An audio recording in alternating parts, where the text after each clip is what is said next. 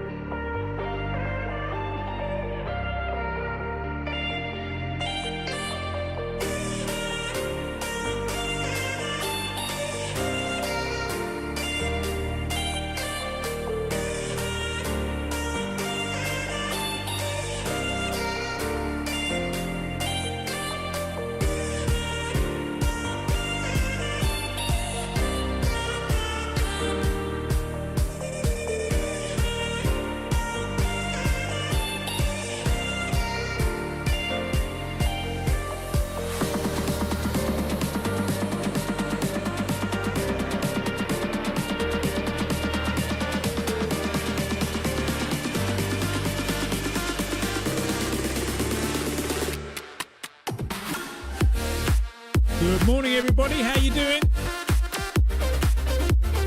Good to see you. Take a read of that disclaimer as well.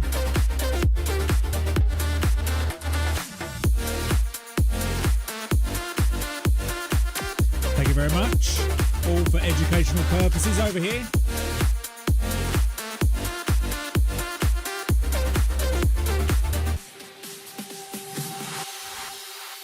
Okay, so ELAB this morning. ELAB was on the scanner early doors. I don't know, 4 a.m. for me, I think.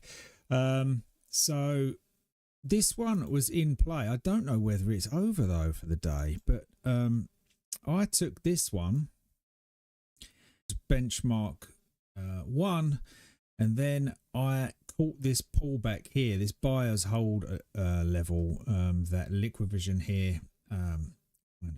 We pulled it to this low and put it to this high, and it gave us a little box there to go with. So I got in there in the hope that we would go and hit that benchmark 2. So I got out somewhere just before there, about 160 or maybe 150-ish. And it went to benchmark 2 and then just rolled over as we expect. It didn't actually give me my perfect. So what happened here is normally I would like this high to this low. See this seller? I've put it in there. Look. So normally I would like the high to pull back and then tap into this seller's hold level. But what happened was it hadn't quite hit the benchmark.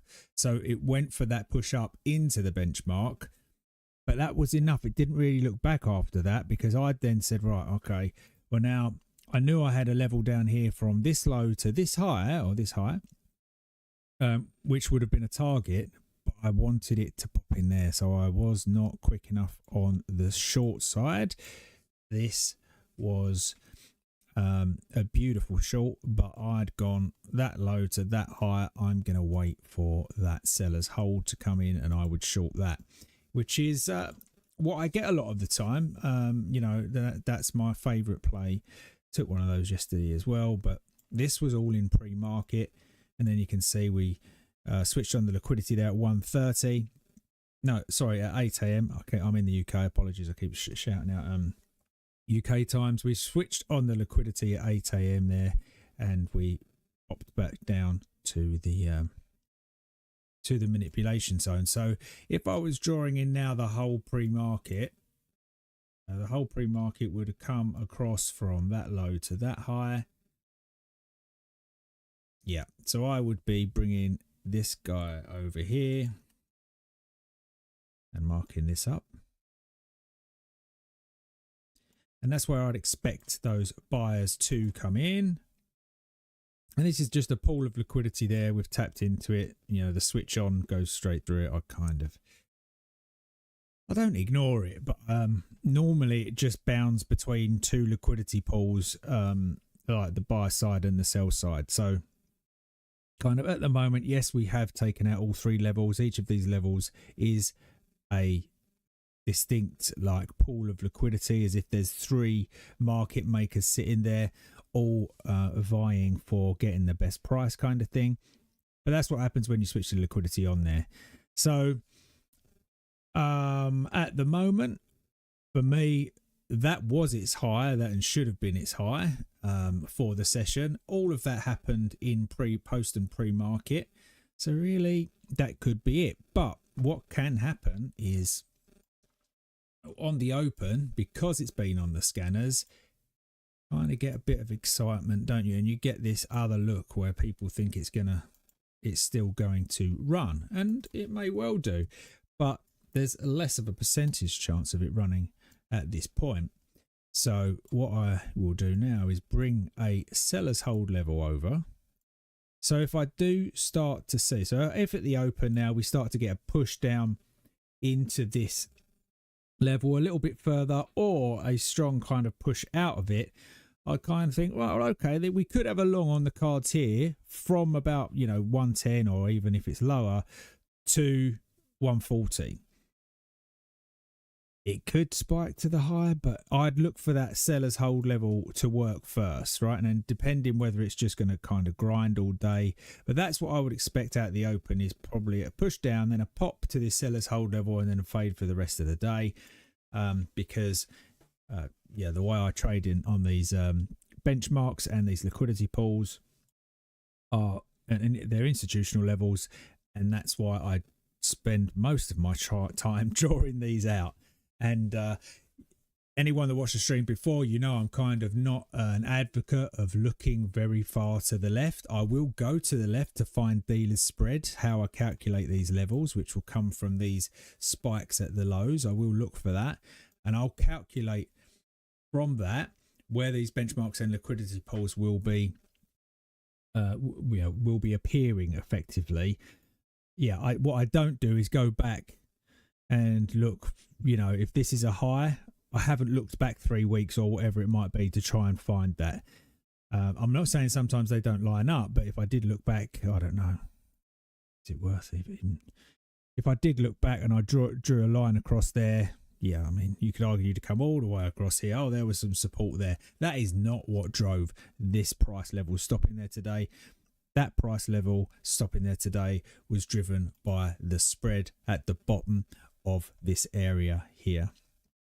Okay, so that's what I do with all of my kind of watch list, is have a look through. What was the other one this morning? KPRX. I tried KPRX. didn't work out that well. I got something out of it. It again, you know, these just sometimes spike pre-market, and I don't know whether there's any interest in me starting these any earlier. I mean, I can start these. I'm in the UK, right? These are popping up on my scanners at my 10 a.m. So it's your kind of 5 a.m. that's happening in EST. But depending on where you are in the world, obviously. So this literally jumped out of what I call the manipulation zone, right? I rarely get in here unless it touches a liquidity pool like this, before it's gone to its target, obviously. So this literally jumps straight out of the manipulation zone, benchmark 1 and benchmark 2 in one candle. 2 minute candle. Bring it over here. Actually, I think it was last night, wasn't it? Yes, that was last night. So post market, one candle flew to 190 and then crashed off back just down to this liquidity pool.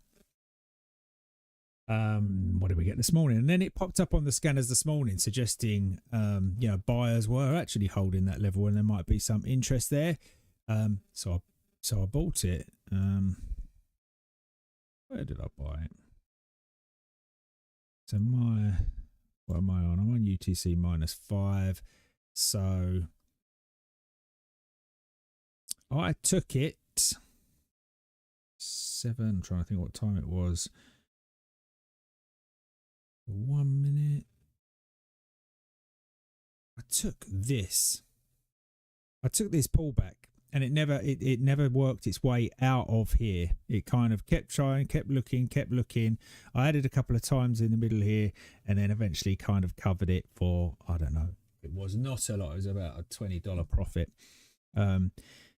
So for me, KPRX isn't doing much right now. It would have to appear on the scanners again. It's gone so low into this buyer's hold level, this liquidity pool at the bottom, that it's done, right?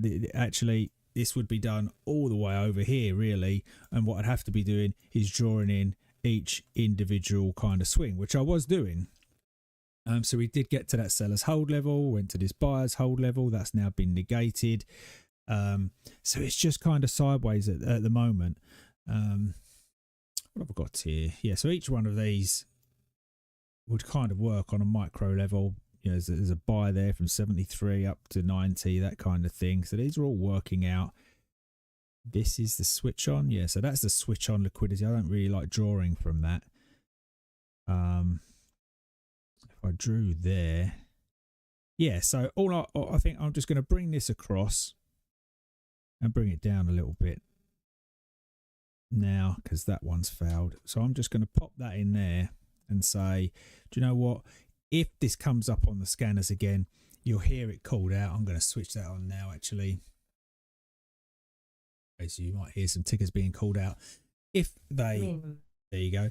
If they start getting called out, that means the money flow's coming into that particular stock. And I would generally take a look. So if we hear KPRX on here, I would then take a look at it and say, well, okay, where could we get to? And the art at the moment would be this guy up there. Okay, so if we do get bidders coming in at 75, above 73, then we can go we could go from 73 back to 120, where that level is there. Is there anything above? Yeah, I mean, it could double top, but let's just wait for it and see what happens. So that's ELAB and KPRX, MINM. So MINM was, well, it's a play, isn't it, from the last couple of days, right? It's been working its way up. I have this macro, just means a bigger time frame. Sellers hold less. There's a liquidity pool up there. There's a benchmark 2 sitting up there, which is my ultimate target. That has like an 80% chance of stopping the stock in its tracks, or stopping a small cap in its tracks and just dropping. This is what I call my bogey level in the minute. It never really used to be an issue. We just used, if we broke above benchmark 1, we'd go straight to benchmark 2. But recently, it just seems like stock's been stalling there and sometimes doesn't come back for it. It's like possibly a new benchmark 2, I don't know, but it's like That's what I find. So I'm just aware of it. If I still would place my targets up here, but if we did start to see that kind of price action, say no, absolutely not, I'm rejecting this level, then I'll start to look at my shorts from that level. And we'll see. And sometimes it goes to that level and would kind of go, right, you know, I'll go there, then I'll fall off and it looks like a good short, and it entices some shorts in, but actually then goes to benchmark two, and that's where the stock should be, the short should be. So at the moment, I'm too late into this. We went to a buyer's hold level on this from the initial swing. So if I was taking that low to that high, we had somewhere in here. So we popped into this low here. Obviously price hadn't got up there. So what happens is that liquidity pools move up as price does. So that would have moved up there. So that's why we're in that area now. So we've just spiked in there. That's from this low to that high. Spiked in there. So there was a pre-market trade this morning. I wasn't on this morning. I was managing ELAB. Because yeah, I was a lot earlier into this trade. This started spiking. I was away from the desk at this point. So, but MIM is looking for a benchmark too. So if we get up to 696 to 718, you are in this big liquidity pool up here. So it could run some more. So it's just down to us to manage the price action at that point.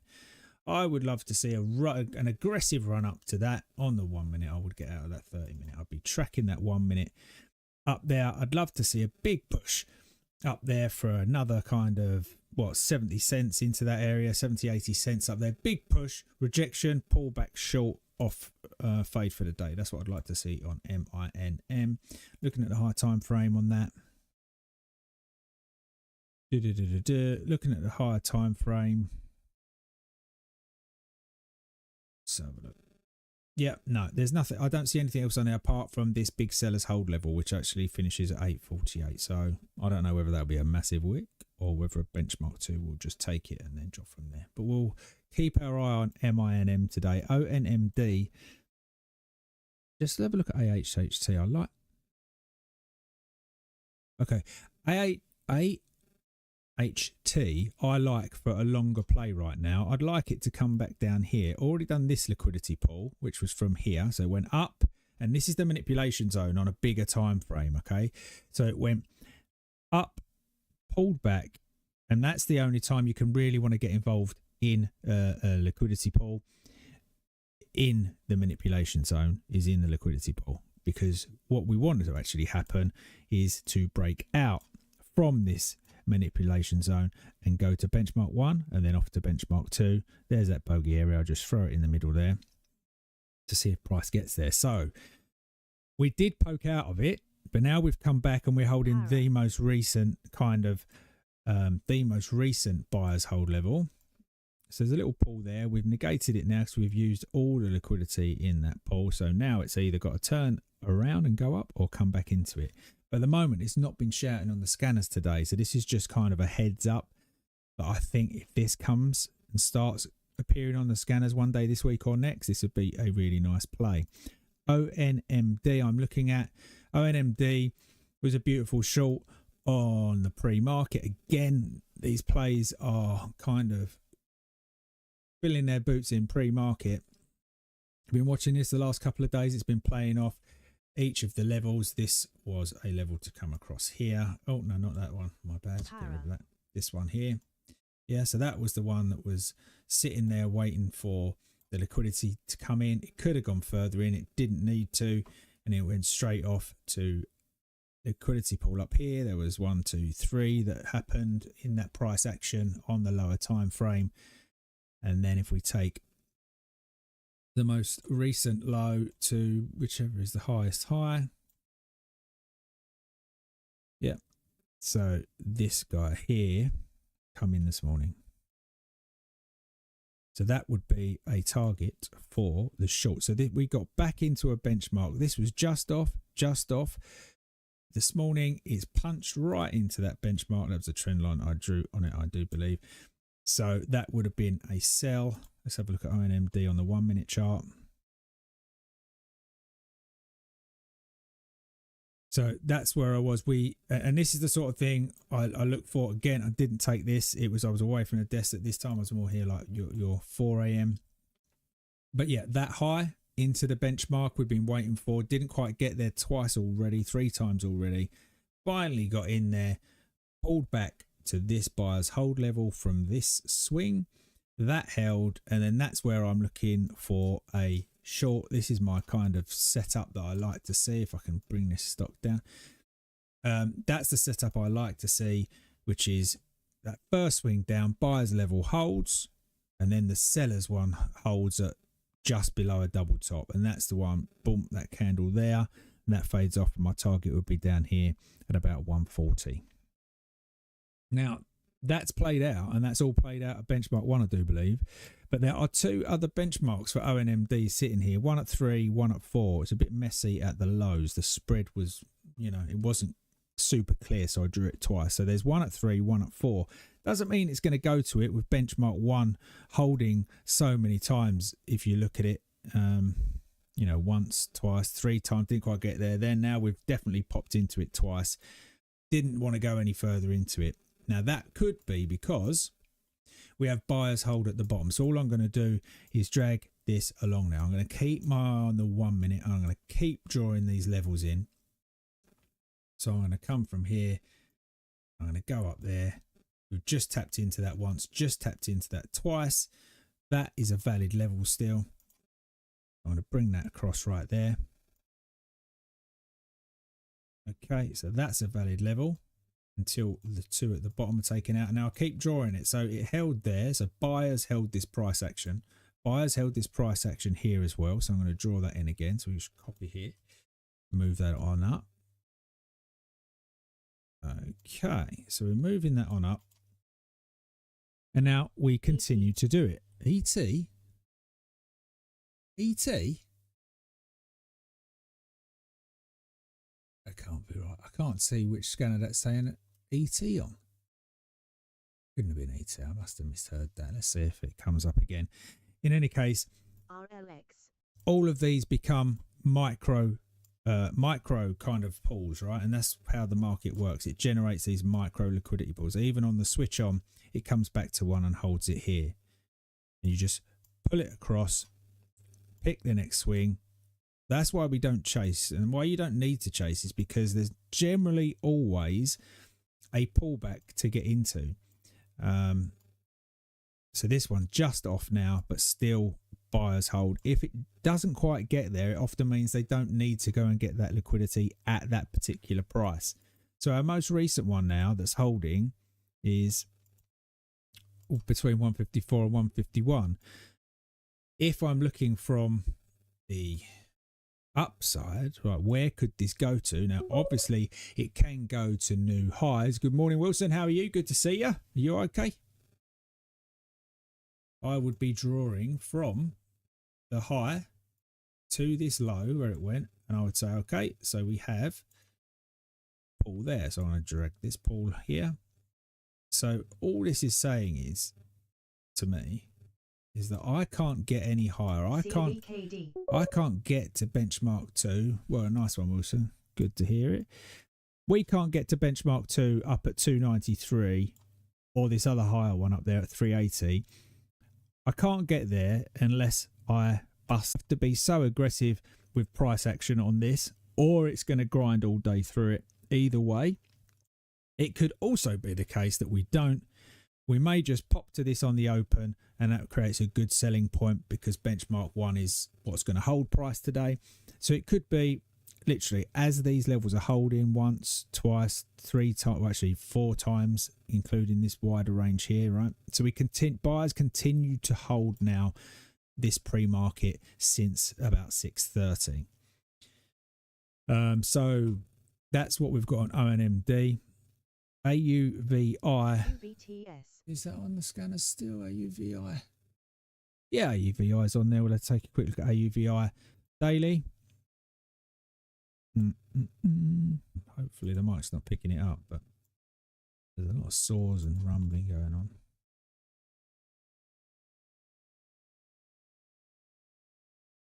So let's quickly grab that. All right, so and I'll use that for down here. So at the moment it peaked out from above that pool, right? Oh, we've got a reverse split on this one. That's nice to see.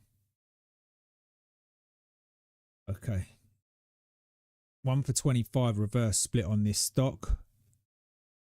Right, we don't get involved in these unless we break out of the manipulation zone. However, we will draw in the low to the high to see where that liquidity pool is, and we are in it. Okay, so we're currently in a liquidity pool. If I just bring this down, make it a bit smaller, change that color to green. So there's my buy liquidity pools, right? So just to represent that pool there, we are in it. And we were in it. This is a daily, so the pre-market may be doing something different. So on the daily, so the biggest time frame I look at on this, on the daily, we have just peaked out of the manipulation zone, and we come straight back into it, and then buyers started to hold this level and didn't go any lower into it. Doesn't mean they can't, but have a look at the hour. Okay, so we're still in it. We've just kind of peaked out of that buyer's hold level at that point down there.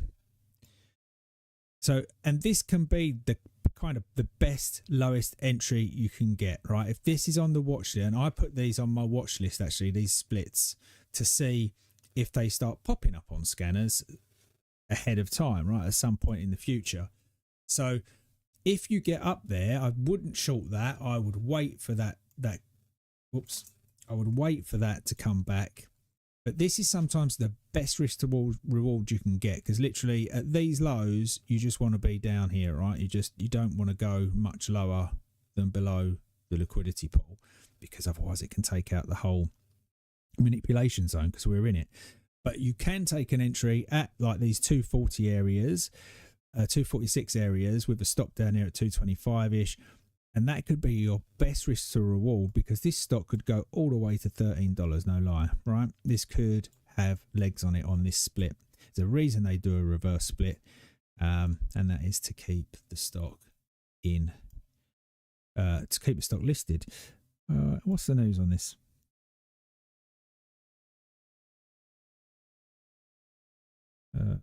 From Benzinga. And it's a big rolling Dominican project, promises high-tech finishes. Okay, all right. So they've got a contract, pretty much contract. So that's pretty good news. But that's the daily. Let's have a look down. Let's jump down to a smaller time frame. See if we've got anything that's still just playing along, because these smaller time frames are going to dictate the intraday swings potentially. So this is 15-minute. This we bottomed out of these lows, we went to this kind of high here, put that in. So what did we do? CVKD. We've been to benchmark 1, we have a benchmark 2 up here. So for a play today, CVKD. I wouldn't be looking for anything further than either where we are already or 380. I'm looking at the 2-minute. CVKD. Similar things, the same swing. Yeah, I wouldn't these lows down here. Yeah, so acknowledge target 1. That there's a 90% chance of playing out. This is an 80% chance. This is a 70% chance. We can still get up here. So what do? We are just going to come back and track these levels. We're just going to come back and see if buyers are holding. Now, apart from the liquidity switch on here, what have we got? So utilize that level, spike below, bring it across. Don't need that one on there, just this liquidity switch. Bring that one up here. Yeah, I think we could give it that one, can't we? It's just about there. It's we draw it in. We'll leave it exactly where it is on the buy side. So there's a buy liquidity pool there. On the open, we can come into this right there. Okay, so there's a buy liquidity pool there, and we just keep bringing it over, so you can see that swing to the liquidity switch on swing. We're holding that still as well, and even if we drag that along over to this high, we're still holding. So buyers are holding this in pre-market, which you can see because the trend lines are holding it up, right? Similar thing. It's these liquidity pools that create those trend lines and those moving averages. Sorry, I should have said moving averages. So here's our most recent one. The only thing is, the more time you do it, is it builds confidence over us. Sometimes you don't have you know, sometimes moving averages work and then they don't. So with this, I'm trying to build confidence to show that these happen all day, every day. So that's what I'm looking at now. And what I'll also be looking at is, I'm going to ignore the liquidity switch on, but I will take the previous high to this previous low and say we need to break this. Min. So we kind of need to break, that level.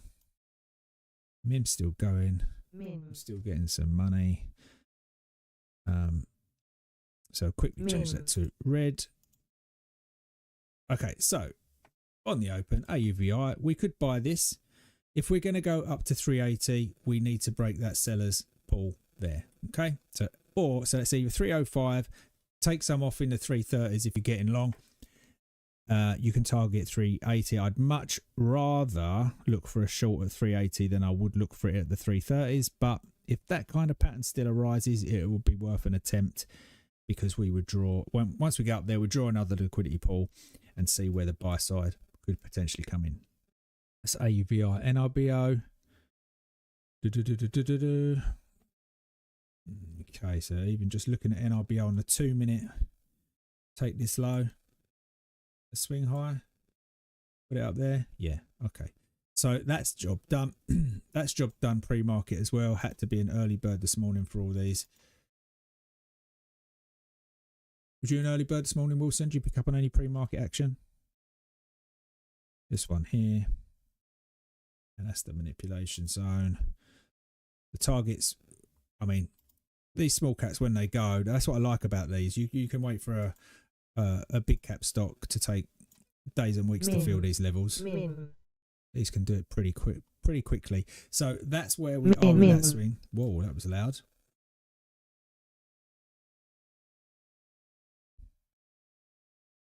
So you can bring that across here. That's your buyer's hold level right now. That's where that little pool of liquidity is. Go green. CVKD.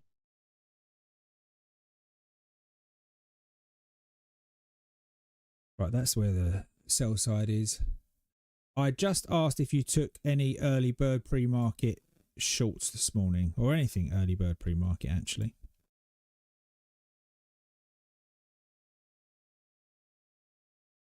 Okay, so that's where we are playing.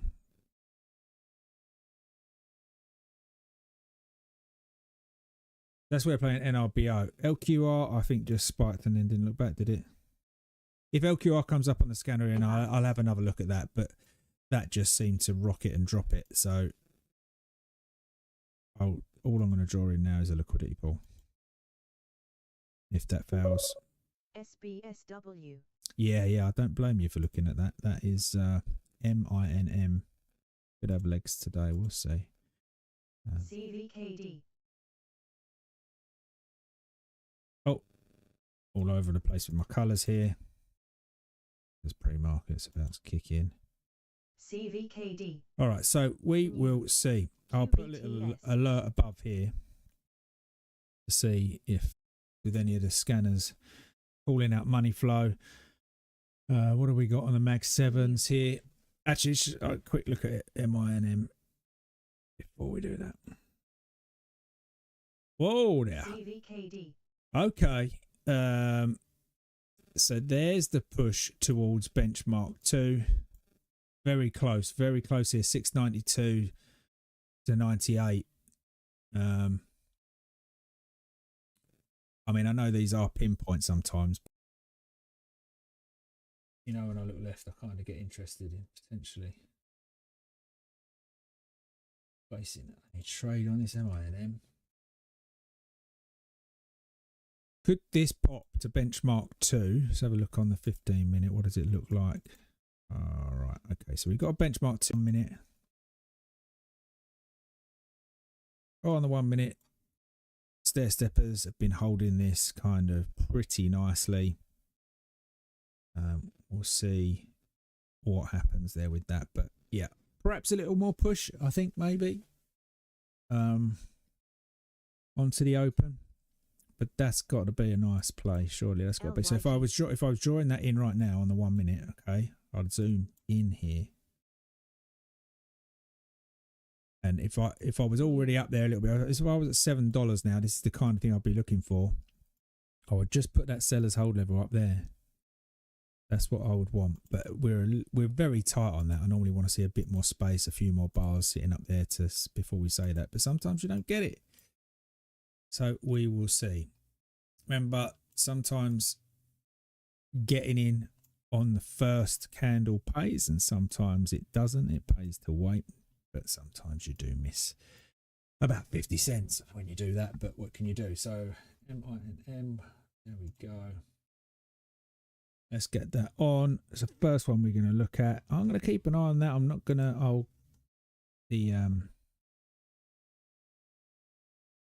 Mag 7s do their stuff. And so Apple's still in a liquidity pool. They're still trending down through that liquidity pool as well from yesterday.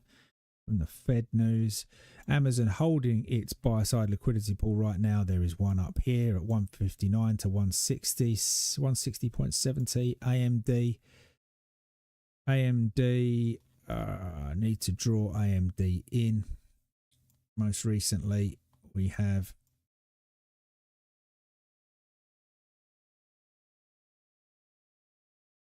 sellers up here. And the buyers will appear. Is that the switch on? Go with this one. So there's your AMD buyers and buyers liquidity pool.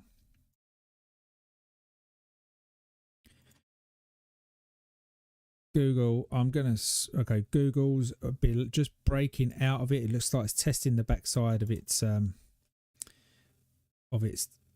buy side. This is buy side, wrong color. This is buy side. It's just failed buy side, so this is gone, but it can test the back side of it. Microsoft, I'll redraw these in. Microsoft is going to be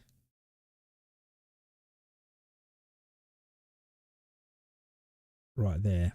I'm just going to nick one of these. Bring it over for the time being.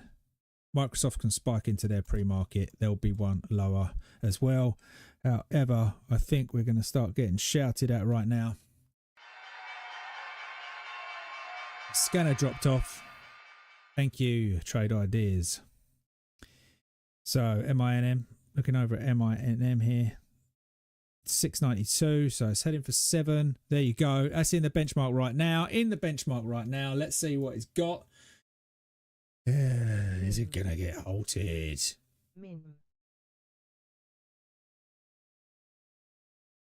There it is. That a halt? Pull my Trade Ideas open. Let's find a new scanner. Let's get that halt scanner back up. New alert. Halt resume. AUVI. Yep. Now. Got on the scanners, an absolute blank at the moment. So here goes the money flow scanner coming up there. The halt resume I can put on here as well and drag it. AUVI. NRBO. There you go.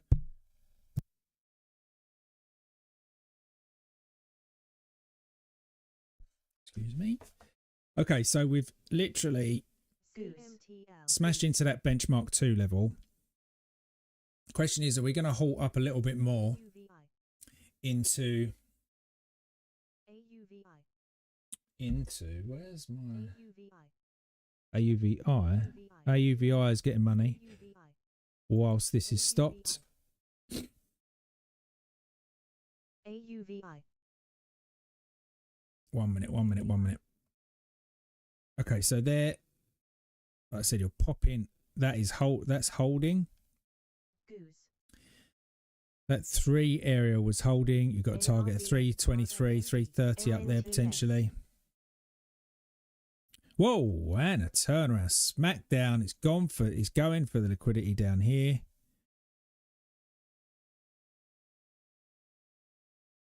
Wow.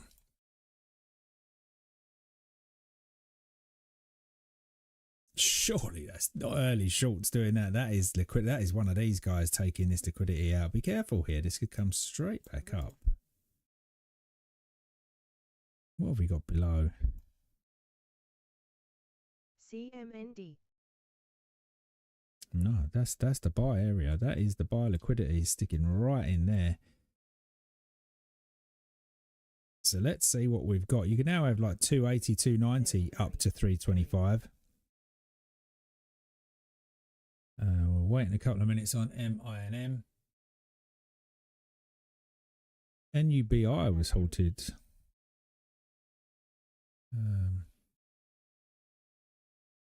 What's trading on MINM right now? AUBI, let's add it to the scanner at least. Watch list, I mean. Add it to the watch list. NRBO.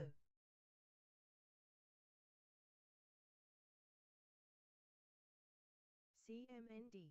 That's a huge candle down.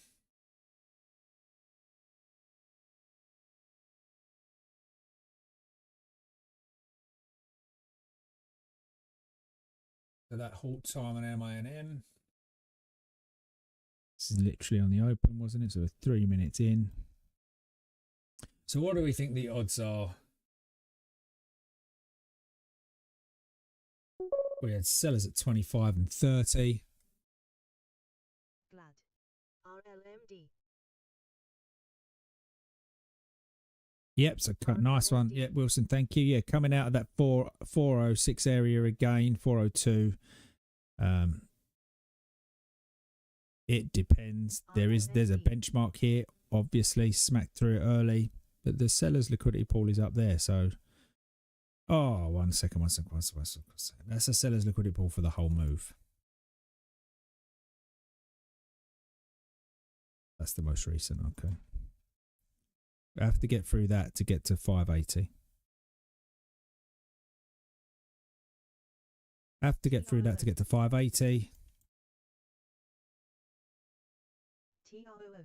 KFS. MINM. Counting down for this one.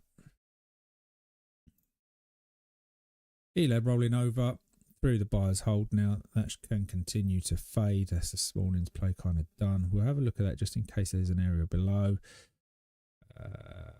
51 seconds here. Doesn't look like we opened up there. 31. I've got 230 on that. I haven't got a resume back. Haven't got a resume yet on MINM. NRBO.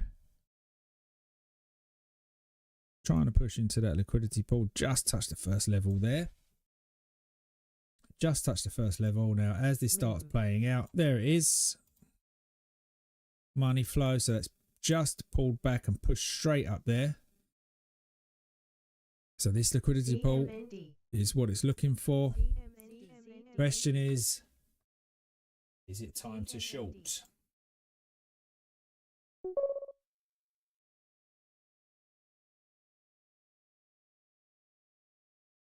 Okay, there's a big candle right there now. That's a short seller's candle if ever I've seen one. Spread about 10. Spread's about 10 cents.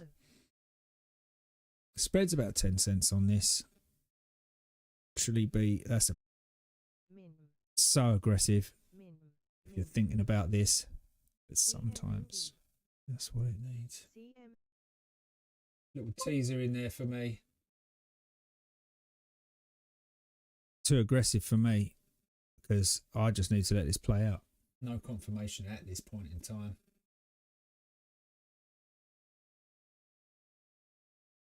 No confirmation at this point in time. Are the sellers interested? No, they don't look like they are.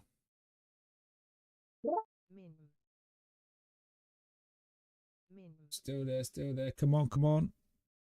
Just busting through that liquidity. Now that's game over, that right? That liquidity pool is game over. It's no longer there on the sell side. Doesn't mean it doesn't work, but it can pop through now, go find some more. in the pool further into it. That's so micro, it's unbelievable. Min. Money flow's still there, so the buyers there, there's buyers there, it's just the price is not moving anywhere, so that can say that it's just absorbing it at this point. There we go, coming off that level. I don't know how long that's going to last, but we are at benchmark 2. I just don't like that liquidity in there, but I have taken a starter on this position. So we are now tracking that high to these lows now. What you got, Wilson? You had a little dabble in this. You waiting for that confirmation there. Okay, so sellers are going to be interested now seeing that candle. Let's see how interested they are.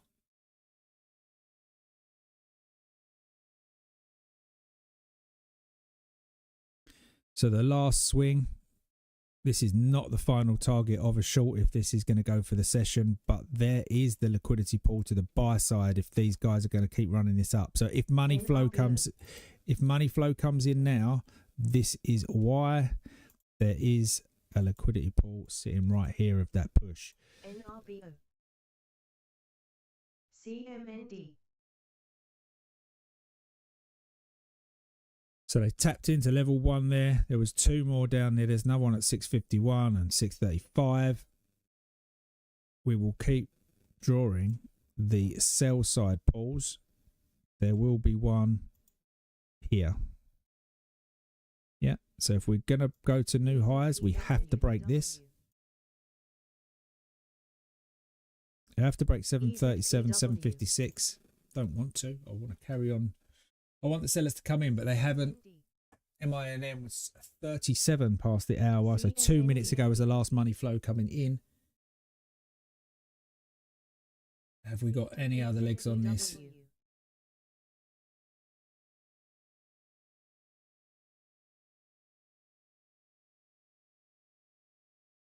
Any other legs to come in?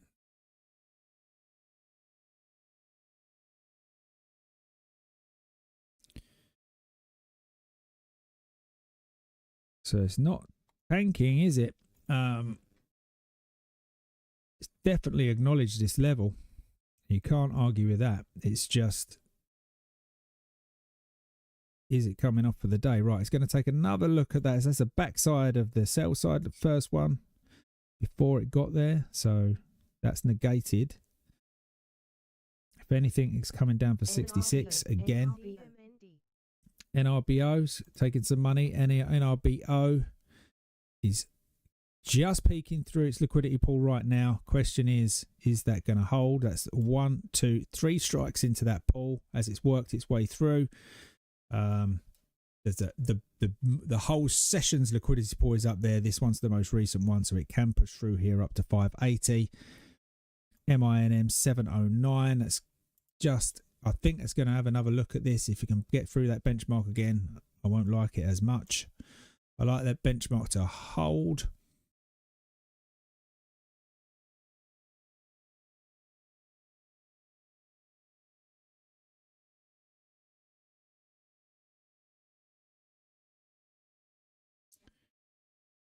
See, we can't get. Still going to be the same.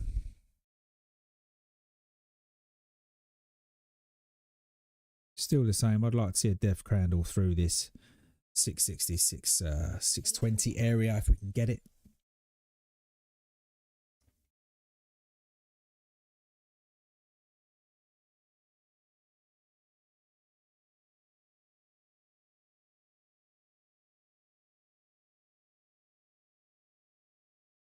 AUVI just quickly.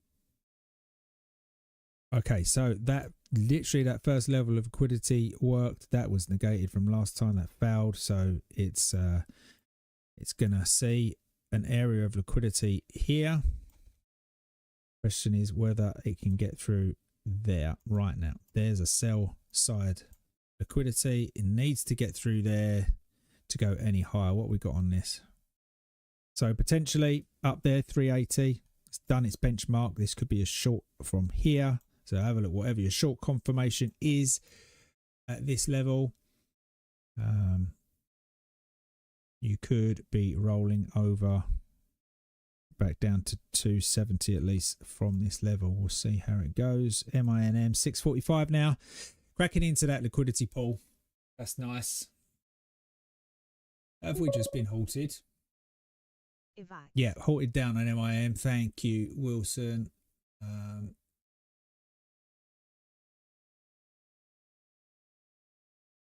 Didn't show up on my scanner, that one, did it? Oh, it just is there now. Sorry, my bad. 645, yeah.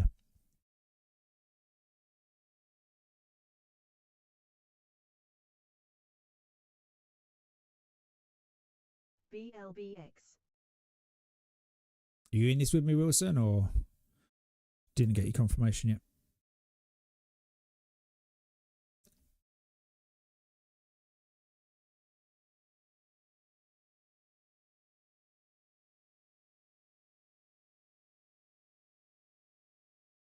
That, I mean, that's pretty much my confirmation candle there. I would rather this break, but in terms of it breaking those stair steppers, just about there at 694, but you know, that's clearly now a candle Evac.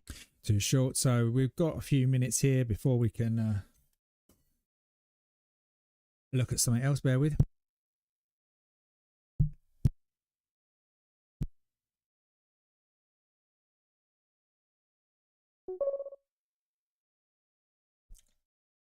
Good.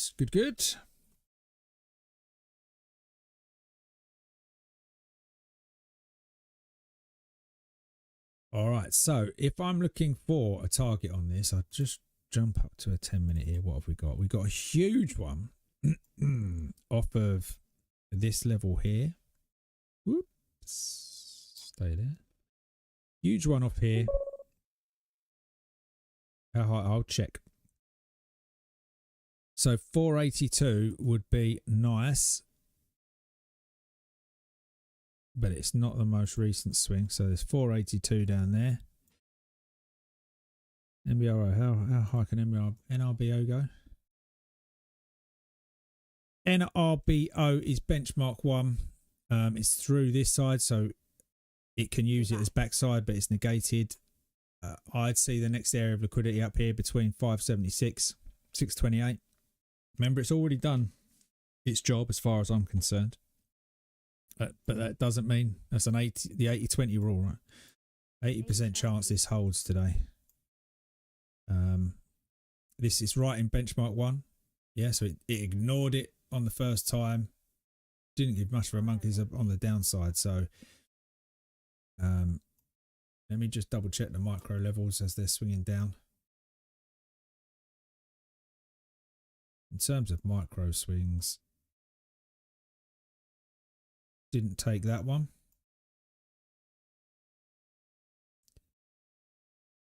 Didn't take that one. Okay, that's why we're seeing this. That's why we're seeing that one. Got literally one sitting on top of the other here.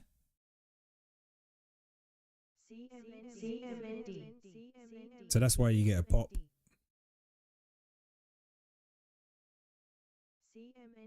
This is negated as of that spike sitting in one here. So it doesn't help, but it just adds a bit of clarity.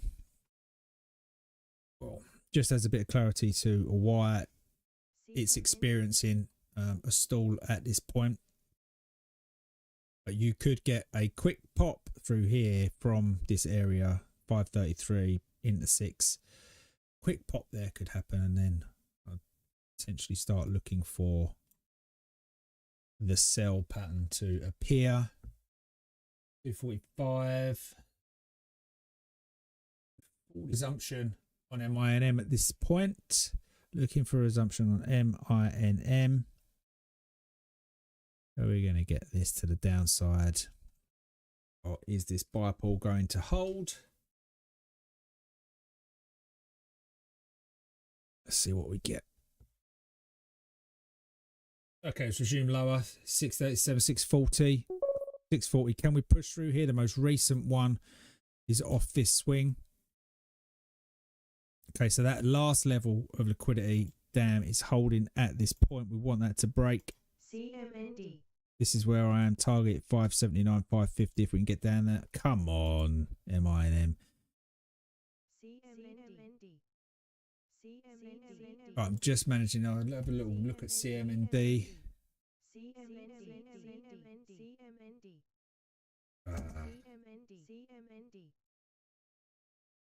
CMND is double topping into benchmark 1. Into benchmark 1, there is room above to 3 on CMND.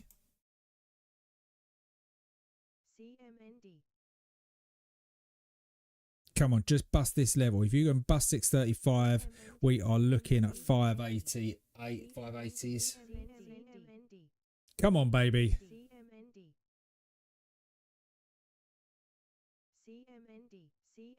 Come on. Right, that is negated, right? Whether they've absorbed that or not, it doesn't matter anymore. That is a negated level. Target down here. I'm going to take some of this off.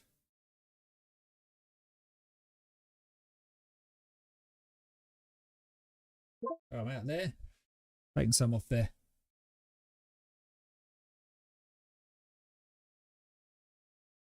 CMND.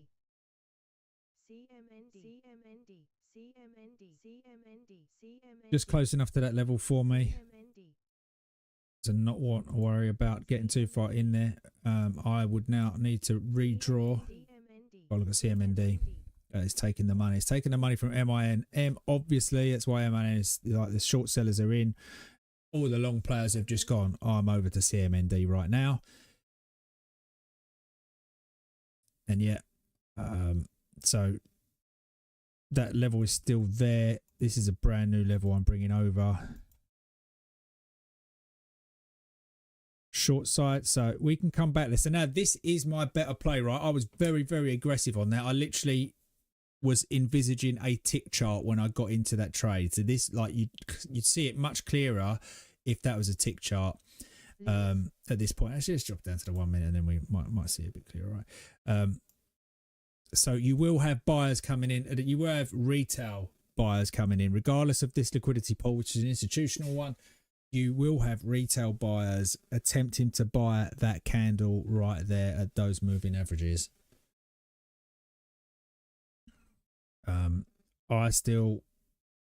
I would prefer 550s on this, but you'd need to take that candle out. It's definitely going to be buyers at that area. But those buyers don't know it's just hit benchmark 2, do they? CMND. So yeah, my normal play to sell this would actually be to try and let this liquidity pool hit, which it has just now, then come back and get 7 and then go again. So there might be another opportunity on this. Yeah, money flows all over the place on CMND. How hard are we going on that?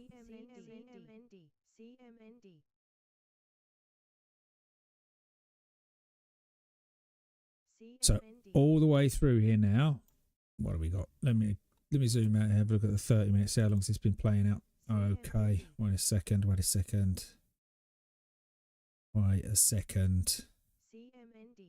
No, this is all old levels. Goodness. I don't like that so much. Where's that hitting at? Whoa! All right. Be careful here. I'm going to draw this in quickly. CMND still holding that buy area on MINM.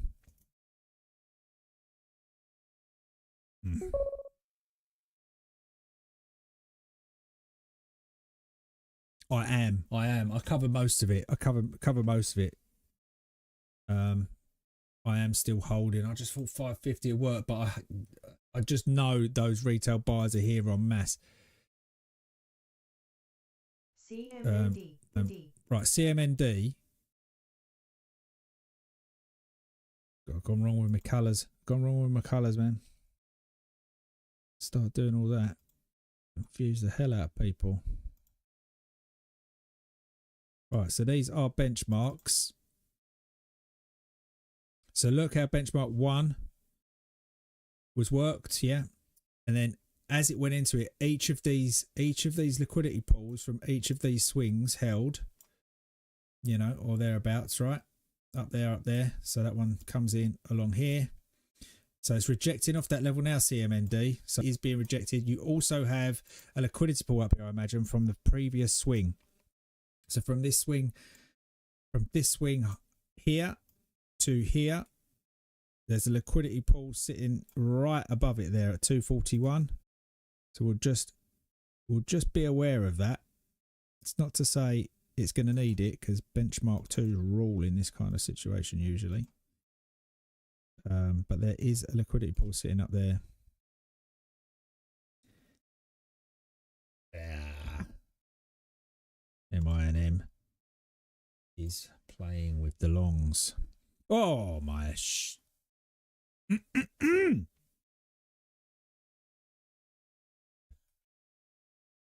Please. Oh, there's a 210, 220 sell on CMND. So now I'm going to try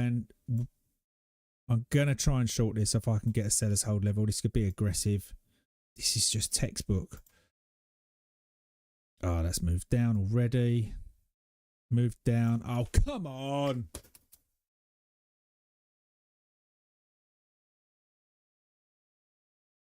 Right, there it is. There it is. There is CMND. It's all gone quiet over there, as they say, because my scanners are still open right now, and CMND has all gone quiet because that money flow is clearly no longer in it. Am I going to get it?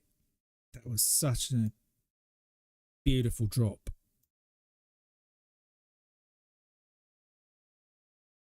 My bad for not.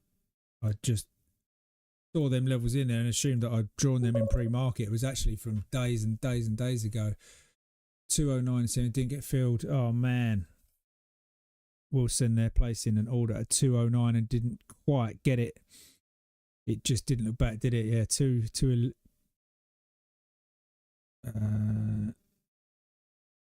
yeah, you've just missed that, right? So this is the buy zone, right? This is the buy pool here. So now this is, so you can't argue with the fact that benchmark 2 has like pinpoint been acknowledged at that point. So if that's the case, that is an 80% chance that's the higher day.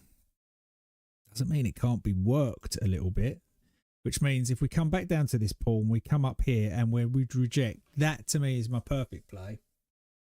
I've got to get this, I've got to cover this MINM, right?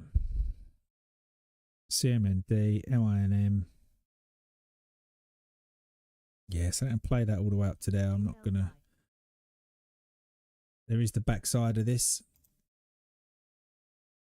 There's the backside of that. I don't think it's worth letting them have the cash. Let's give it a second. What's my thoughts on MINM now? My thoughts on MIN now are I'm going to look to get, so this is the backside. Like I said, it's not there. There's no buyers there at the moment. That's all gone. But sometimes they use it as backside, so it might have a little bit of trouble getting through here. Retail buyers in at this moving average, so I know that that's it. But just general price action, my preference would be the short here. I'd have another go. So if I can't foul down now and double bottom further into this liquidity pool, come on, go on, because they're all long. Just stop them out. Stop them out, because they are all long from 6.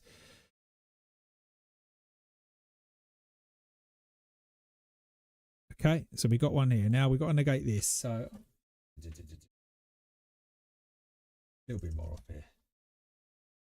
A bit more off. What are we going to do?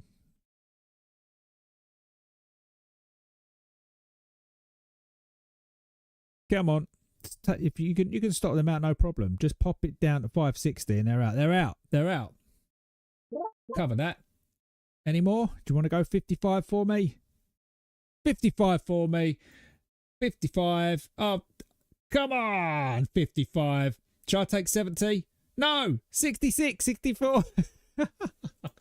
I'm out. All right. So that is MINM. So that's the backside playoff there. You've just stopped out all those longs, and we are now in a liquidity pool. The ultimate pre-market swing for MINM remains this guy down here at 450, kind of 480.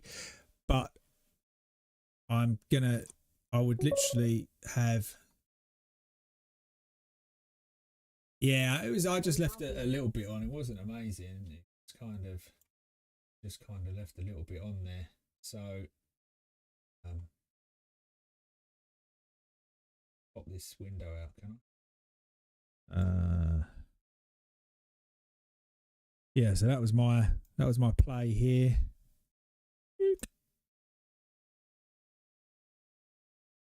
You can see that if we get this guy out of the way.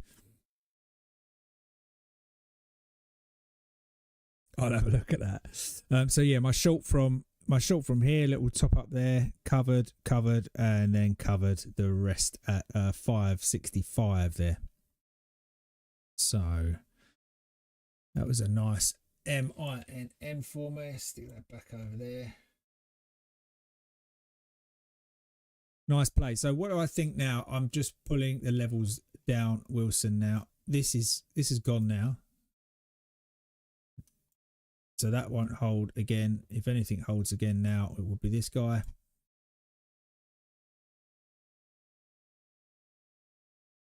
Okay, so that's your sell.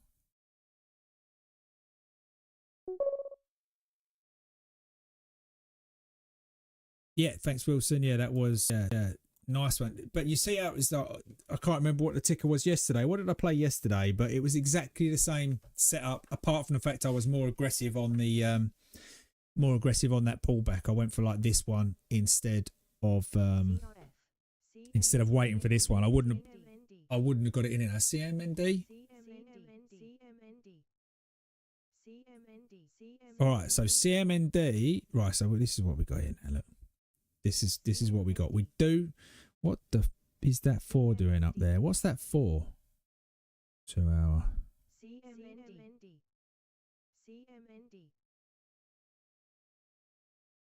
Old. See, this is off this spike. So that just goes to show that this got to that bogey level, right? That would have been a bogey level. Didn't quite get to my old benchmark 2 up there from this play, right? We're now doing it again. It's what they do. Repeat and rinse and repeat. Oh, was it? Oh, right. Okay, there you go. So yeah, similar play. So CMN. Let's come back to CMND there. MINM. And 2 minutes.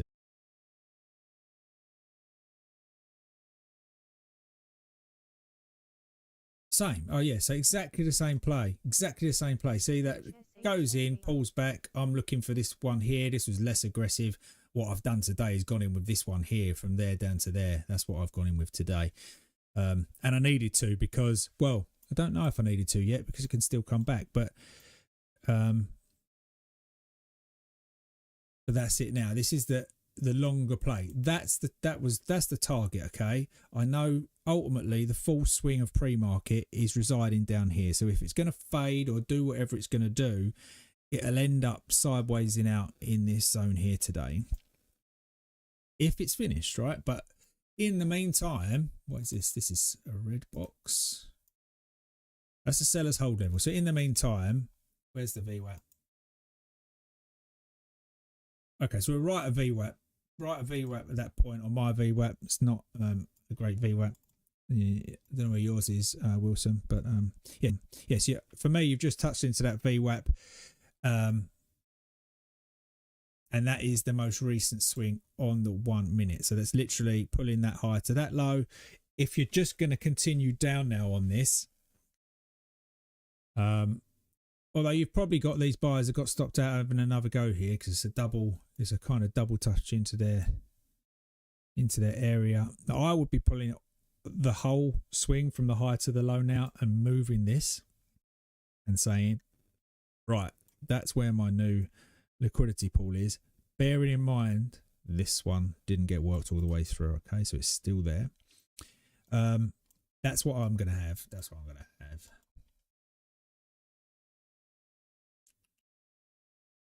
I'll click over my trade ideas scanners. So the money flow has gone quiet.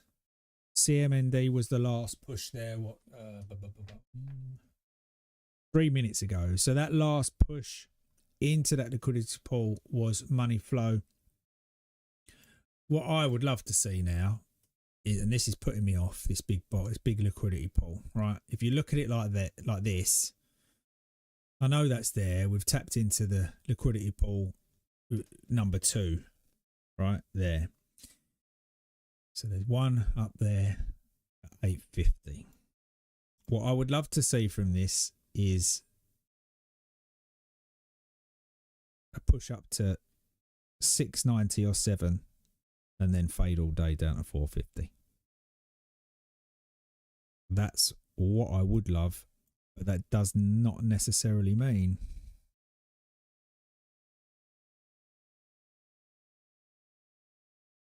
so that's my preference. Actually, it will stop here on the way down, because there will be, if it does that, there will be a liquidity pool there. That will be something like that. That's what I want to see. But a fade, love to see it negate this level right now. And there'll be enough people buying this level. A double bottom into that same pattern, there'd still be buyers there. It's just for a load of them, they got stopped. GRI, that was on for I've heard that's already on my list from, when was that? I'm sure I've played that GRI, have I not?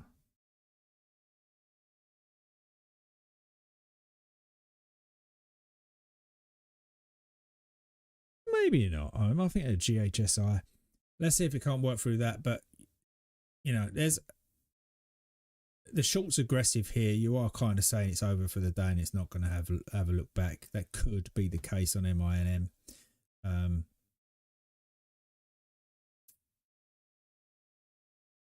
Yeah, then buyers would have to get stopped for that. Again, GRI being called out as taking some money flow. It is still trading. It is not halted, is it?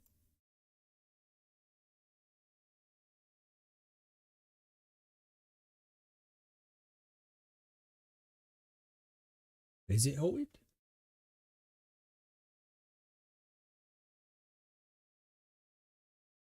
That's halted. Sure, I haven't got it on my. What's? Oh, there you go. No, it's not scrolling, updating. The GRI 505. All right, so a minute ago. So there's 4 minutes left. What have I got on this? MINM's trying to push through that level. Yeah, let's get it back to 7. Give those longs a bit, some money. Let them hold on thinking it's going to go to the moon, and then we'll short at 7. Okay, so this one has been there and back. GRI has been there and back again, and it's pushing again. I'll have a look at the daily, but that looks like, yeah, so that's, no. That's there and back again. Oh, this is a dead cat bounce for me.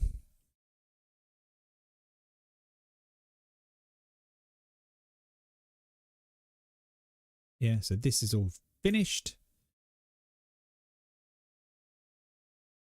Benchmark 2 was there. Let's leave it just to show how it did play out. So now this is kind of intraday 2 minute kind of action, which is very hard to pick out exactly where the swing is, like either here or here, right? Where could it go? So the 2 minute, don't really much like that one, to be honest, but all I've kind of got to go with, isn't it? There's that one there. Tell you what I'm going to do first is let's draw that. So we'll find out where the liquidity pool is because it's very messy at the bottom. So if it's looking to do something, it's looking to get back to here. Looking to get back to here. And this actually looks a bit cleaner if I'm going to do that. What's the 30-minute line? Yeah. So if I took it from that low, pop that on there. Could do that today.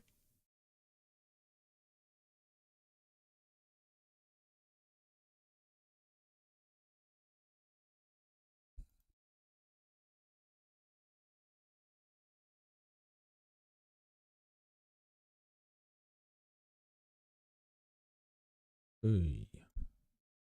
Please.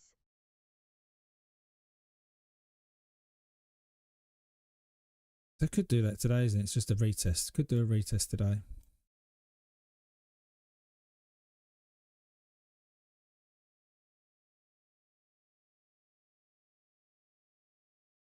And if I move that, or did it move it? No, that's all right. That'll do. So halted. This could go 280s. Just see what the money flow does. We'll put it on watch. MINM. So that's negated. Full push into there now. So that's all that liquidity absorbed there. If the retail buyers are still there, they'll just push it up to 7. They're adding to those positions. They'll push it up to 7. And the institutions will be sitting up there to pick that off if they do. No make 7s today. Sorry about that. It's just been too busy with these guys. Please. AUVI. There was the short 305. Back down into the target at 278. NRBO. Still working. And that's why. Got 2 levels sitting on top of each other, but still working. This one up here, GRI resumed.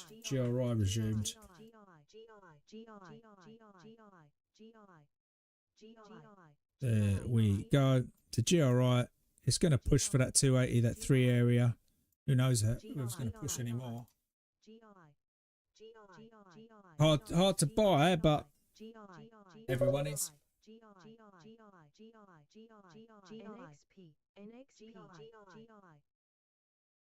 Okay, mate. I will. I mean, if this, I will get involved in GRI if it. We'll see what it does. I probably won't. If it gets the benchmark 2, I'll do it. It needs to be hitting the scanners all the time now for me to consider that.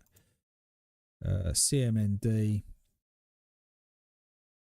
That's a shame. What a beautiful short that was.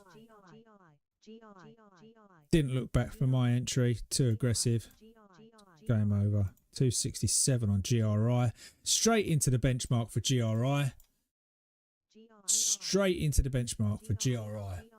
Now let's see if that money flow dries up.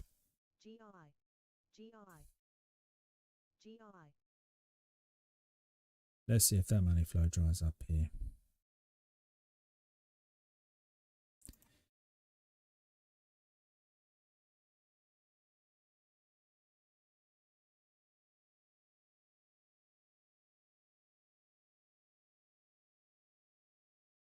No, they're back.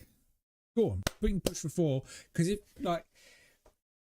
this is the thing. I'm less comfortable adding at benchmark 1 to try and get it to benchmark 2. Yeah, unless it literally gives me a clear play that goes over, pull back, and then I see it curl up, and then I'd go for some. But at the minute, GRI could have 4 written on this, another 80, 90 cents, maybe $1 written on this for GRI if this money flow can continue.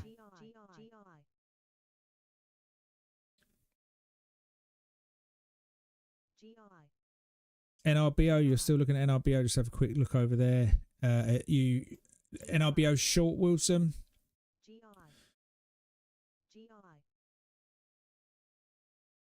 Yeah, I mean, this is the one to hold. This is the one to hold.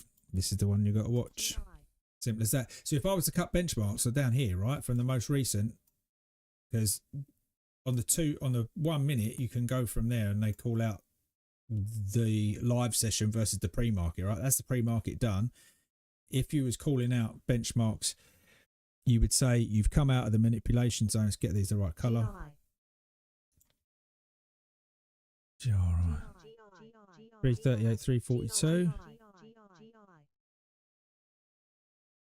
Yeah, so you just off. Let's bring this down so I see if I can't get. Yeah, because it could same again. You could go new highs on MBRO, you know. It's working this level, right? So this is your to the long side, 90%, 80%, 70%, but now you've got, so this is the smaller kind of time frame still working through what it's got. Literally started itself again. So similar levels. This is just a little bit higher, so you could spike out the double top of pre-market and then come back. As soon as everyone will be jumping in on the break of pre-market high at 682 and then all the way back down to 5. So let's see what MBRO can do. MINM. Yeah, still looking to see if 684 can play out. Put a little alert up here. Actually, I'll put a little trade on. That'll alert me, won't it?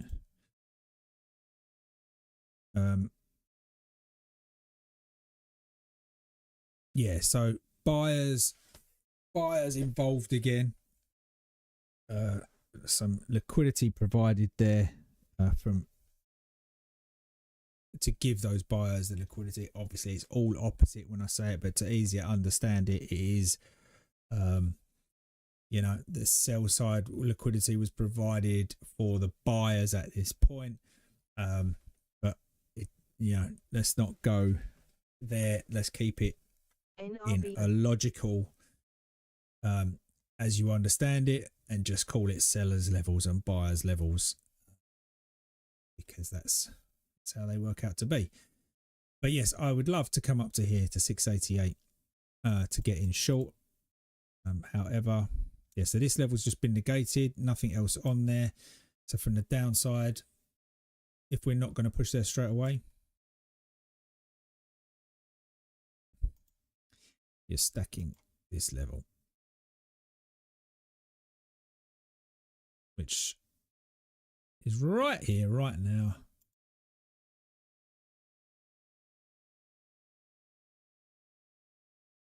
Hopefully, if you come down again, they'll stop them out. I won't give them any chance. 550, like I said, that's the level I liked here. 550 would take those buys out again, and they would not get back in a third time. I very much doubt.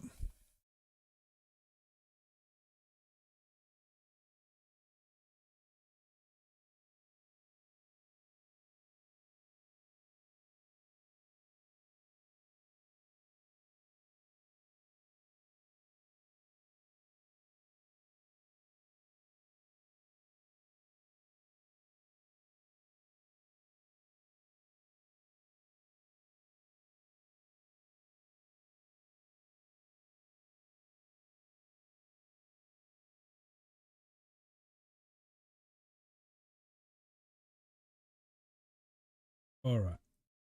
There you go. You got to take them. Do you reckon that's taking them out? Do you reckon that's taking their stops out there?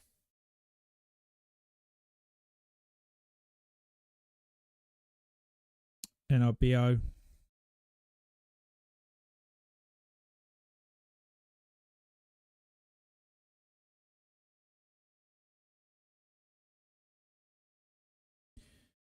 NRBO. There's the money flow in NRBO. This up here. See where, because that would have gone lower from when I drew it before, is it not? Slightly. That's the most recent low. This pull is going to move down. Grab it. Nope. Can't grab it. NRBO. Slightly down there. So it's going for it right now. It's going for the liquidity pool. There's benchmark one sitting up here. but we still do the benchmark. There's another one up there at 682. It's almost the same. Let's see what happens here. See what happens here on the 1 minute. So NRBO, AUVI, done. MINM, GRI, halted. Again. GRI halted again. At 13. That's resuming now. That should resume now.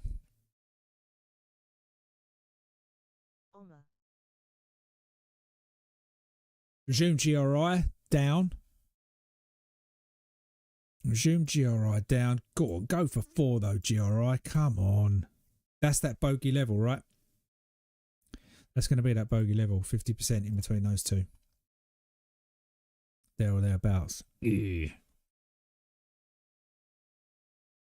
What a bummer. Just wiped away 30% of that run up. Halted.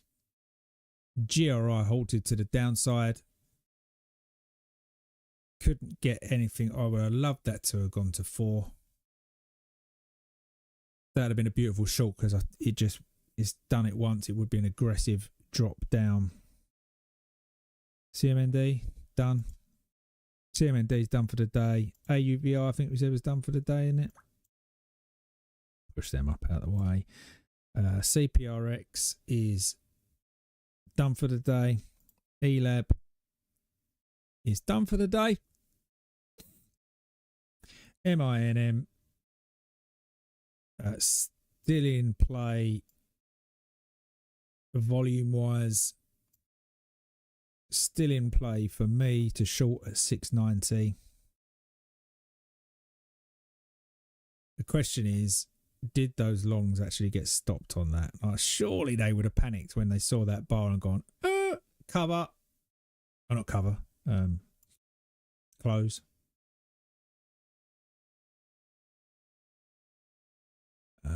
So there's still liquidity resting up at 7 that never got looked at.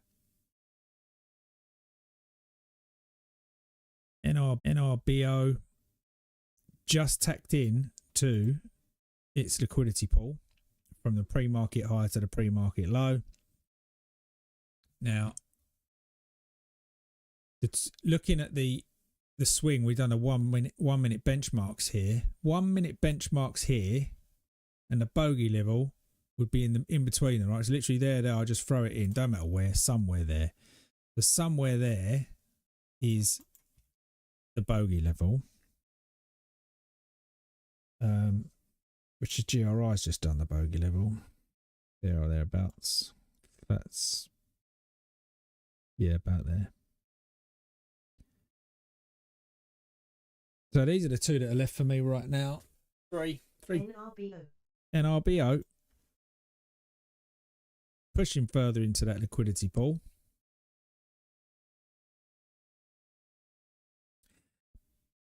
Thinking about rejecting off there. That was a very funny move. That was a funny move.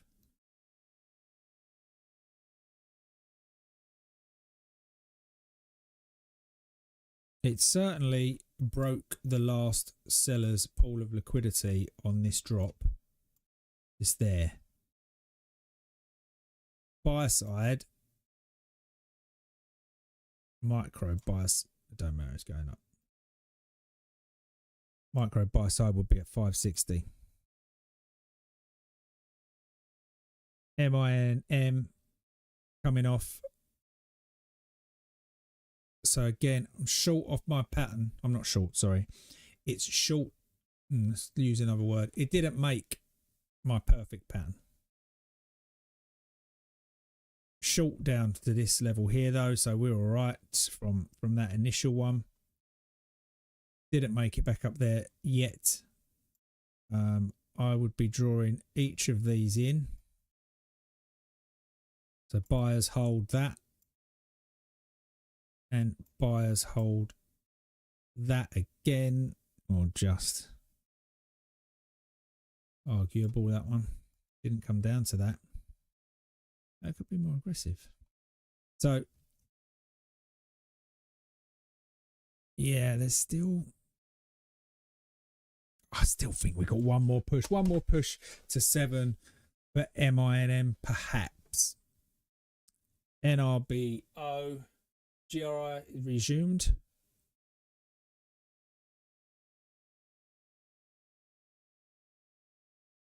GRI, I'd love to hear that money flow come in right now.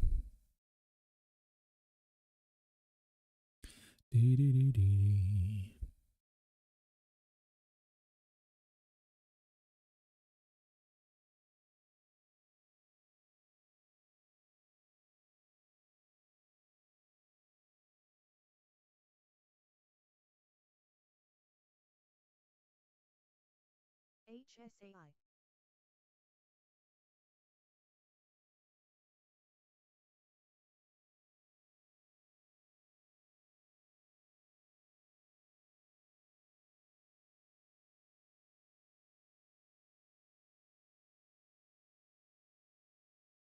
If you added short, Wilson, on that, I don't know whether you're managing a position or you're looking to get short. Which is it?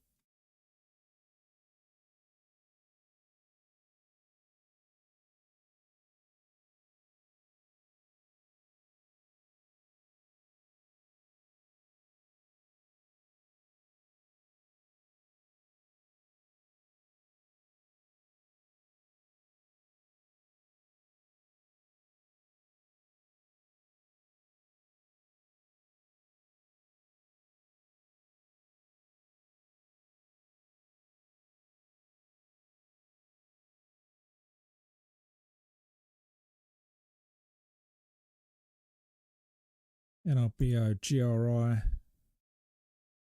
Oh, GRI. GRI. Look away. I looked away for 2 minutes.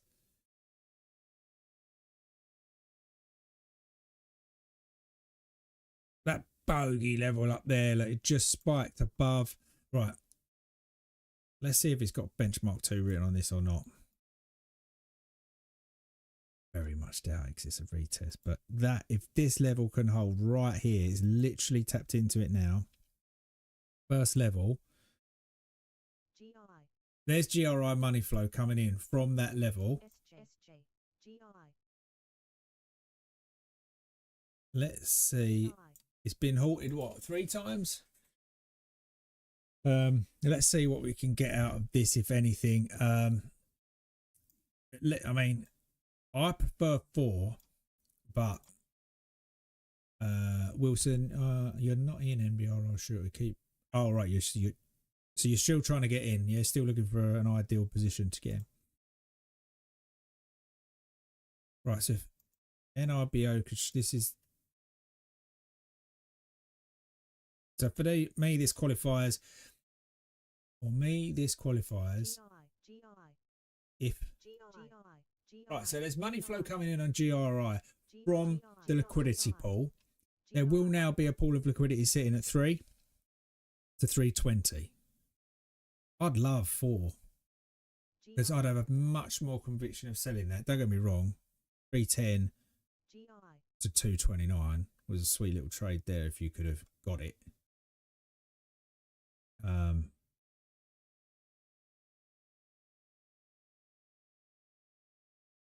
NRBO,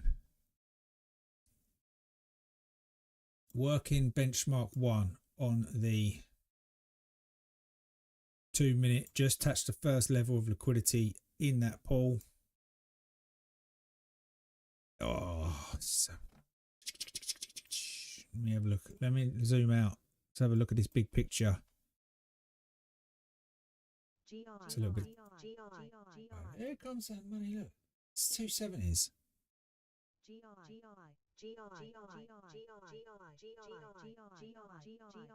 Yeah, that looks like it could be done. It's just like a double kind of top there. If you look at the closes, isn't it?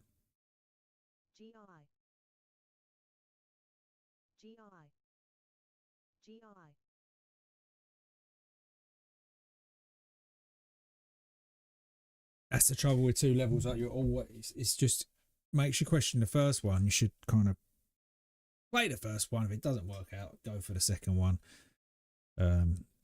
Twice the size. So GRI trying to push up back into its benchmark. If it can get up to 299, 320, that would be nice. If it rejects off there, ultimately I much prefer 415 there, that sort of area, if the money flow can persist.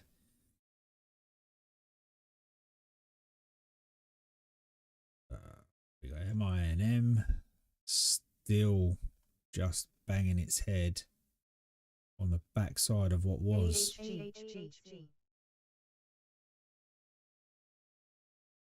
We haven't seen money flow coming into MINM, so it really is just meandering about there. Need to see that money flow come in if it's going to make a push up to 7. NRBO. NRBO ignoring the shorts for the minute.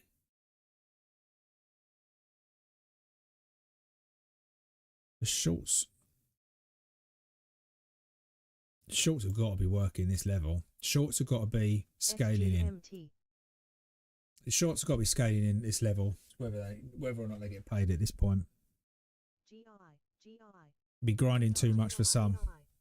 Haven't seen that full resolution off that, right? So you've just literally tested that. GRI 285 pushing. Getting the 3s. There's 3. 310. That's the level. That's the level. If you push through here, we like, or give or take, bogey 360 again. Oh no, we're still going. Oh God, that takes some time to come through. At least 10 seconds.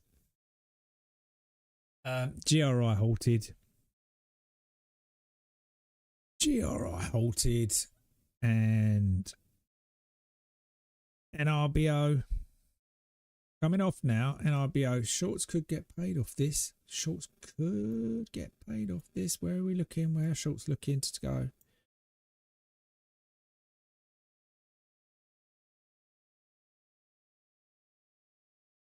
going to flash down to that 5. Flash down to 5. If we can break that level there at 541. There's levels above though. There's levels above that.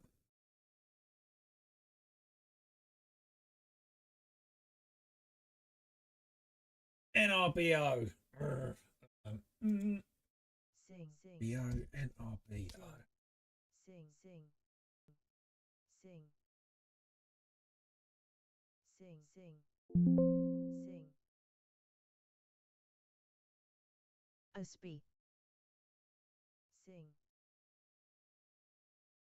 So NRBO, I'm looking at it now. I forgot to draw him a little light. So I'm trying to determine where the money flow is.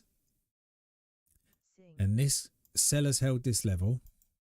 That's the level now. That's the seller's hold level. Once, just tapped it again. Else I've got 508. But if you're going to push to 650 or the bogey area at 626, you have to bust all of this level. All of this seller's pull. Just XTNT. Right. XTNT. Money flow. Come on, money flow. Have we got NRBO's just not been calling money flow yet? It is there.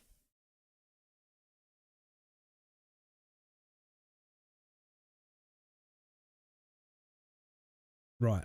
That's it now. That's pushed. This is negated. You still don't know which way it's going to go, right? They're either absorbing and it's going to push as they clear them out, or yeah, there you go. There it is on the scanner. There's the money. Sorry about that. I just smacked the mic. Right. So there's the money coming into that. That looks such like exhaustion, didn't it? Right, so there's your new high.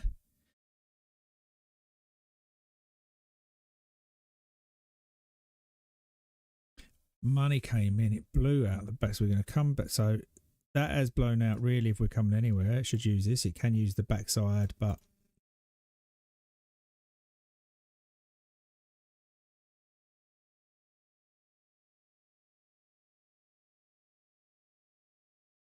okay, so shorts, if this pushes any higher, shorts will start to panic. It's now becoming a kind of, you look at that, we've got this big, right, so there's the pre-market highs, pre-market lows. This is the liquidity pool. We've done benchmark 1 again. Benchmark 2 sitting up there. If you was to take that high out of 680, oh, that's the one that I'm thinking would be like, you'll be taking 680 all the way down to 5 then, instead of 580 down to 5.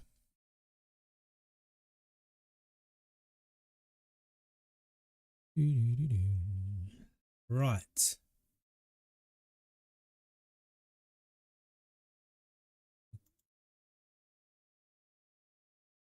What I don't know, Wilson, is when I've got 2 people in the room,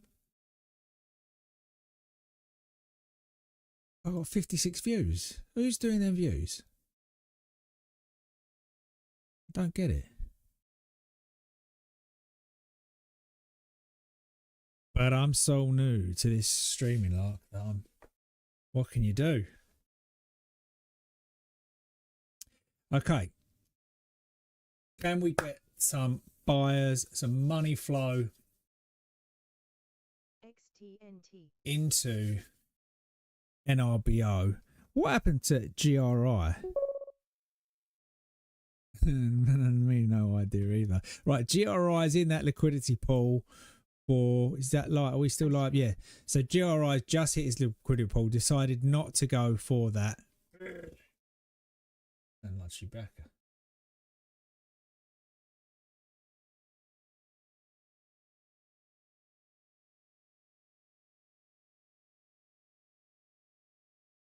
Or is it 304? Back to 304.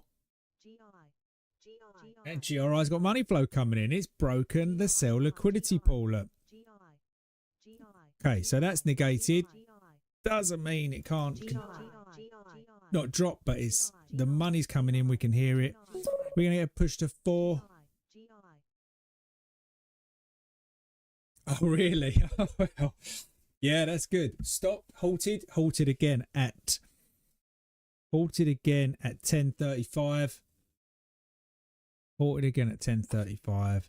I was close there. Whenever you see me look left, it's like I'm thinking about it. That, you know, benchmark 1, this seemed to be holding. I was like, oh, yeah, I quite like that, but that's why I got my eye on that liquidity pool and an ear on that money flow coming in. That just keeps you out of trouble so many times.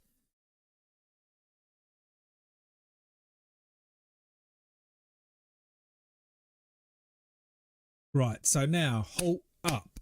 Really halt up, I think. GRI halt up $4.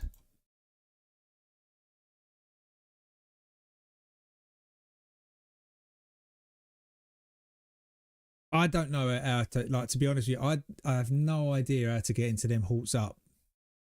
I'll have to have a word with AK because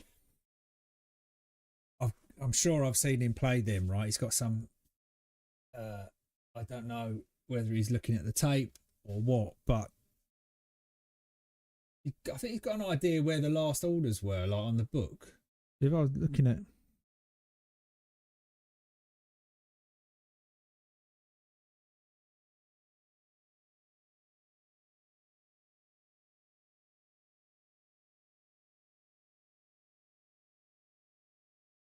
yeah, still grinding. That would, yeah. You've got to redraw that out now, isn't it?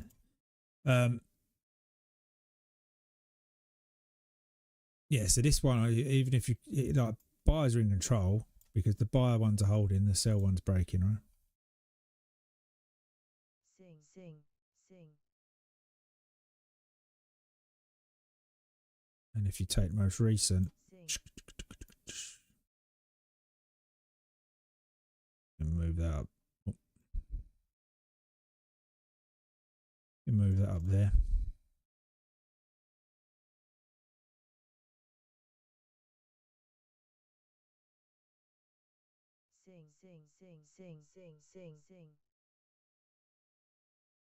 Sing. Keeping on this GRI, let me change in RBO to GRI.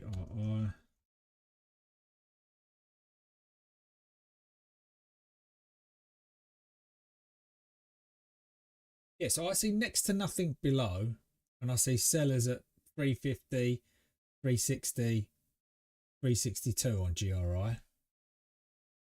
Don't really see anything. Oh, it's 10,600 buyer at 330. Is that the sort? Look,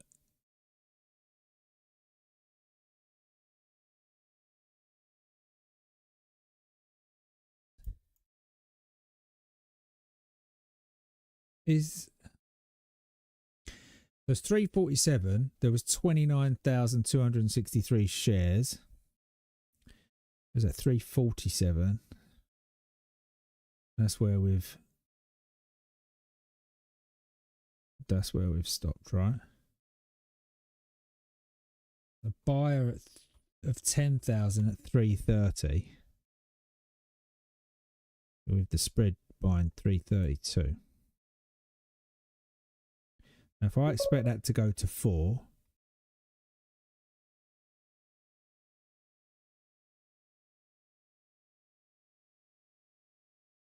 yeah, no, I get why the halt is there. I'm trying to work out what the halt play is. So if you've halted up, obviously my bias is 4 right now because that money flow coming hot and hard, and I'm looking for 4 or 415, whichever happens. But I think there's a way of getting into a halt. So on the resume, yeah, on the resume. But what I'm looking at is the tape, and I can see shares down there at 10,600 at 330. So I don't know if it just picks up that order and then runs off. Because if I was doing this, if I was just taking that as the halt high and using my levels, then I would let's do it again. I don't know whether this works, but so that's where I think it would be. Oh, has he got one in his YouTube library?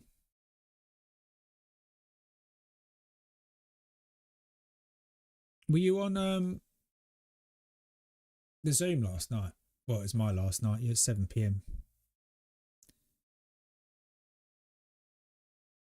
Or was it just for us noobs?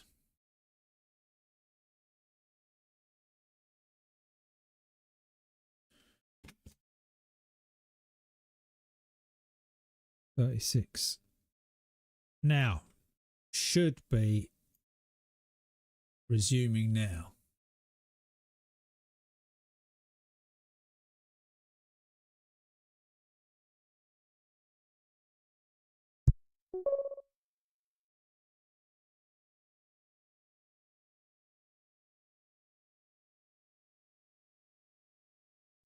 Okay, looks like we've got 10 minutes on this then, GRI.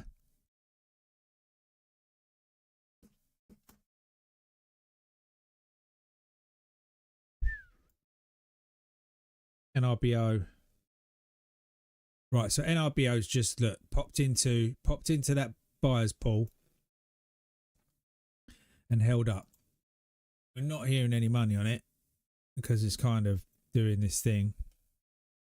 NRBO has the money right now. GRI has the money right now.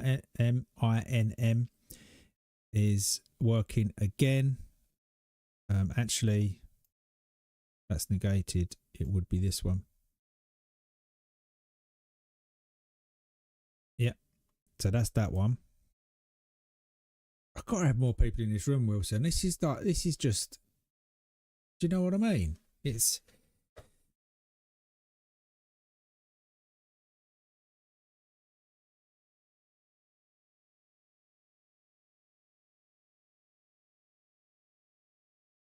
as soon as I'm trying to license this thing. That's the thing. I'm trying to license it. There's only one version of it right now, and I've got it, but I have some developers working on it.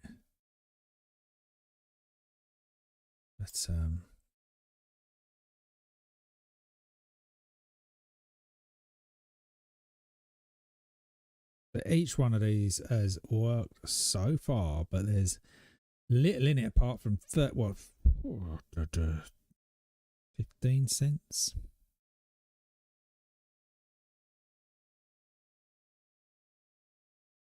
Right, we got any money flow? No! Look at that tank!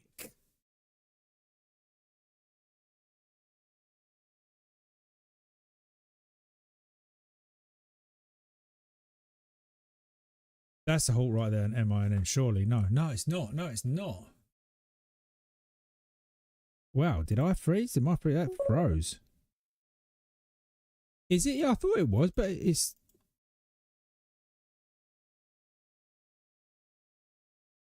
I've still got price moving. I've still got 95, 98, 99. I don't have a halt. Okay, man. Yeah, I was going to say. Wow, though. Look at that. Literally. See that sell limit? It didn't fill, but look at that liquidity pool that was sitting there, just there. That is it. That is, right, it took so long to play out, but that is the play, right? There, now down.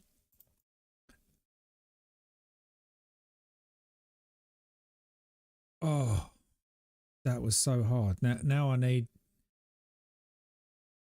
tick charts on this.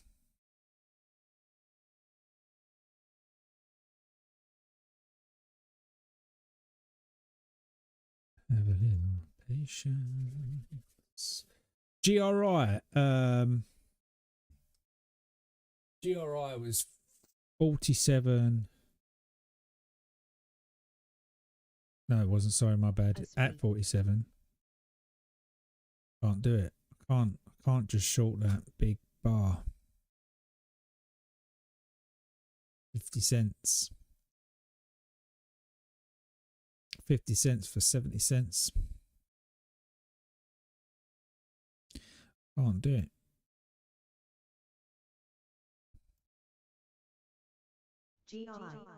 GRI's open. It's gapped up. Didn't fill me on any of those little orders down there. Right, come on then, 420. GRI, come on.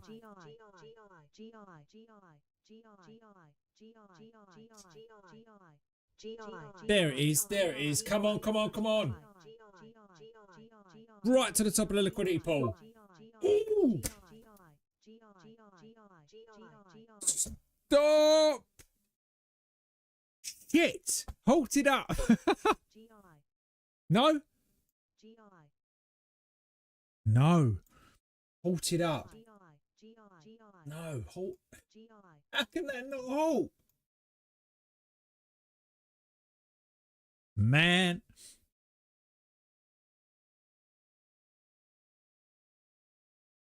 What can I do here? What can I do here? I shorted.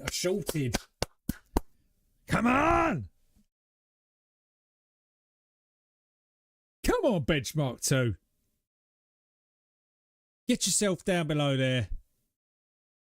It's going to play me. It's going to play that little money flow. Stay away.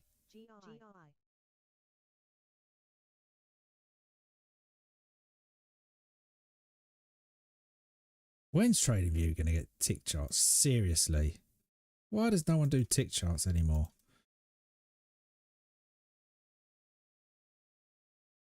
Oh no, it seems obvious, but that's the level, right? That's negated.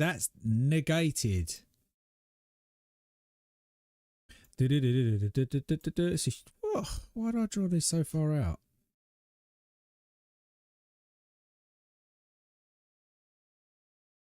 negated. It's done.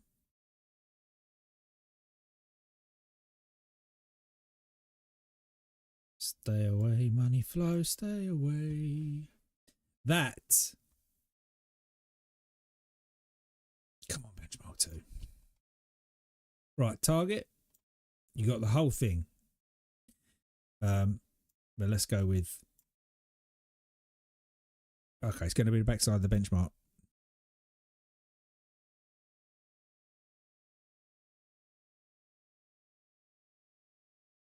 It's like 70% of that prior candle is taken out. Now, come on. Come on.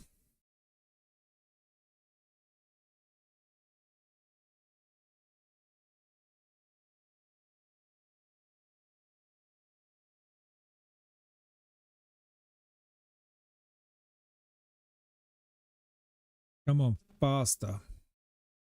Get a halt down out of this bad boy.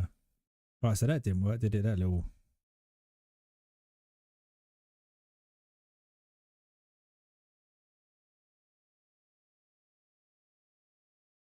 It's going to come up to 445 by the looks of it. It's going to give me. So I was so great. I just slammed it.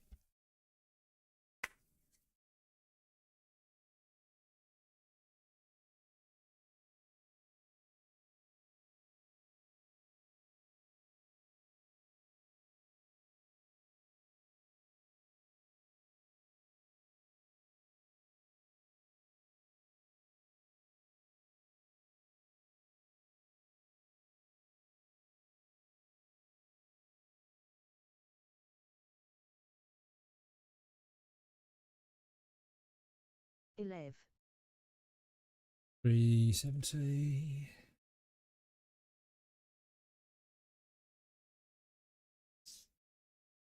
That's got to be it. Let's see what that looks like if I zoom out of this. What happens?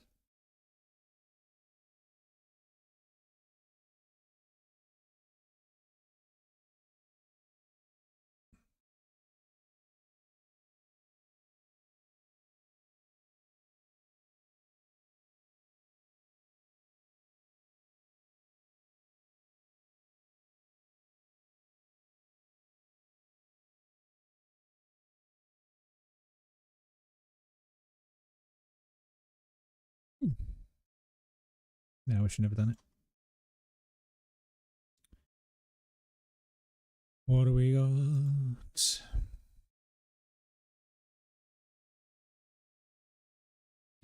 So,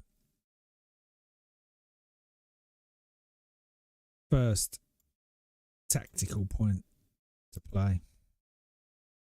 It's here now. This has moved up. Money flow coming into GRI.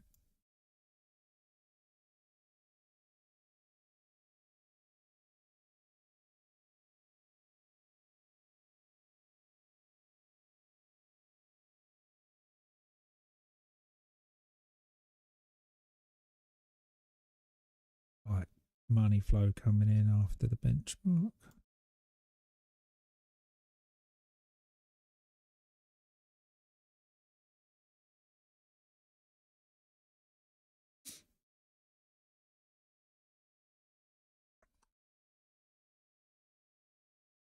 Doo -doo -doo -doo.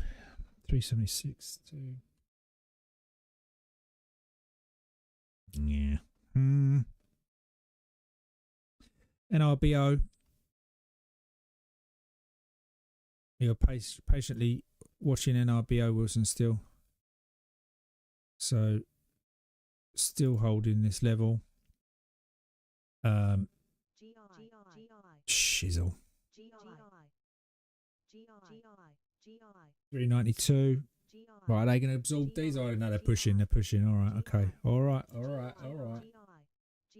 Okay.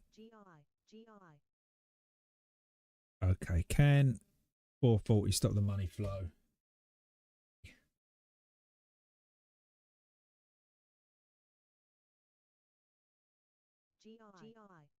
Up at 4 for liquidity up at 440.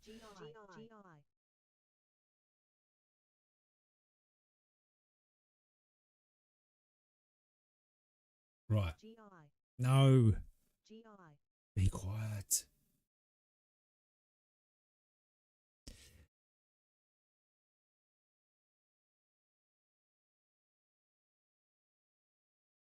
Drop it like it's hot. Drop it like it's hot.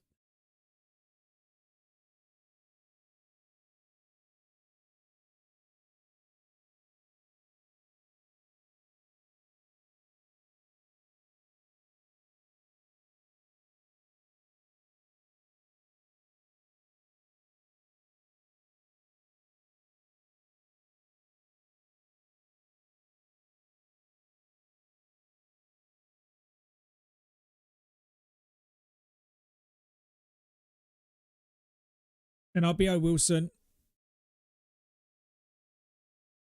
HLP. it is trying to crack that, but I was just going to say before GRI started saying that is the first time in a long while it's held its seller's pull, right?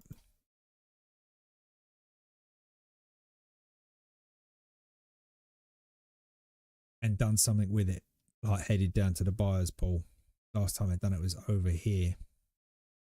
That one right there, which was nowhere near the benchmark. So now you are at benchmark 1, you are in a liquidity pool, but you're not at benchmark 2.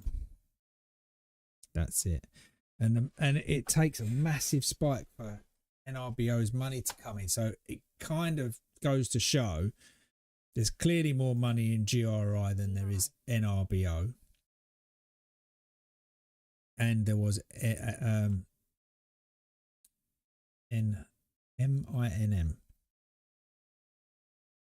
Right, so there is that's that ultimate target. 550. There is lower, but it's kind of, yeah, just play them other levels now. I shorted and covered tiny shares on NRBO, on NRBO, only a quarter size since I thought it was going to spike. Yeah, something's better than nothing though, mate. Come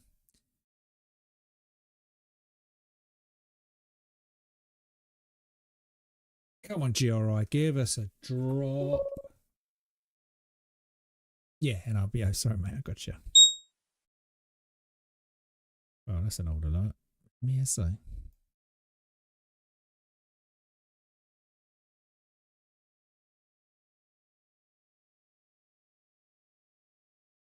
I can't really getting into that time, 11 o'clock, where just going to start grinding between these like two tight levels.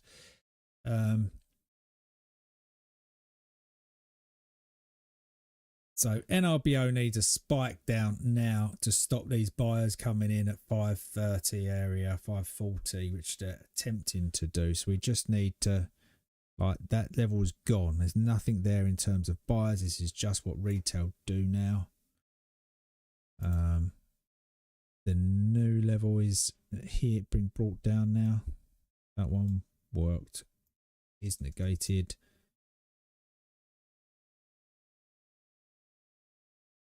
That's the new play for NRBO if it's going to get it. But yeah, take them shorts in and stop them out. So take the longs in and stop them out. Assuming we're not going 650 for the day. GRI. Boom! That's GRI. No, I'm out of GRI.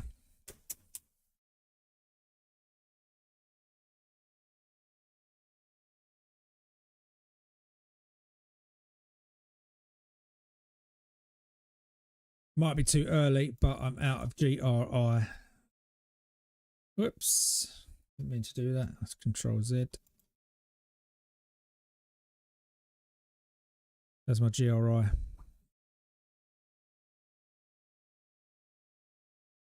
So that was, I smacked it at 25 and it went up to 89. I never do that. But yeah, and then just covered it all right now.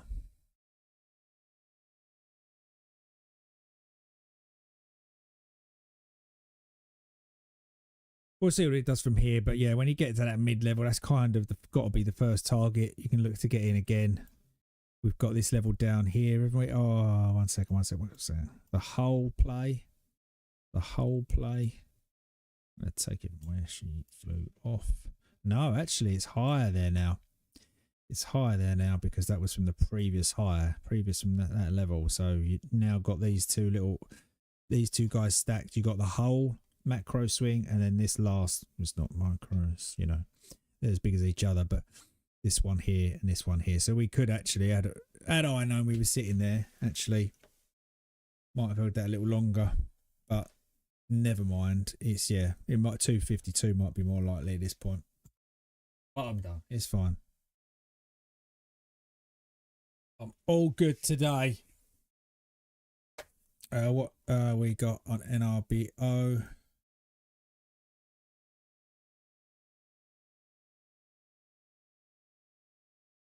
NRBO, yeah, then buyers come in looking kind of for 570 to stop them. Keep an ear out on the money flow. So that was GRI. It's a nice little play. It just started perking off. Massive volume over that benchmark there, but where is the volume on that? Huge. Well, it's not huge, 721,000, but it felt huge. TTNP. That's what she said. Okay, coming into 570. Sorry. Looking for 570 to hold. Looking for 570 to hold.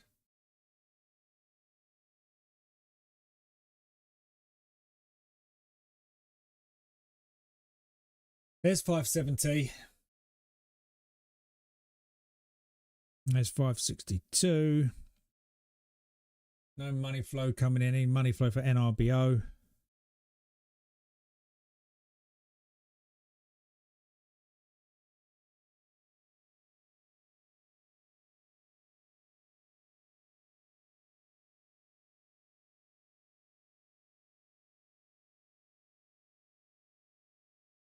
So MINM, I think I'm going to leave it alone for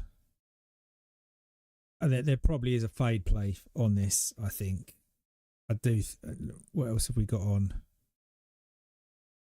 Yeah, I think there's probably another. What?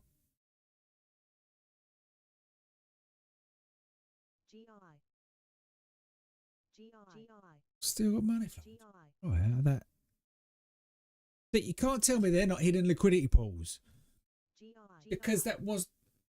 I didn't see anything sitting there on level 2. And then the money order comes out of them. Do you know what I mean? It's like, I don't know. In any case, where was I? What was I looking at? MINM.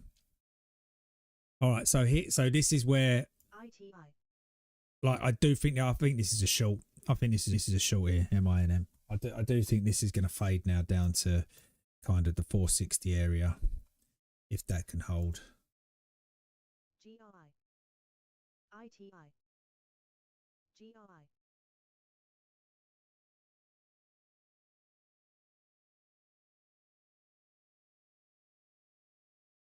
3,000 at 330 on GRI.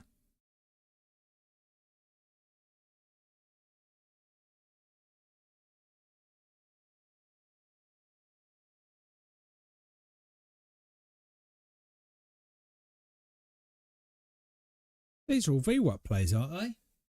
These are all VWAP plays on MINM. Serial VWAPers out there, I think.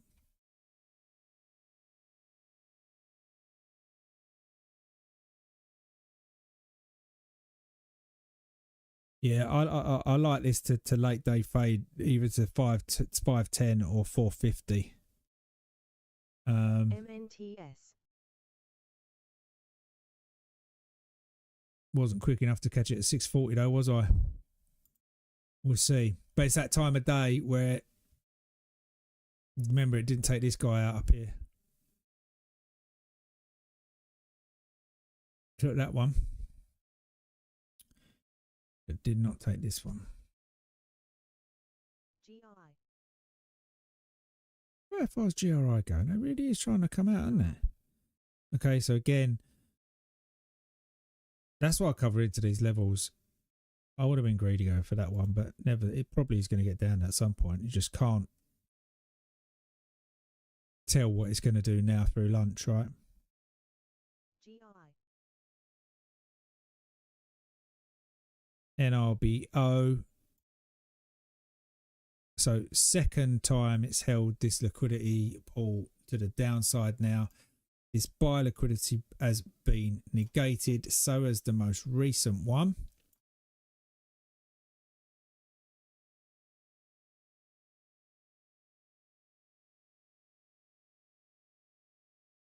So spike through. So sellers come in now. You're done for that level. Not even bother drawing it in.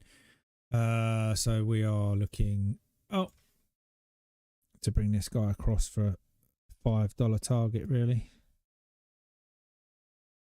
on NRBO. For the whole move, it's got more to fade. It's got like literally, look at that, bang, bang, another look. So yeah, this could come.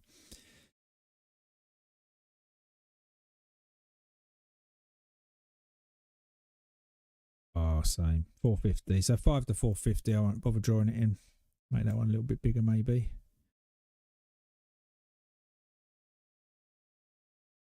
Yeah, I like that one. You're still in that one, Wilson?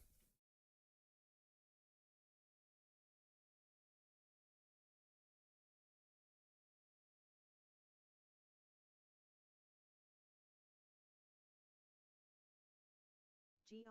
GI. When I found GRI. So look at that. Look. Look at that. You could,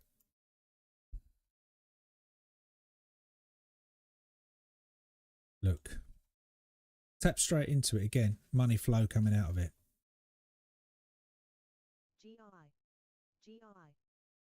When people tell me they trade order flow and they start looking left and drawing boxes on their chart from a candlestick that occurred, I don't know, however many times ago, this is where the order flow comes in from. It's money flow at liquidity pools. Okay, my man.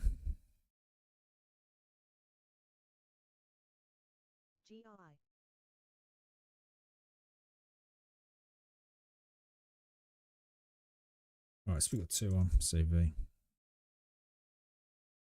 Most recent. This one's probably moved down with that last push, or did I draw that down? Yeah, so that one was the original. Has now been pulled down to this level here. We've got 2 blocks, 2 pulls stopping GRI, he says, go higher. Is at benchmark 1. In my opinion, they took out the whole liquidity box there that's negated at the time. So I feel like they're pushing this up. Don't forget 80-20 rule, right? 80% rule that benchmark holds. So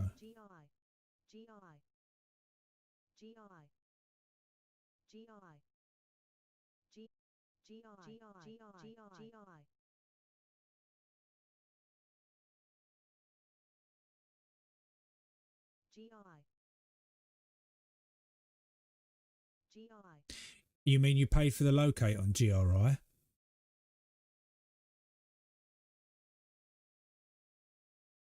Oh, GRI shorts were more expensive. So you didn't get like.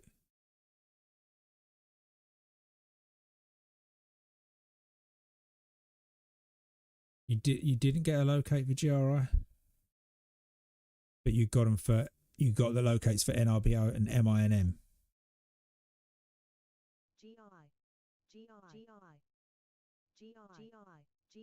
Right, NRBO stair stepping on these.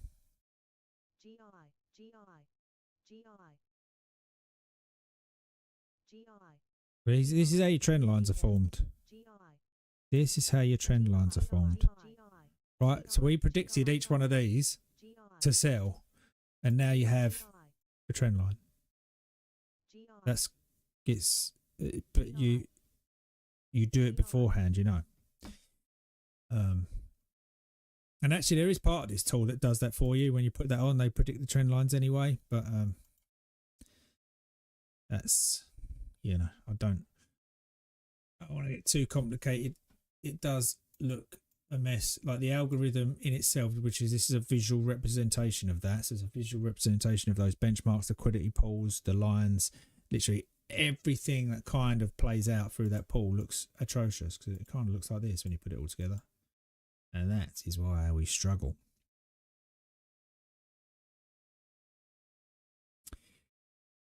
So looking for either this not to touch into 554, which would be a sign of a more aggressive push down, or it does come in and just continues to grind. But for me, that's NRBO. GRI's just come up there, look, tacked into 390. That's all of that liquidity pool done now. Don't need to drag that across. That is finished. That was a short on there for sure. That could be the one that takes you down to 260. I think I'm going to take a break, and then I might come back in a bit and look at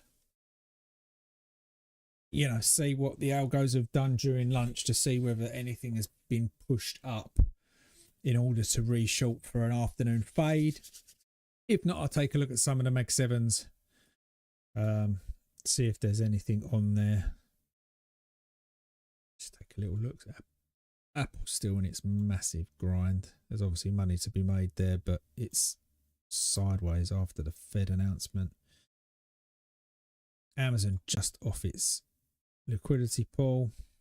AMD, I draw an AMD sitting in the middle. So it's all shy today, all a bit shy.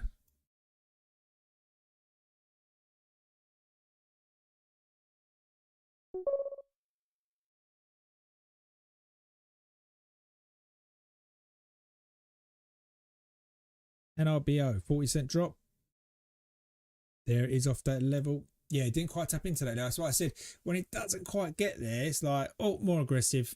And yeah, it comes down to it. So it's lovely when they work, because you could limit order or get in on the first candle as they come out.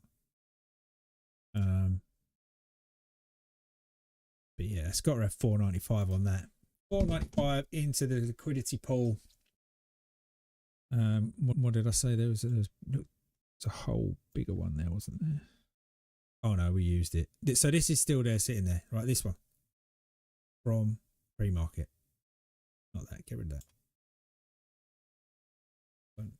That's a benchmark. I want this one. That one.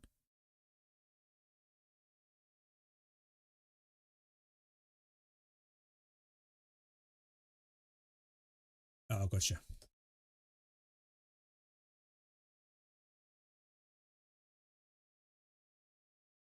Yeah, so I guess you'll have VWAP players there now then, yeah. VWAP buyers are still, I mean, 508 is the level. You'll have buyers at VWAP, that's for sure. GRI still having a look. Yeah, so GRI played that level, negated, yet it's still got its buy liquidity pools coming in every single time. Look at it. Look at that. I can't say fairer than that. They're literally all out. And that's the sell side. This would be much more impressive on a tick chart. In a minute, it just looks like I'm drawing crazy, but whoop, that high to that low, and it just taps in. It's like, but can you see, this is where it's not, you could do it, you'd be click happy as a human doing this, but can you see how how quants will program and code a computer to do this for them? It's, and every time there's better value above. It might just be like literally we're sitting here, there's better value above. Spike to 70, back down to 36, out. Yet to play this now, when it gets so tight as a human, you got to be really, really good. Even if you know. And what would it be if you didn't see it? What would it be? You're literally you're short of spike. So, which is what shorts say, isn't it? I shorted a pop, which is what you got to do, because those pops are going to those hidden liquidity pools, boom, and they work. That's why they work every time. But it literally is a pop, isn't it? You're doing nothing. Pop comes down. 30 seconds.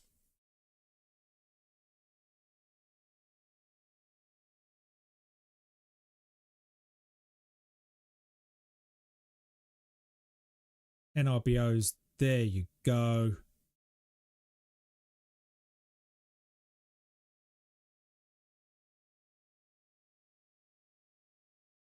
Was that what you was just typing? Oh, no, man. No, Wilson. What are you doing? What, have you taken some? You've had some and covered some?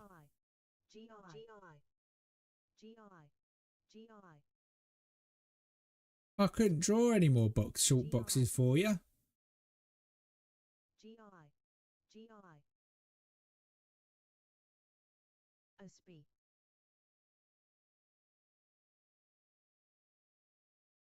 I'm sorry, man.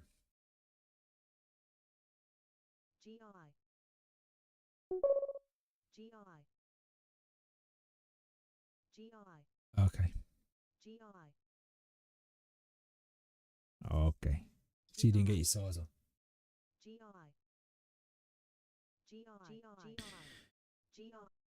All right, so that's MBRO in its most recent swing, and I think we said there was a bigger one, but it kind of started to align, didn't it?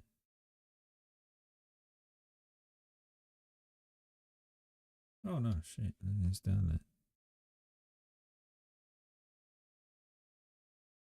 So it's just stacked now.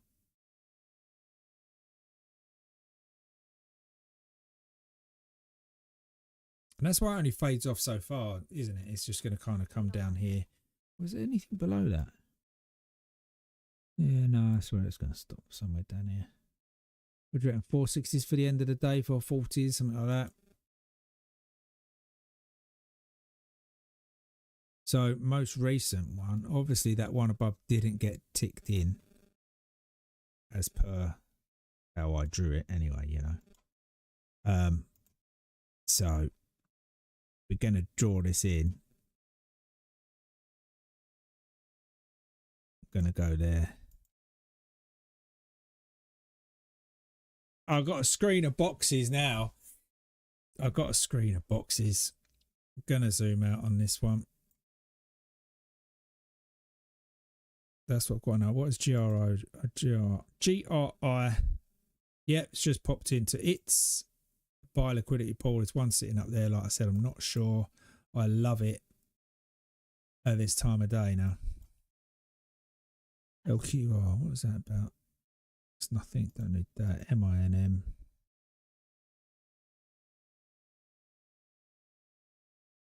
So MINM again popped. MINM has got another one here.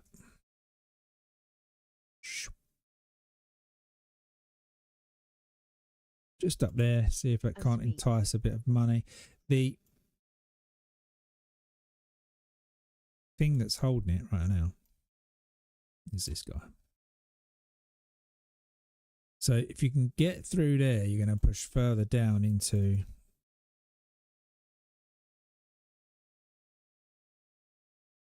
this area here, but you've kind of start merging them again, right? But there's no point. You've got this one down here. So that is M&M. NRBO. Not reached for the skies on that 520 yet.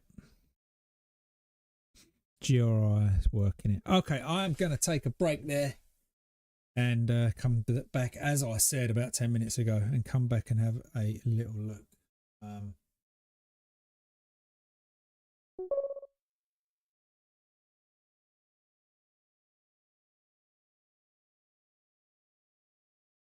Yeah, no, there's definitely. I mean, that was a massive. That was like normally it rushes from here to here into that level and kind of now stop, but I don't think. GI. SB. I don't know. Never say never. Yeah, if you break that 498, it's a new previous day high and whatever, and it is a reverse split. That's why I liked it in the first place. So it could have some more legs on it. Like I said, that's the session. For me, that's the session play. But obviously, you got this afternoon, and that money flow comes in. We've seen that a lot of times on those runners where that it does its thing and it pulls back to those zones, but every time the money flow comes in and it just grinds and ends up at $20, doesn't it? Like I say, that's the 80-20 rule. If that's going to happen, it's going to happen. You know, it's going to have to break that benchmark 2 again and consistently grind, holding these buyers hold levels, basically, if it's going to do that. But yeah, you're right. That I noticed that pattern exists when on like supernovas, GRI. The money flow will just consistently come in. It will pull back, money flow comes in. It will pull back, money flow comes in. So that's why I take it off at that point there and go with. Do you want me to leave a chart up? What are you thinking? I'll take a break.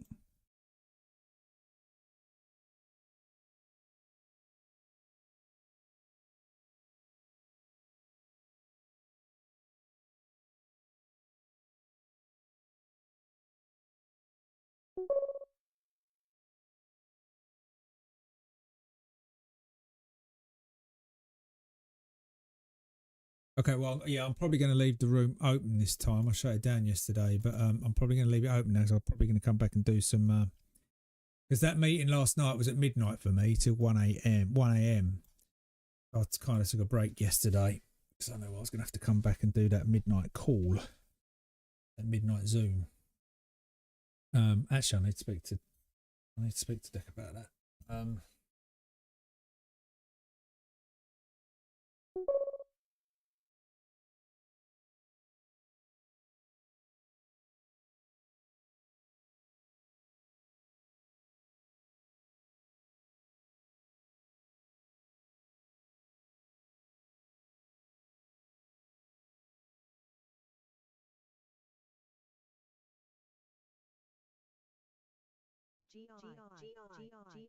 There it comes again, that money flow. Let's have a look.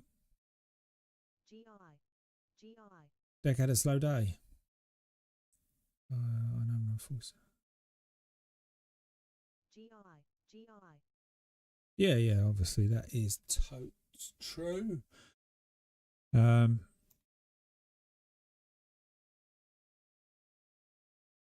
Definitely having a grind up though on this one. I'm gonna leave I think I'm gonna leave the GRI. I'll leave the GRI chart up.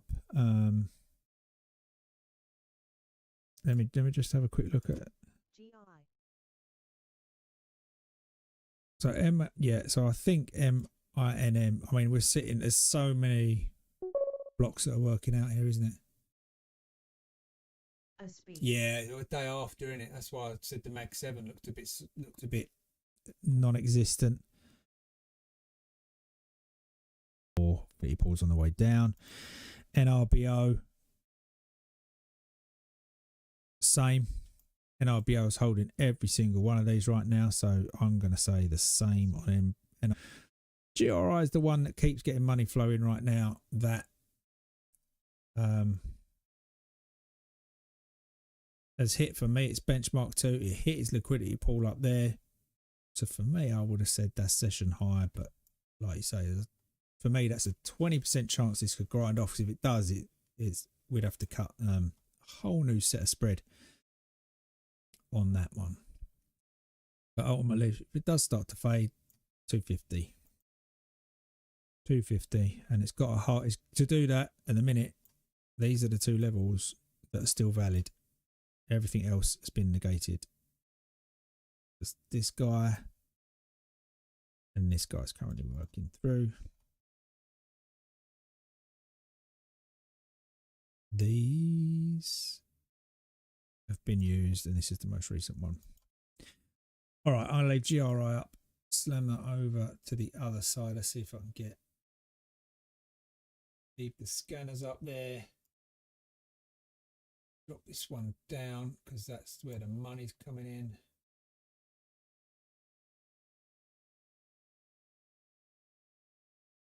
That's where the money's coming in. And what if I drop this over to all scans? Does that work for us?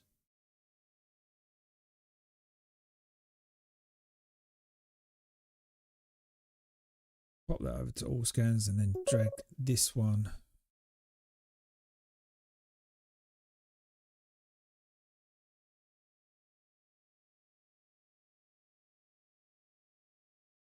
Yeah, I don't disagree.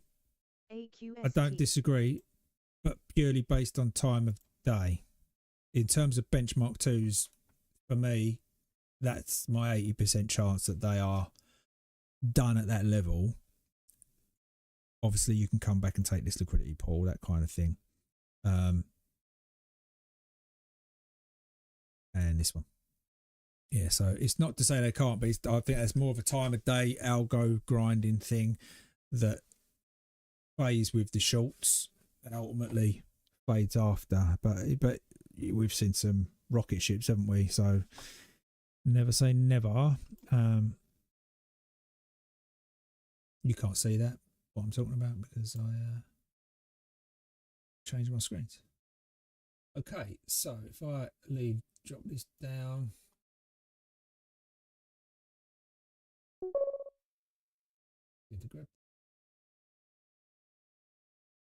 BME.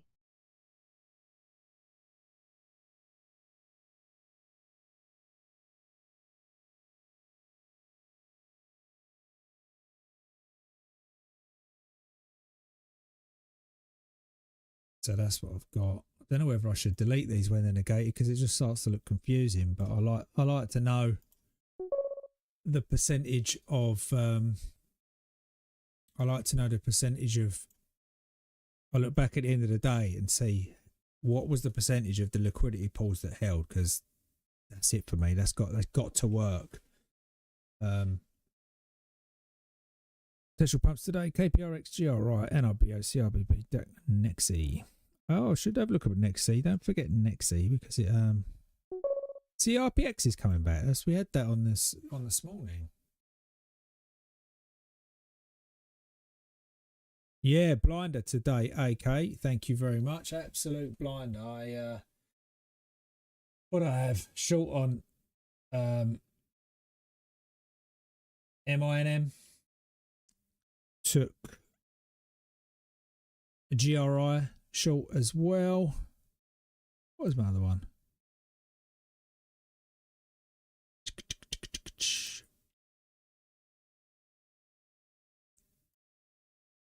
Did I take NRBO? No, I don't know.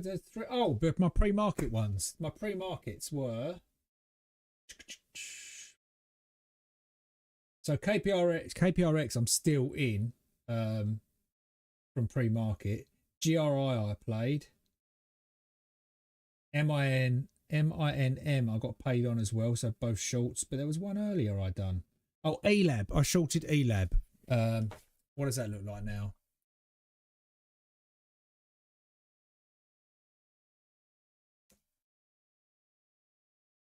Oh my God, that certainly did. Oh, I could have held that for a little more. Yes, yeah, so I had my benchmark 2. I don't know. What am I sharing here? Yeah, I had my benchmark 2 level up here, and I literally shorted up here. And I covered it in this liquidity pool there because it you know, who knew what was going to do pre-market. But yeah, it's actually all day faded. So held this level a little bit. Liquidity got turned on here, bang bang straight through it, and then the open just faded off. So yeah, that was my about 5 o'clock, was it? I can't remember. It was early doors anyway.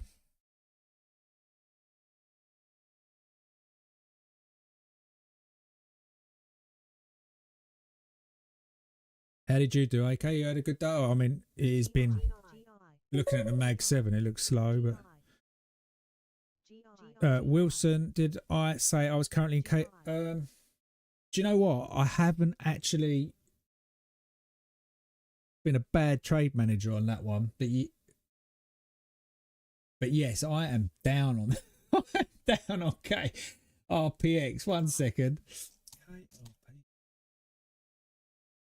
What have I done there? I'm just going to look at my entries.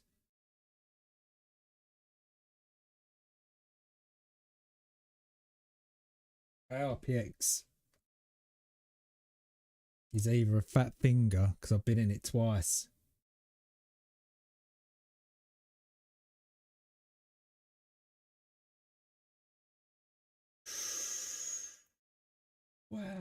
Wow. I think that is a fat finger, that KPRX. I don't know. I am currently. I've got to get out of this quick. Let's have a quick look.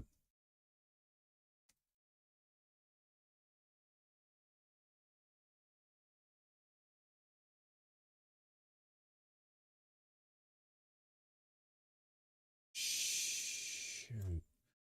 I was long from here. I think that is I've over closed that trade. Instead of just closing the trade, I put an order in and doubled it to the short side. I am currently. Oh, it's not too bad. 1 second. It's 800 shares left on that. Yeah, that is just a bad cover. What a bummer. I don't know when that. Let me see what time that went in.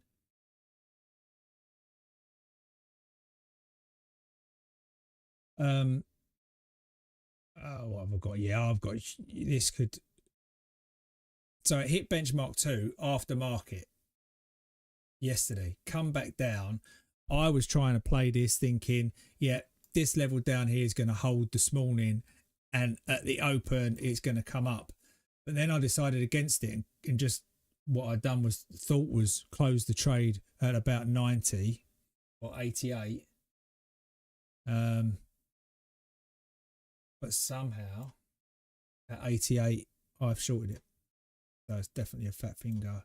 Where's this going?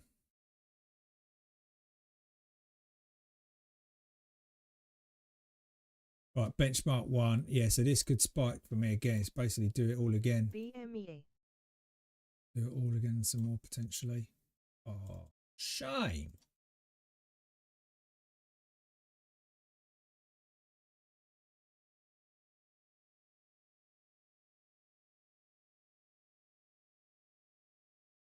So benchmark 1 not really working out for me. What have I got from a liquidity perspective? I don't like using liquidity switch on, but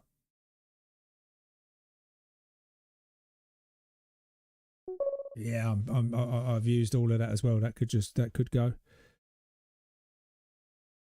Yeah, that's exactly what I done.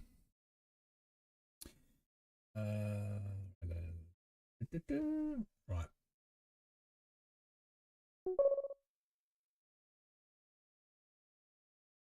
So I'm not looking to short this here, but if I was looking to short this, I would probably say to myself, for the longs to come in, I haven't had any money flow on this either.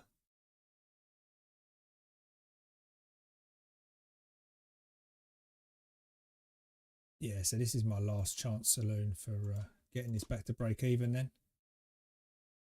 So if this seller's level can hold, I've got a chance of getting it back to break even. If it blows, then she blows, then I blow on a fat finger. Why am I not getting the money flows? There seemingly is not enough.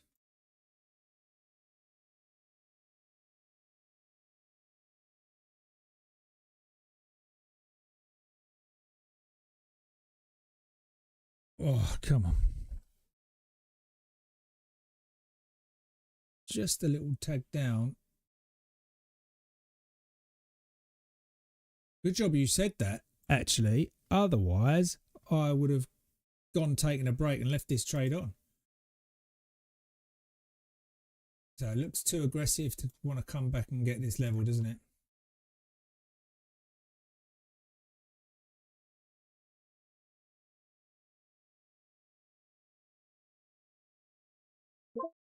Yeah, just got out of that, yeah. That's a bummer. Not to worry. Apart from that, I had a good day. But, you know, what can you do? You're getting too excited about your other trades and you start whacking in extra orders on KPRX on the wrong way. Schoolboy error. Schoolboy error.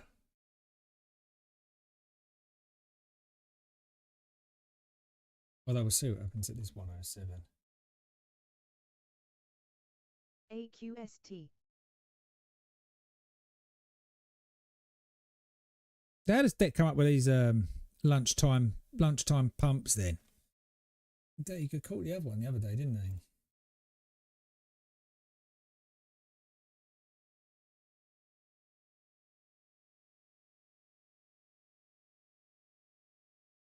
Yeah, so I'd have 105, 110 on that, but it could just go and retest that 190 up there that held post market.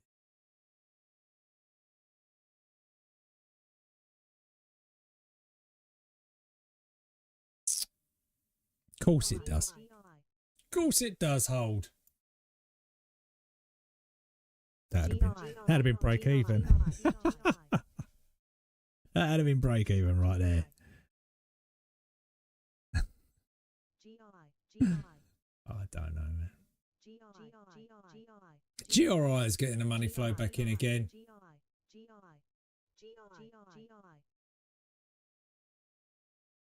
Every one of these working out for it so far. Still got that level down here, the most recent one sitting from the high to the low. The low to the high. Yep. Comes into it. Money flow hits the tape.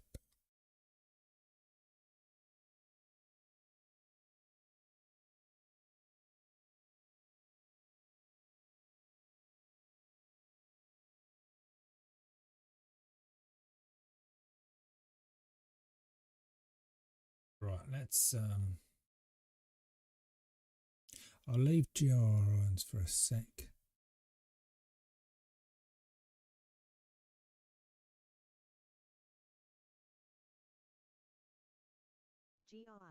There it comes again.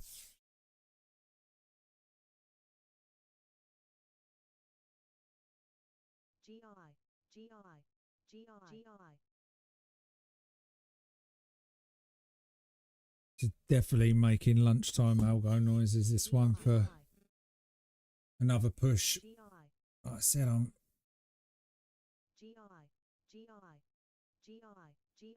right.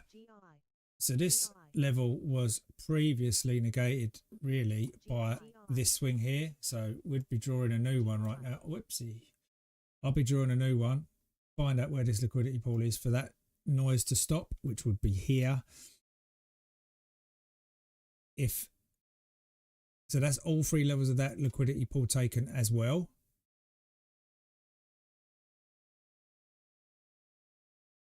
So if money flow comes in again,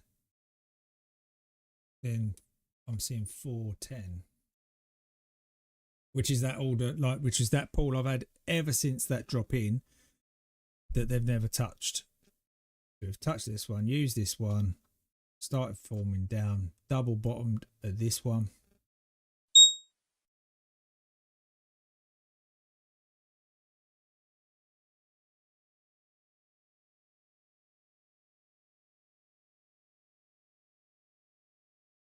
Still don't know what I don't want that KPRX.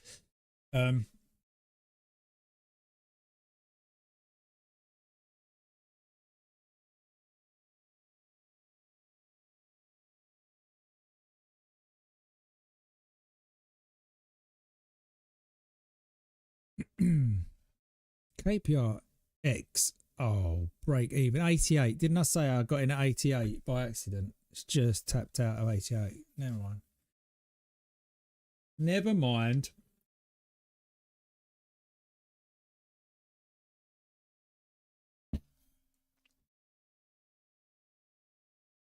I've got to bring this back to the other screen because NKTX. I'm going to end up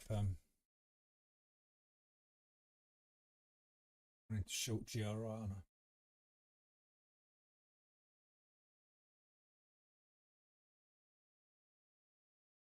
I'm going to end up wanting to short GRI if it gets up to 4.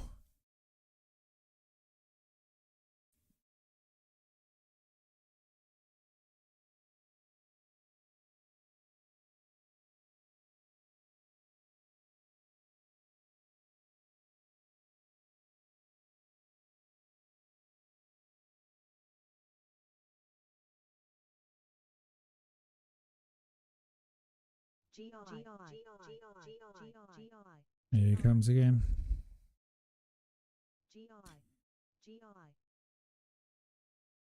Money's last attempt. Money's last attempt at going for 4s.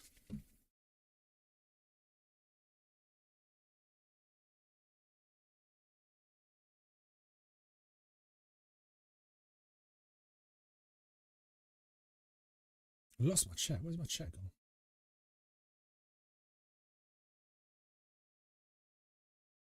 There you are. BDTX. There you are.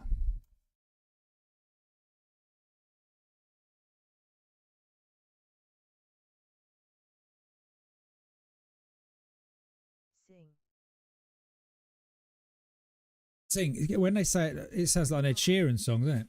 I don't know if you know that, Ed Sheeran, but he had a song called Sing. AK-47 must know. Ed Sheeran's Sing.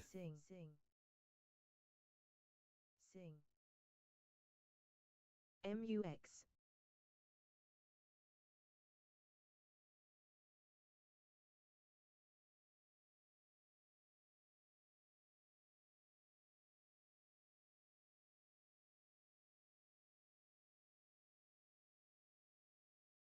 This one.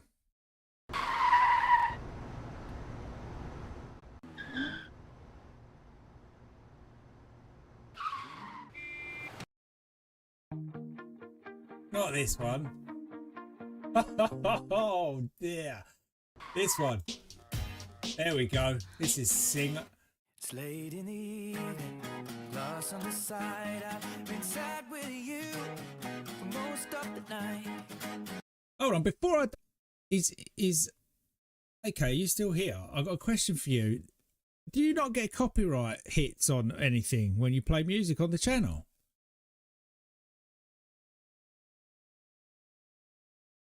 Has he popped in and gone?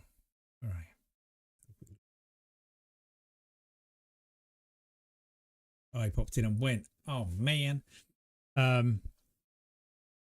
don't know, but I guess I better not play that in case. That's what it reminds me of. MUX.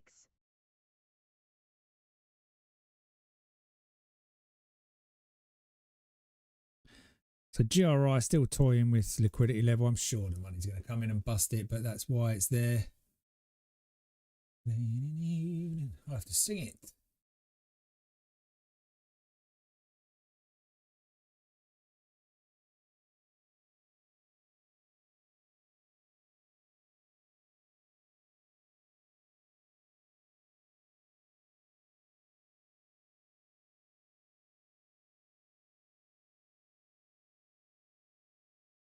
BRX still having a little curl on that moving average right there, and actually on the liquidity pool. So if GRI is going to grind up to the next level, it's got to hold here. Got to hold there.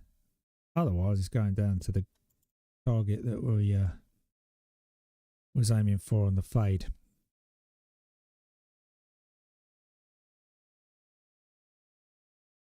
And that's pretty much what happens, whether it's this time of day or any time of day, is you get chock blocked between two liquidity pools, and then that is it. But GRI is the one that's seeing the money flow constantly at the moment. There it is again. Well, like I said, it's seeing that money come in,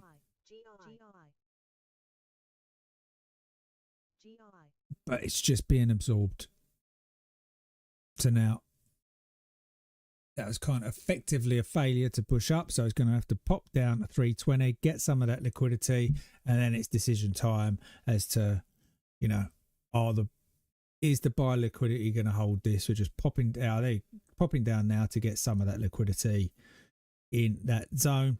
If this liquidity zone fails, it's probably coming down to 280, 260. What I was hoping I'd get, because I was just going off for a break, but what I was hoping to get was a rush back to, which is effectively benchmark 2. I shorted this as it went up because my benchmark 2 was here, come back down on the very next candle, so it didn't make me too uncomfortable, and then covered down at this 310 level in this liquidity pool here, where I expected some form of buy volume to come in that pool, which it did. And then we just bounced around each and every one so far, to the last two being here. So we just popped into that liquidity pool to get it at 326. If I hear money flow come back on the tape now, it should really break through that, because this is done. There's 3 levels in here, so, and it's done all 3 of those, so shouldn't really be anything left there now. SGMT.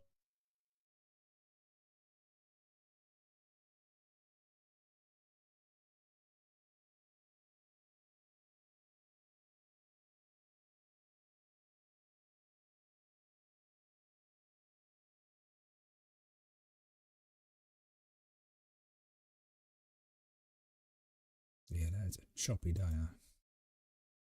That is a choppy day. They're coming down a little bit further for GRI into this liquidity pool. Not hearing anything MUX on the tape. Actually, I'm going to have a look at GRI on the tape here.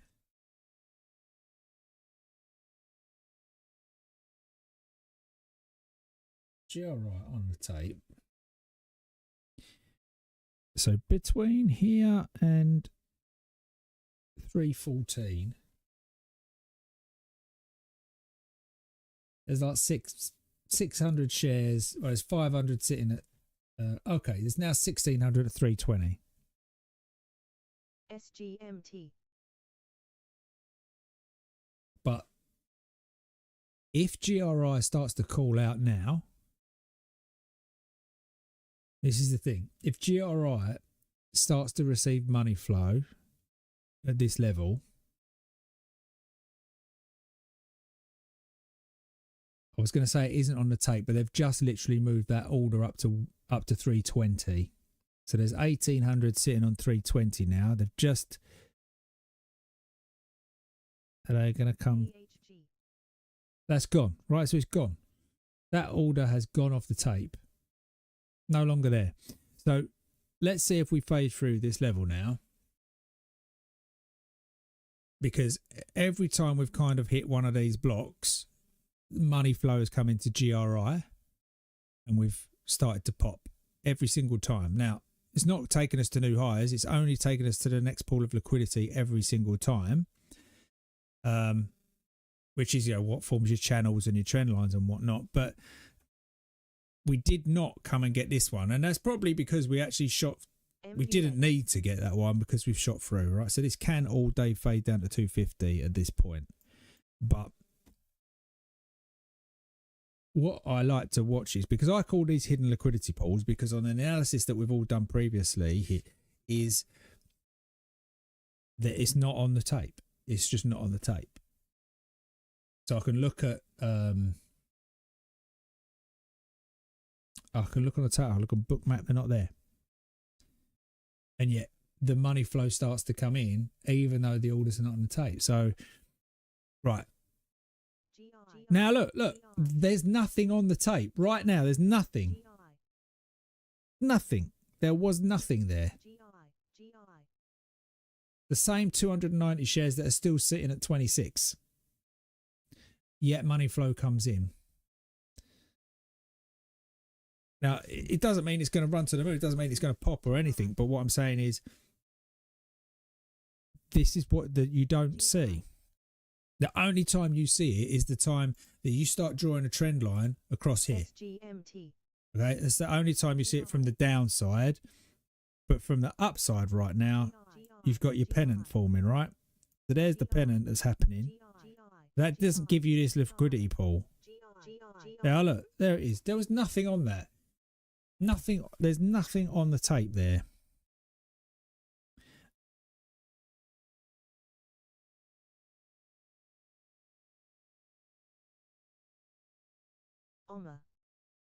But yeah, so this is like kind of, you guys have got the pennant drawing going on there, which is totally fine because that's, you know, this is what class it. But we've got the first point of that. You can't draw your pennant for 2 or 3 hits yet, or 1 or 2. Well, you can't draw it on 1 for sure. 2 you could probably start, but it's not going to look like a pennant until 3. But the levels that cause that line to eventually be there at the lows, so like this area and this smaller area here, usually being, you know, quite pinpoint in accuracy. That's a massive blow through there. But yeah, it's taken from this information down here when no one's doing anything. It's just kind of quiet, but that's what works the formula into these levels. So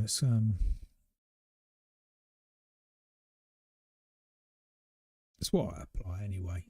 What I apply. GRI again. Come on. GRI.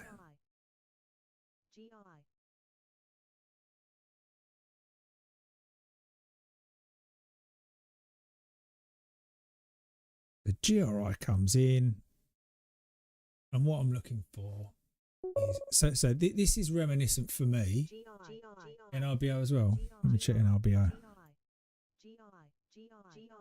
Yep, so it bounced off as I navigate. Yeah, this is kind of this time of day stuff, right? This is that time of day stuff. Look at this every single time. That's going to be the same level from there to there, guaranteed. It's negated though, you know. Textbook wise, it's negated, but this one here to that one there is going to be the same. Yeah, so you still got that up there.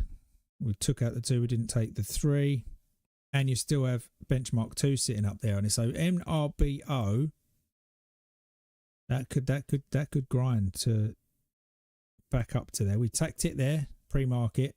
It could have another look, but not all the while. Don't break this guy. GRI NRBO.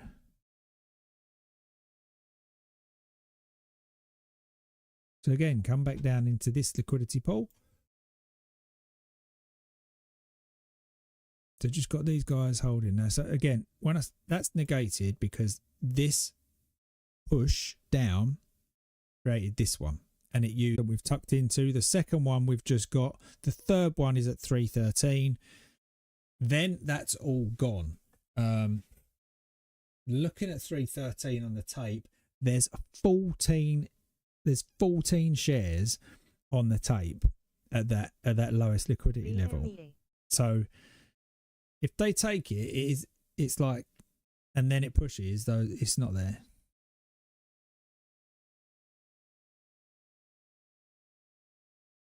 So this level's still holding.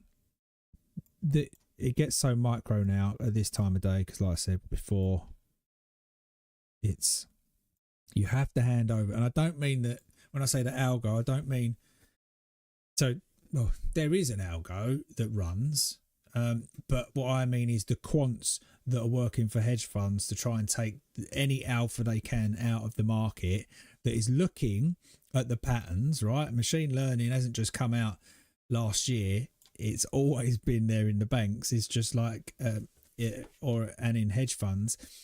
And that's where it's like, okay, this is not quite humanly possible really to take alpha on every one of these little swings.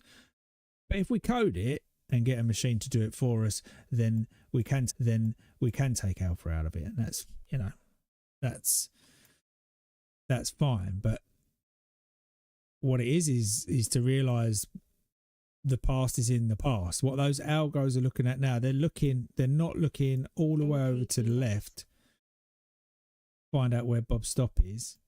They're just doing the thing here and says, right, that's the most recent sell pool. So I should want to come back and get that, right? So do you hear GRI now with nothing on the tape? GI.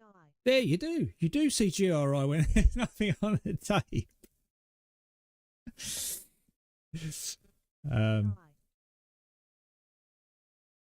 It's crazy.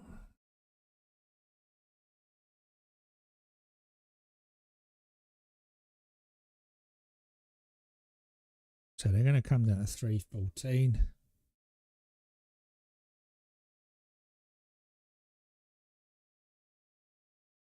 But like I say, I'm literally just doing this to try and, again, showcase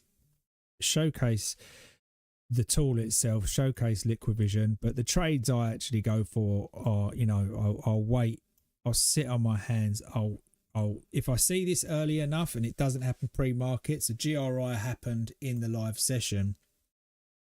ELAB, let's have a look at ELAB. ELAB was the pre-market. I said, being in the UK, I can take advantage of this. So I'm going to buy it, and I'm going to then go for an anticipation of breaking a seller's hold level, right? So I know there's liquidity sitting there. It's just a case of whether or not it gets absorbed and blown through. And if I've got a benchmark 2 sitting up there, I really want, yeah. So I've acknowledged benchmark 1, it's come down, I come into a buyer's hold liquidity pool. That's the trade I look for, and I cover there. And then it went straight in, so I'm covering just before, which was kind of pin perfect at 160. Then it went to the benchmark, comes off, didn't need to get that seller's hold, but used this one. So if I was dragging it down this one, there would be one here, and then faded for the day. So I expect it to get to benchmark 2 on small caps. On big caps, mag 7s, they don't. They like benchmark 1. They can take days or weeks to get to benchmark 1. Small caps, boom, boom, couple of days, one session, just pre-market. ONMD, ONMD. Here, look. This is the sort of trade I like to take. I can move this down. So this is benchmark 1. ONMD's got benchmark 2 up, sitting up at $293, right? But when we come into this at pre-market, it taps into it. As I say, fine, it comes down. This buyer's liquidity pool holds. So I'm like, right, if that holds, because this is a benchmark, this seller's hold should work. I should be able to short that seller's hold level. That candle comes in, short that ONMD all the way down. That's before, you know, anyone in the US is up. That's kind of a UK play on pre-market. So you don't have to get up silly o'clock in the morning to take those. It does make for a long day, don't get me wrong, but yeah. So now we took these are all, if you watch the stream, these are all put in ahead of time, right? I don't draw them after unless someone asks me to take a look at a particular stock. But at this point in time, when this swing has been done down, is it an RBO? Okay, I'm taking a look. Or GRI as well.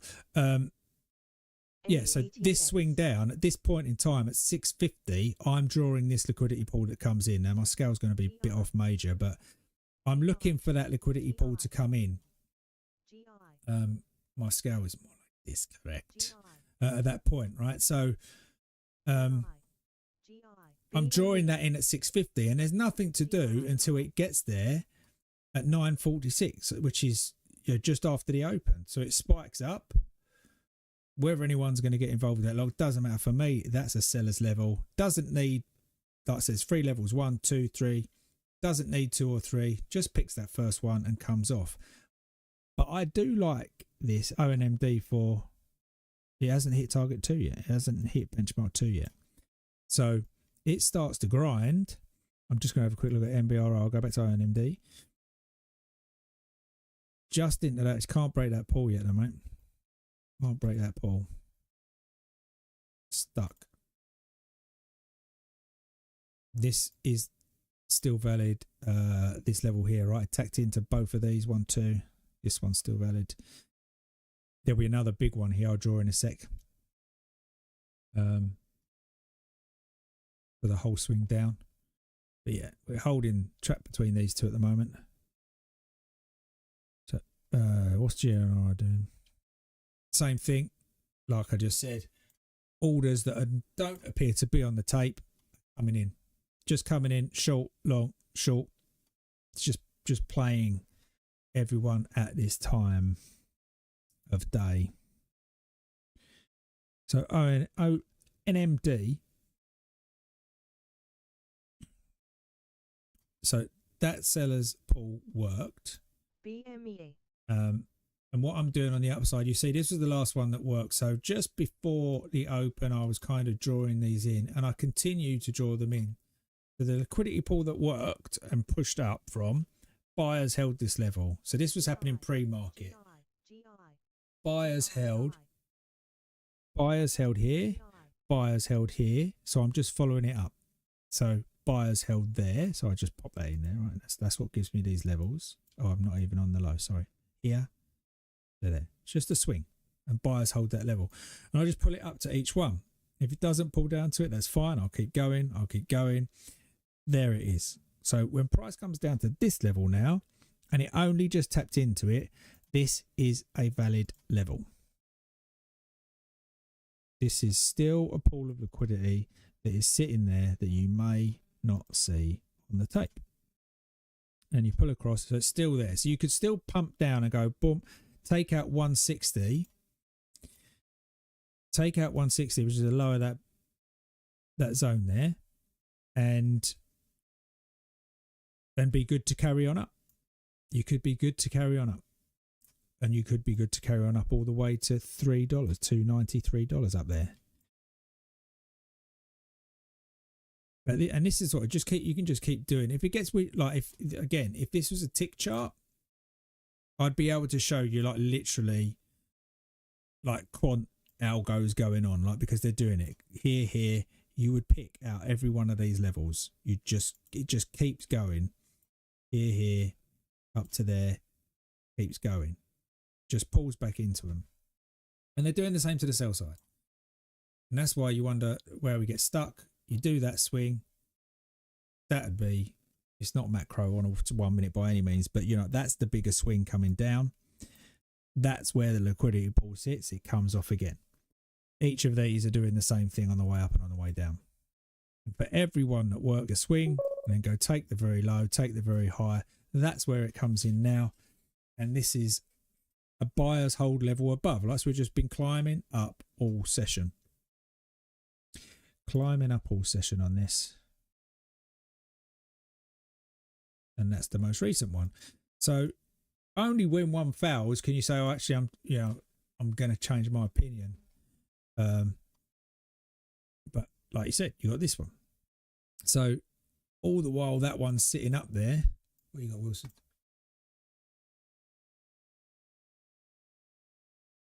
Stick on SPY.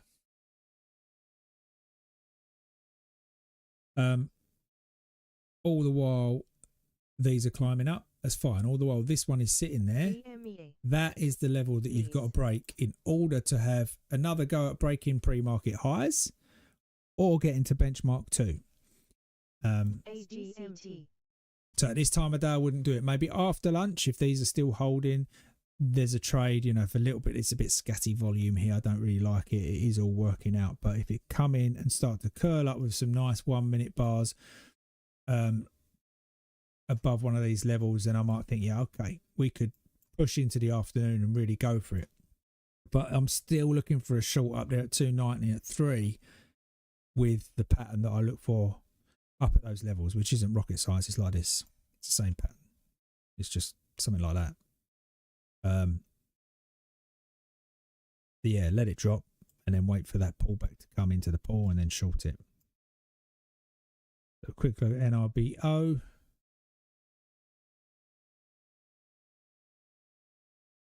Yeah, still trapped between there, all doing the same thing now. It's no point in drawing these in. You know, this level isn't valid for because all 3 levels were taken out. But I bring it across because at this time of day, it still means the same thing. Right? What's happened just here right now is you've tapped into that level. Yeah. Just tapped into that level to go short. And this one still holds. It is valid because we haven't tapped the bottom of it. This one below we haven't tapped at all, so there's liquidity down there. And this one here is the most recent one. So I can continue to draw them in all day long. But there comes a point when you can't make anything on it, kind of thing, between what you got. ADCT. If you shorted that on a limit order at 532, you can cover 20 cents. You know, which is good if you've got size on. It's good if you've got size on. Vera, you're taking me back. I just looked at Vera and we looked at it last week. We did when it was $25. How high do I think Vera can go? Telling me Vera's above $25 now then. Should be on our watch list back here somewhere. Let me know if you see it. I know it's on here. Rum was about that time, wasn't it? Sophie. There we go. Vera. Jeez, Louise. Where did that benchmark just go? There was a benchmark drawn in. Have I just cleared all objects or something?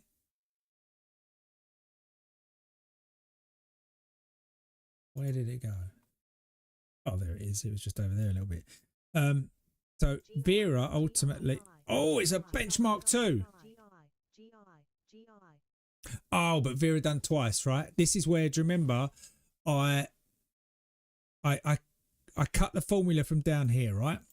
I'm using that spread down. It was a little bit messy, but I cut it from down here. And that's definitely a program trade on GRI. Definitely. So yeah, we went benchmark 1, didn't we? We went benchmark 2, but then I used the same formula, the same spread at the bottom, and brought it up just to here, right? So I don't know, whatever it was at the bottom, whatever the spread was at the bottom between those two areas. I get the point. GRI.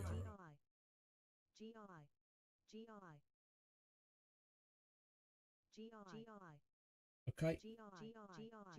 So they're absorbing. We're not moving from 47, from 45 to 50, from 45 to 60. That is not moving. They're absorbing those orders right now. So they don't want to pop it. They'll go back down to the level below and just take 327 out again. And then they'll do it when they need to.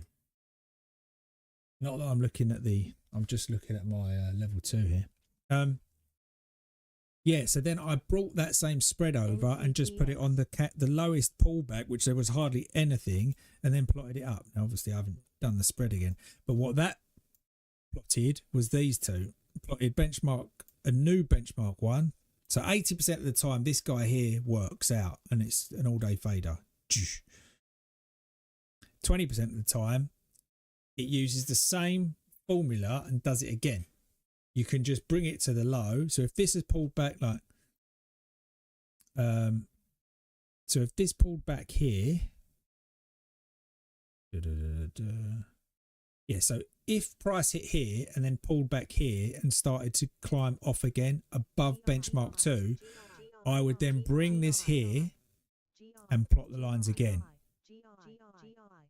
Now, it hardly got anywhere. It just blatantly ignored it. But you can tell when a benchmark gets ignored, it gets ignored like that. It gets ignored with a massive amount of volume. And that's generally when you can have a program trade in play. AQST. So Vera is a huge program trade, clearly a huge program trade in play, and it's currently at benchmark 2, but there's no kind of limit once it's failed that 80%, right? The 80% didn't work. This just becomes an absolute supernova, which is, to me, is the equivalent of a program trade, which means, where's the what's the institutional ownership? Vera's not on my scans today. Let me see if I can't pick out and see on FinViz.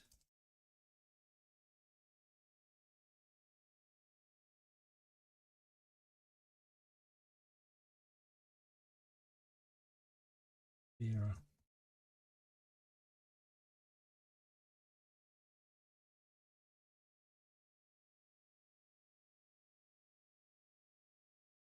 Can I get some?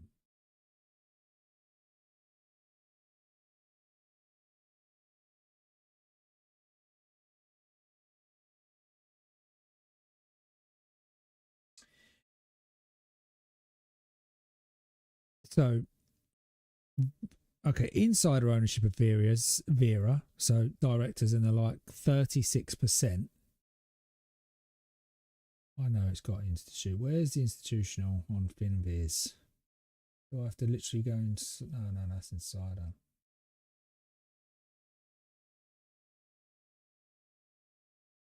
I have to have elite to find that out.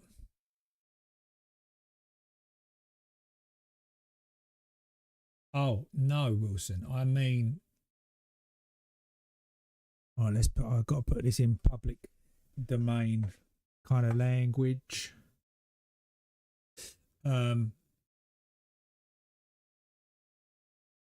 Program trade would be... It's so there could be many parties to XLW. Many parties to the trade, so it's not just one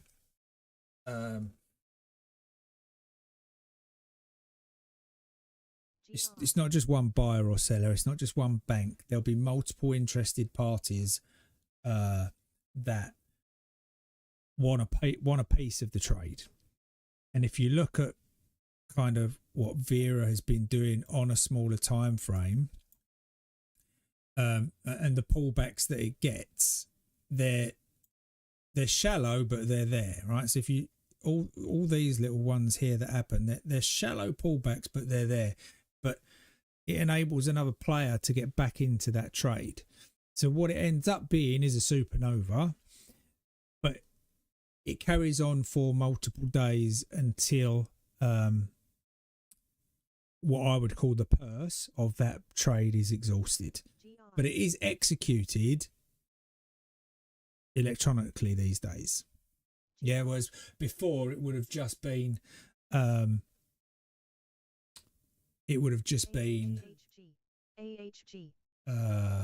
You know, I don't know how to put it. You know, so we're all in the program. Wilson's in it, Scott's in it, AK's in it, Deck's in it, and you're saying, right, fine. What we're going to do is I'm going to start buying it at $5. It's going to go up, so I'm going to take my piece of profit out of that. But then once that's gone to from 5 to 10, and I've taken that profit, it's going to come back down to 7, and then Deck can get involved at 7, and Deck will take 7 to 14. Now, once it's gone to 14, it's going to come back down to 10, and Wilson's going to get his share. It's going to go from 10 to 20, and Wilson's going to get his profit on that. And it's a program trade, except these days it's executed electronically.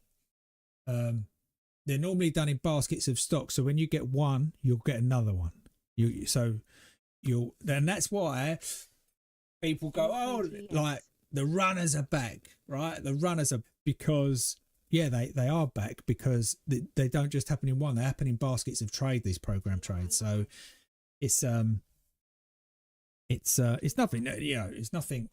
Program trades have been going on for years, and it is, you could probably Google it and find similar info. It's all part. Yeah, I think you got program trades, syndicate trades, all what goes on in the financial services industry. But it's nothing different, right, to what happens every single day and every single session. Really, it's a more of a consortium, if you like, or on a program trade, I guess. But in terms of, there's something at the low that it's just hard for us on the sidelines to know where that is. But I've got, you know,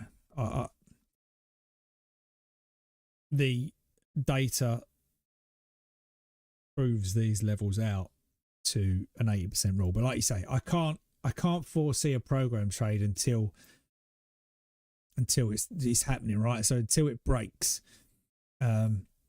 I can see liquidity pools holding all the way up, but until it actually busts, what are we putting? Right, so I've got to look at GRI, or maybe it wants me to look at it.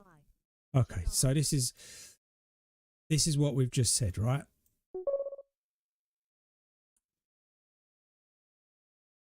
Sorry, Matt, I didn't answer your question, did I?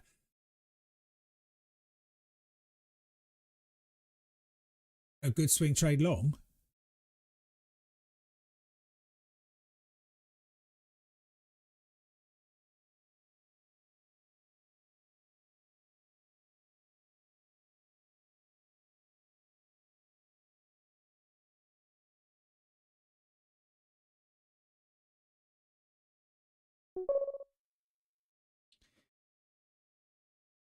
Let me put it this way.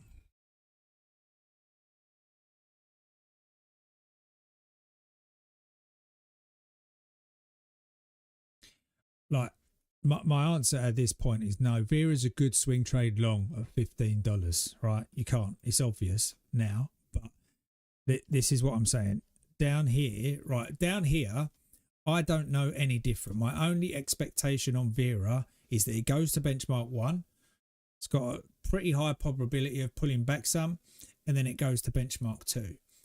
Small caps, okay, have a lesser of a pullback, or literally ignores completely a benchmark 1 on the way up.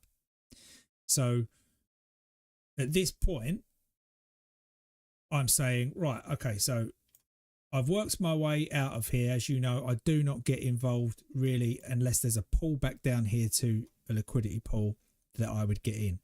I work my way out of this manipulation zone, or accumulation, whatever we want to call it. And do I acknowledge the 90% target? Yes, I do. Right? Do I acknowledge or pull some, you know, either above or pull back to whichever it is, the target 2? Yes, I do. Do I get to benchmark 1? Yes, I do. Okay, then the question is, well, if I'm working along this, all right, okay, yeah, I get you. Yeah, makes sense, obviously. If I'm looking at this, I'm like, okay, so from something that has recently happened on this trade, do we hold a liquidity pool?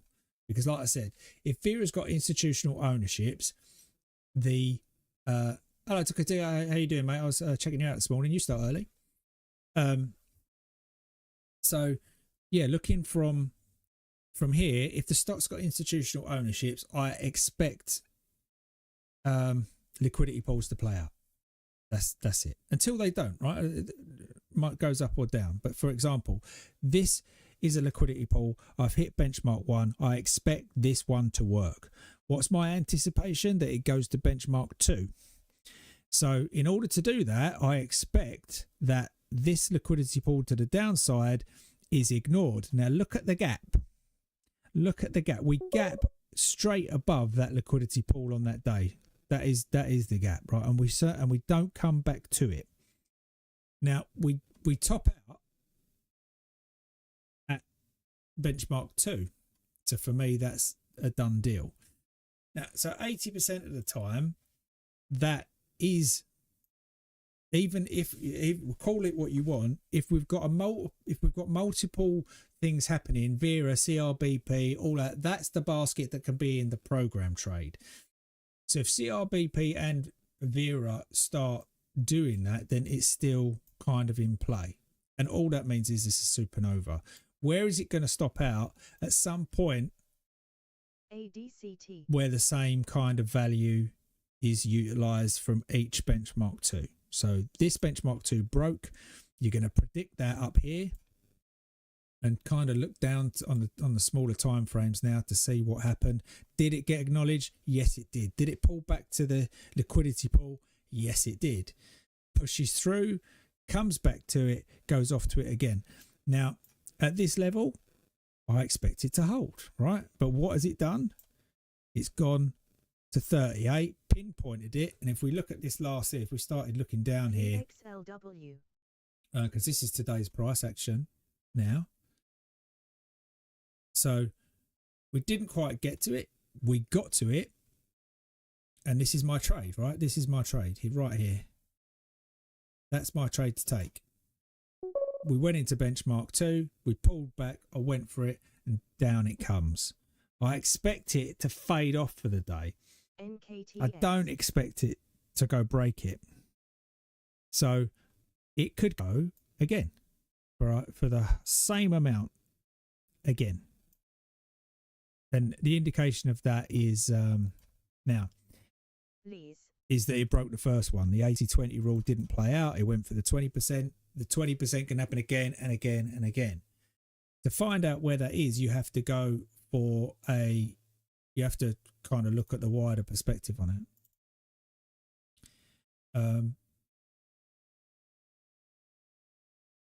How far do we have to go back to get that? Right.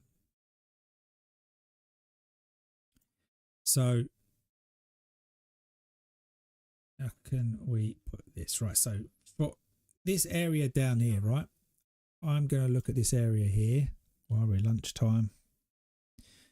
That area down there is of interest to me, as is kind of this area down here of interest to me, as is this area down here of interest to me. You'll notice they're all of a similar size and they push all of a similar size.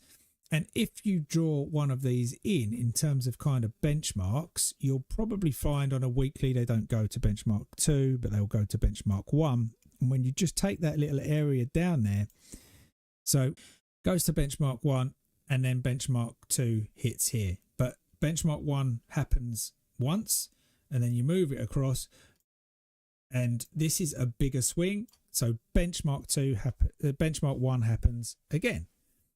So you keep kind of moving that across, and this is where your pumps are coming from until, oh my God, I'm scribbling all over the screen. So here we get to one right now. Look, this guy here is bigger. Okay. So what I'm looking for here is on the bigger time frame for this stock. Do we acknowledge the 90%? Yes, we do. Do we acknowledge the 80%? Yes, we do. Oh, we fly through the benchmark 1. Not like literally just like a small cap does, but we're on a weekly time frame now. We fly through that. Right now, I've got to bring this down because the scale's taking it off the charts. So we do it again. We're taking that little spread down there now even further because I'm not be able to draw it. Oh, I can take this off. So yeah, we work. And what's happened here? 1 second. EXLW. So we work 1, we work 2. I'm a little bit off here. There we go. So we work 1, we work 2. We fly through this benchmark. Ultimately, this stock can end up going to 47.49. Yeah, $50. Call it $50. GT Um, checks. Let's call it $50. Right. And we can come back. We could come back here, right? We could come back to that level to test the backside of it before we do in one of these swings. NKT. But then what I'd also do is kind of go, well, okay, if I'm taking that very low to cut, well, not the very high, I like the closes, right? I like the closes. If I take the very low to the closes of the visual ever low to the high of this stock, you'll notice it sits at 48. The manipulation zone on the weekly sits at 48. So that for me is where it is. So where are we in respect to that? So we're $10 away from where I think it could go. ABCT.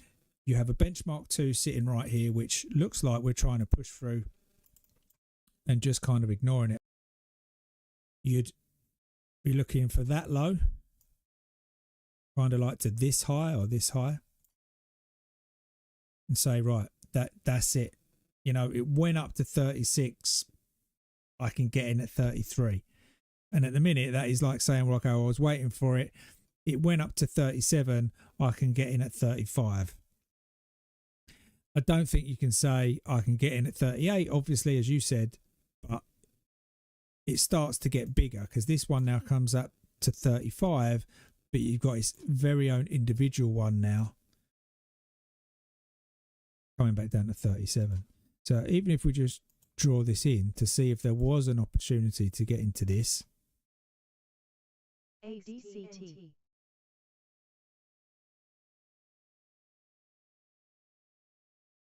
And this has not been tapped into, therefore we follow it up.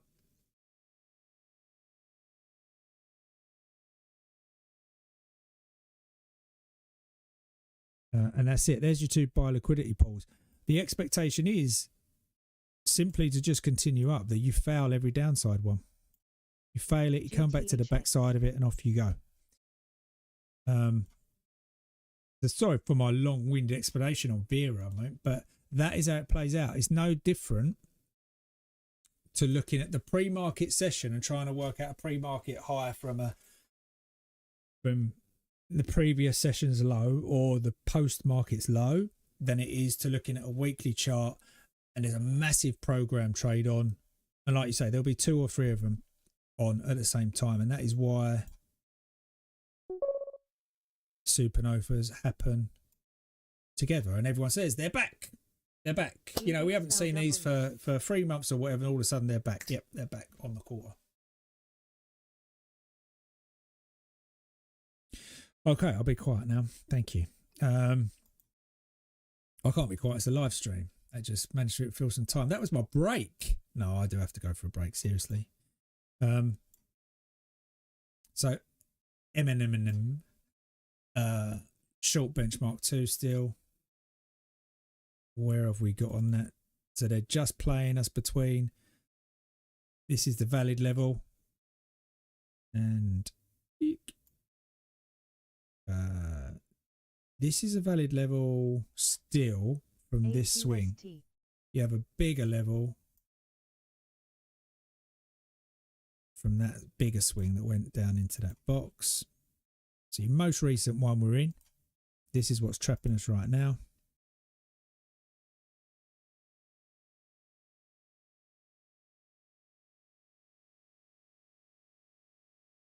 That is what is stopping you right now. And to the upside, easy little algos going. Look, there you are. There you are, you little algo. And this one. Up there. Your little algo. Yeah. So the most recent little algo one failed. Taking the low to the high, you're still good. This is the most recent, but you've used all 3 levels. But you can still get trapped. So that's it. That's where you are. There, so this guy up here is possible that you can bounce off this bigger level here. All the while these are being put in. You can bounce off this level and go straight to this big bad boy up here. And this was my reminder to take a look at my trading platform. If we did get up there, what have we got above? Nothing because we had a benchmark 2. So this is an 80% play, that benchmark 2 on a small cap stock that has run from $2.20 up to $7. That 80% chance that purse is done. And I don't call this a supernova. That to me is when I'm saying program trade, that's the 20% that normally fails at benchmark 2 when you're just looking on a day-to-day basis. There we are, trapped between 2 levels here on MINM. I can't say that rules on playing music, which I'm not. NRBO coming, same thing, same time of day, same thing, bigger level above, bigger level below that's just holding, still dragging it across. This will hold, this could push before it fades. GRI, been calling out all day long, but look, but that money is there, and that money is there, just makes me think, does it want it up there? Ultimately, it's going to be one or the other of those. It's just not worth playing it now. If we go up there, yes, I'll short and go try and get it from 4 to 250. If we come down here and we start curling out later on in the day, then I'd like to take it from 270 to 4. That'll be the play I take. But I do have to take a break. So I will be back later. I'm going to get a bathroom break and then I'll pop back. So now I will drop this down. Any preference on what I leave it on? Are you going for a little search around the other rooms, mate? Give yourself a break from my dulcet tones.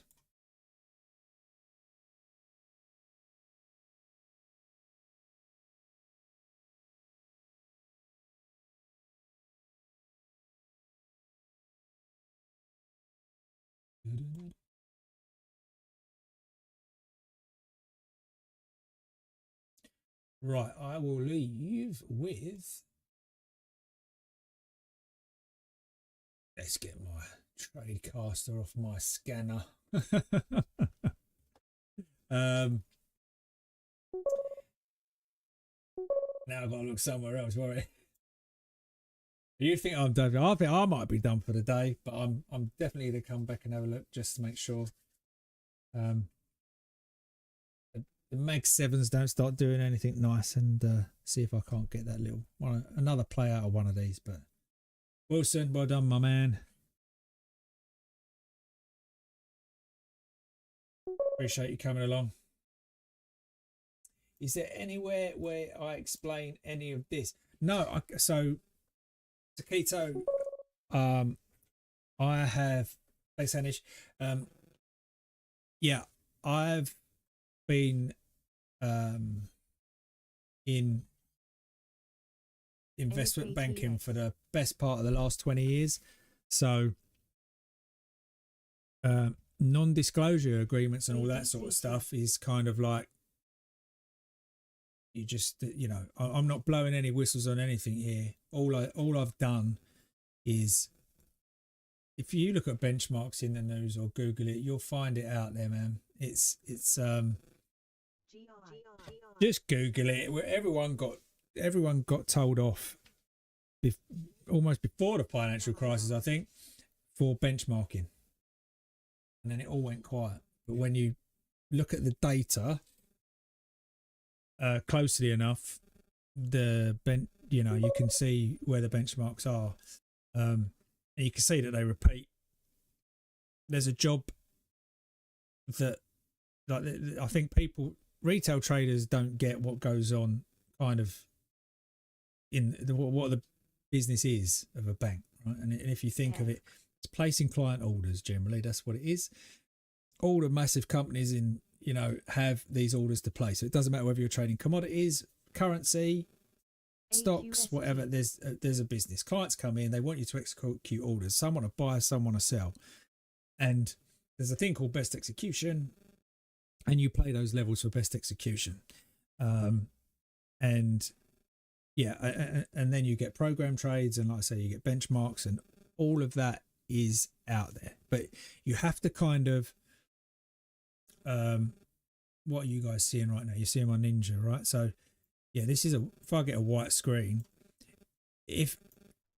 so I've just had a team of guys look for benchmarks, look for liquidity pools, and basically given them the data, right? Not to look at it visually. That was my target, was to get something visual out of it. If I say to a quant developer, go and code me something that works on every time frame, but time frames are not really there, right? It's just price movement, constant price movement. So go and look at constant price movement from open, high, low, close data.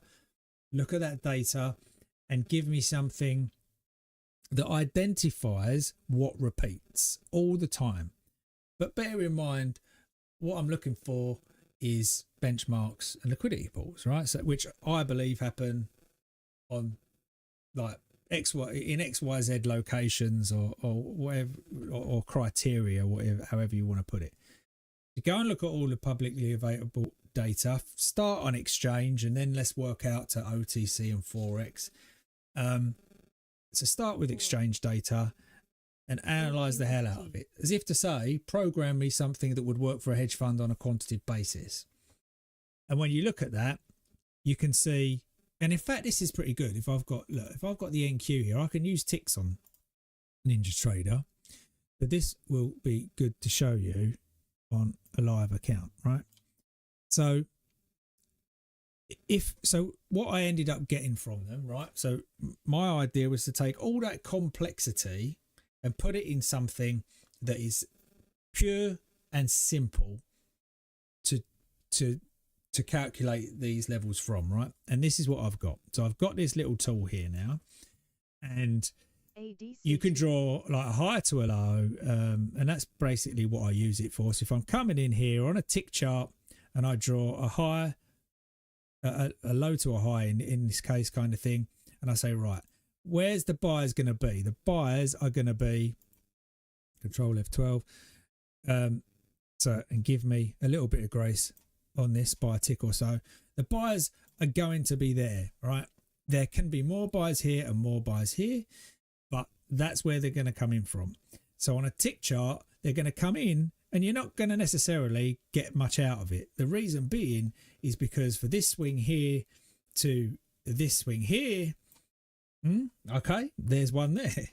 So you get me when I'm saying to them, if I've got an algorithm that I want to trade, I'm trading between these levels until something else happens. But the algorithm will go, yeah, I'm selling up here, I'm buying down there, I'm selling up there, I'm buying down there. Keeps happening until it doesn't keep happening and one of them breaks out. And then you're like, well, okay, what do I do now? So you're kind of saying to yourself, well, when does this sideways stuff kind of start to happen? Well, that's when the liquidity pools go out of, you don't look at liquidity pools, you're looking at benchmarks. And when you look at benchmarks and you take initial things that happen, you'll see this. If I change these colors now, you'll be able to see it a lot better if I turn it black, right? So now you're saying, well, okay, benchmarks happen and sideways action stops when I break out of this box, right? And we should acknowledge this level on the way down, this level on the way down, and finally we should get to here before we start accumulating again, right? So this is an accumulation. Now what happens at the top will probably happen at the bottom down here. So what happens at the top, what I will do as well is say, take that off. So I know I've got a box up there. I'm going to take that off. I'm going to bring this down to the low and see where the liquidity pool is. There's the liquidity pool. That's what I want to get short on. But first I want to know that I've broken out of accumulation and I'm going to start to distribute. So yes, I've broken out of accumulation. I'm going to start to distribute, but first I'm going to come back and get that price. Now I've come back and got that price, you're gone for the day, or gone for the session, or gone for the whatever it is, 10 minutes. This is a tick chart. So this was from 5 p.m. yesterday at 5:50. That was 5. So this is my time. So bear with me. This is 12:11 yesterday EST. This confirmation of the liquidity pool was at 12:15, and then it run all the way down here until.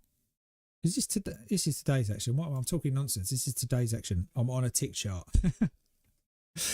So this is 12:10 today. This is 12:15 today, and then it put in a run on the NQ, the Nasdaq, the Qs, same thing. So now I've got to the end of that benchmark. This is the benchmark down here. I'm gonna start to work the lows, and I'll start to work those. And we've just done it. We're just doing it now. Look. So I've started to work the lows. We're still doing it now. So we start to work the lows. Where do I want to go to? So I can take this swing and pop that on there.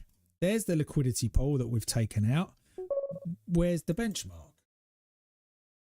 So here, so we haven't broken out of it yet. So there's no upside to do until we break out of this, what is accumulation down here.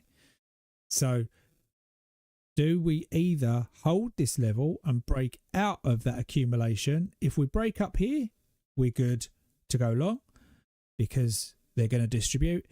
If not, we're going to sit in this level, and if we break down to the downside, that's it. We change our bias again, and we start following it down, right?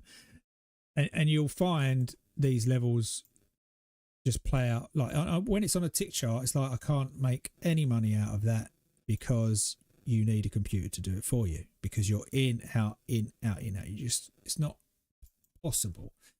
So when you go to I don't know, 30-minute chart. Oh, that's just changed.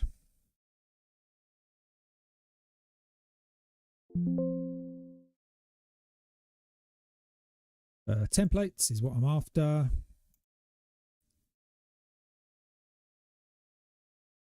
Default, right? Yeah. So when you go to a 30-minute chart, and this is what I'm kind of looking at this morning, you say, right, it works on 100 ticks on the Nasdaq. You can micro trade those if you've got a machine to do it for you. Or you can say, right, where's that low? There's that low there. I'm just going to take it from the low to the most recent high there. And I want to find out where the liquidity pool is. Now, there it is. Okay, so today you had an opportunity to buy the Nasdaq here, and you had an opportunity to buy it here. There's still another liquidity pool down there at 250 and one down here. They're 3 distinct levels.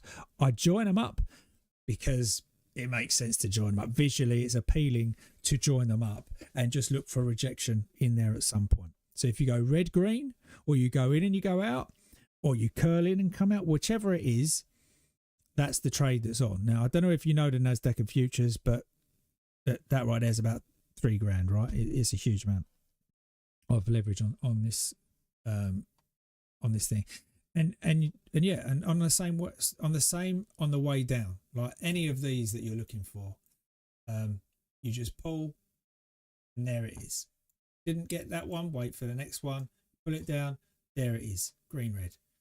Didn't get that one, pull it for the next one, there it is, green red. And this will continue to work all the work as a downtrend. Now sometimes they're going to get very aggressive. Actually, this one still works, but sometimes they're going to get very aggressive and you won't catch, which means, okay, they did not need that liquidity, and if they did not need that liquidity, the move's going to be more aggressive. And that's what you get here. They didn't come back to get that liquidity, so the push is massive. Now, you're playing that throughout into a benchmark, and a similar thing here. When you take that accumulation at the top, yeah, you break out, you go back, and you play the benchmark. Now that's the gap. That's the gap you trade. That's the bit you want to trade. That bit there. You take that one out. You hit the benchmark, you can push all the way into it, and then you start accumulating at the lows. And if I want to scare the crap out of you, then yeah, to if you want to see a visual of an algorithm and why we have such a hard time, I've kept it very simple. That's the simplest I can make benchmarks and liquidity pools. So let's say benchmarks, but they happen above and below, right? There we go. Benchmarks, but they happen above market and below market. They're always there, right? So all of this is going to get played, no matter what time frame you're on. It'll all get played. Now add in the liquidity pools, but the liquidity pools are there to the upside and to the downside. Okay, they're there to the upside and the downside. Now, what I'm not going to go into is this. Those trend lines that you get are predictive. Okay, you can predict those trend lines. In fact, the liquidity pools stacked make up the trend lines, so that's in the data as well. You can have that. The timing of momentum is also comes in, which is why you hear money flow on my charts. That will be at a specific time at a specific liquidity pool, and that comes in as well. So when you look at it like that, and then you say, right, what else happens to stop my trade visually? From a code basis, what else stops? Yeah, so if I get into a trade long, what else can stop it? Other than a benchmark, other than a trend line, and other than a liquidity pool. And the answer to that is, and I haven't given them a name, but is this. Okay? It's that. So ultimately, these are all the levels that you are fighting when you are trading. That's why there's always a blocker. There's always something in the way of your trade, unless you know which gap to play. So even if you're in at this low and you're saying, right, like for instance, can I do this? So the backside of this line on the way down, now you're waiting for a liquidity pool, but that's fine. But you're going to track this, and it's going to stop you every time you hit it before you get there. So, and it's fine if you're short, right? Because it's stopping, and you're just like, okay. But mentally, each one of them stops on the back of that line is giving you a problem. And it's also isn't a coincidence that if you take that off and plot this bad boy on and draw a line on this bad boy vertically, I don't want to draw all them here vertically, it's not a coincidence that this is where you stop. This is where you turn around on this line, on this vertical line. Predicted from this low to that high. So predicted at 4:30 is that at 7 a.m. you will hit a liquidity pool, which you can see by clicking this here. You'll hit that liquidity pool, and then you will create a bounce off and above the trend line, which will work again before you work.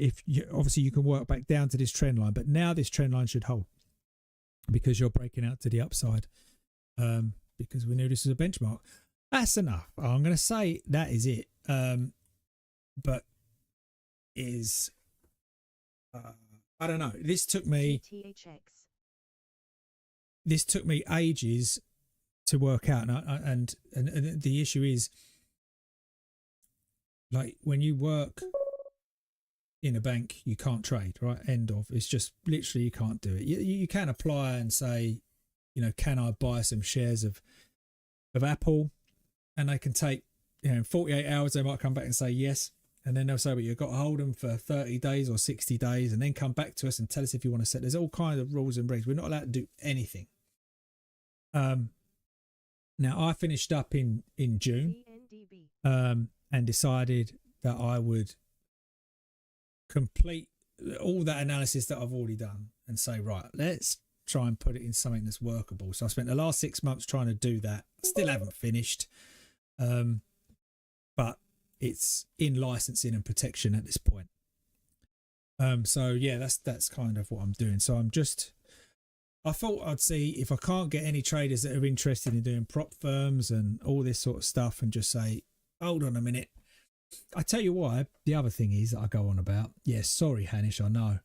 Um, if you look at if you kind of investigate the participants in the Nasdaq, for example, right? So the participants and the money that's in the Nasdaq, and people would say, oh, the big boys have got involved and all this. And by big boys, they just mean smart money, whatever you want to call it. Hedge funds, banks, everybody, investment managers.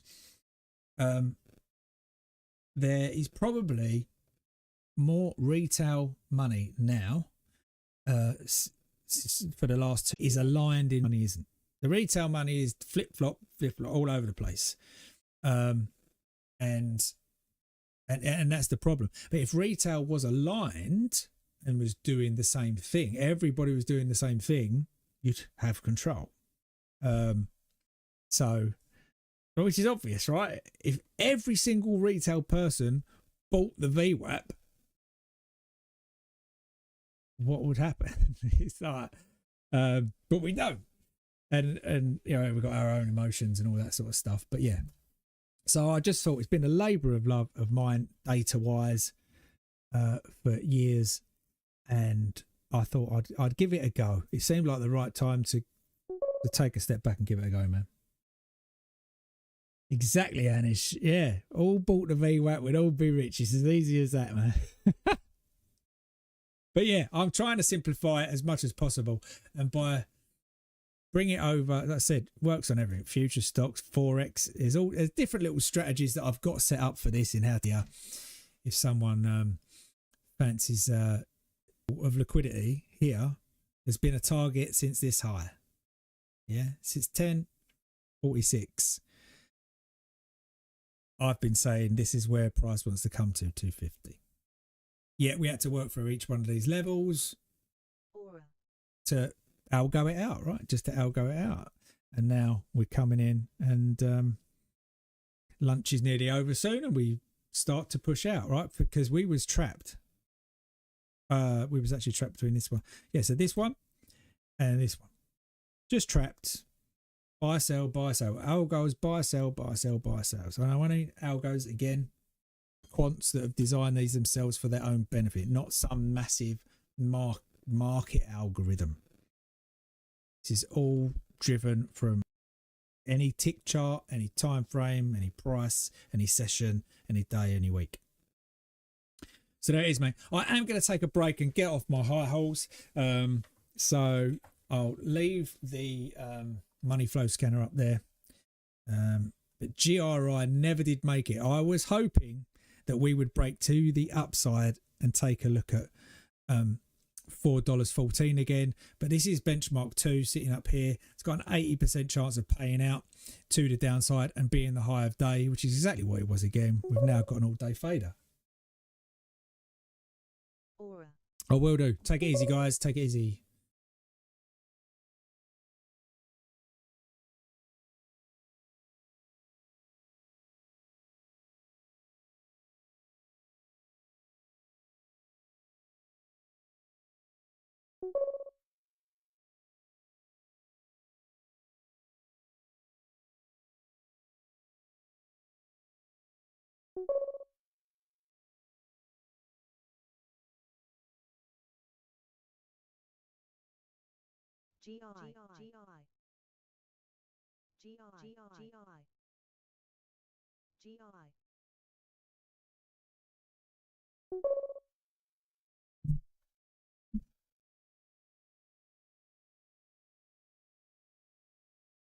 Wilson, thank you, my man.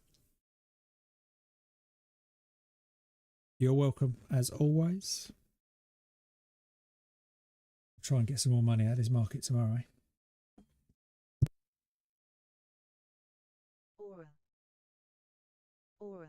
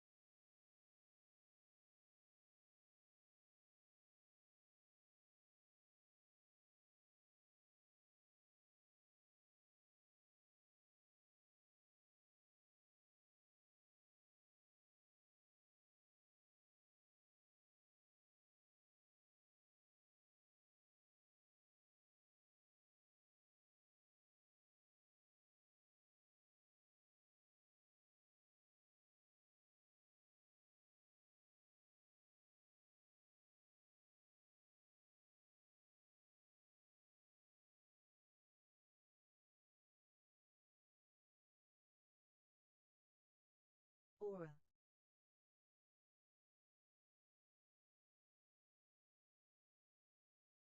Aura.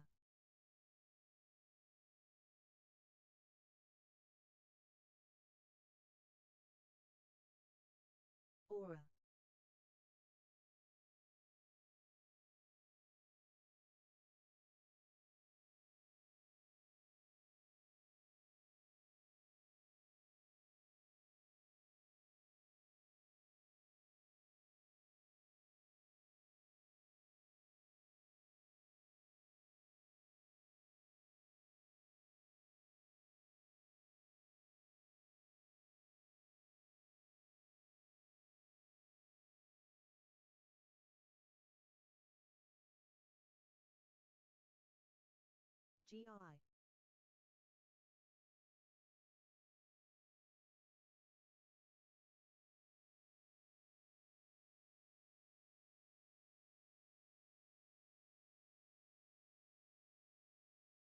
FLWS.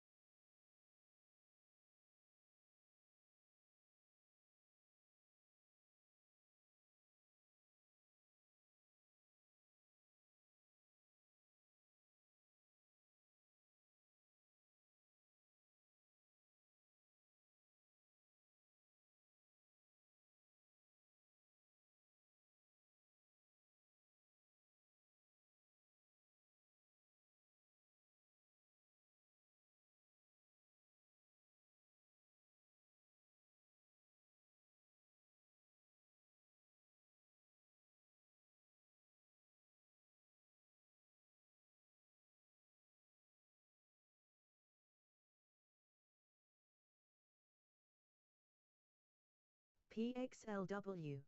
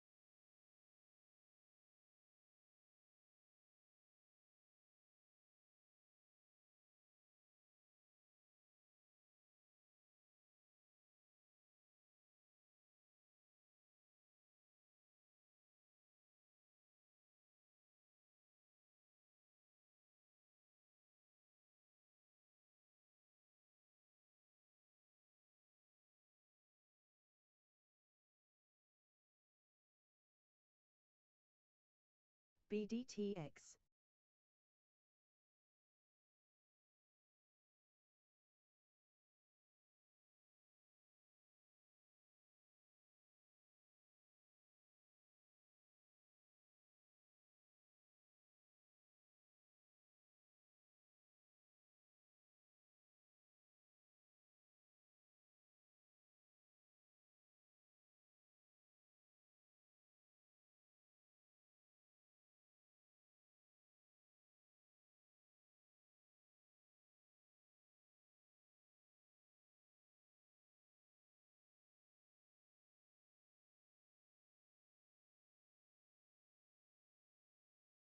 PXLW.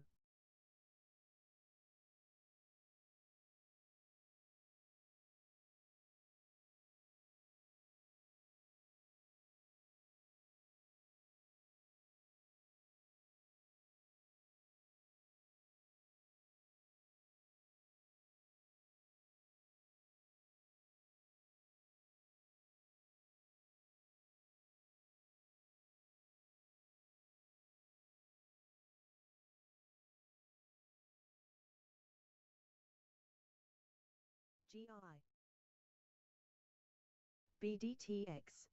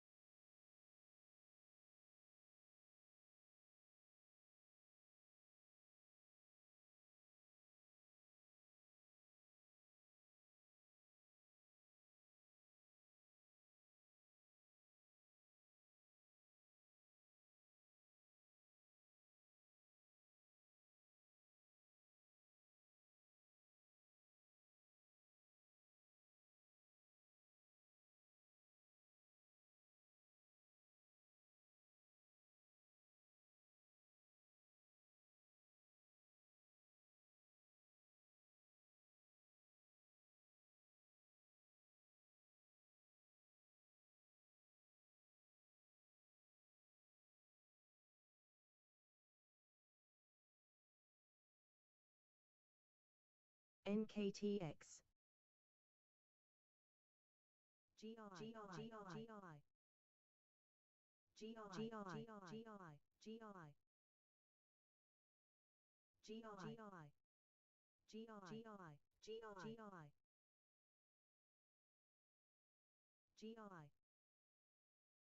GI.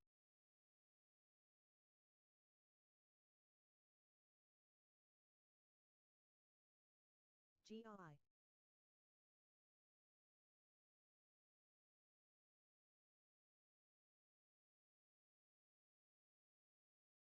GI.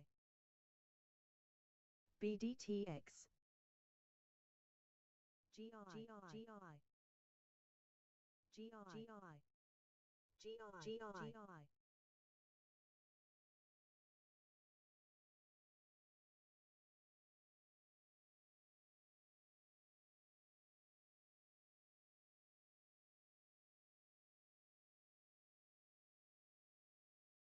AQSTs.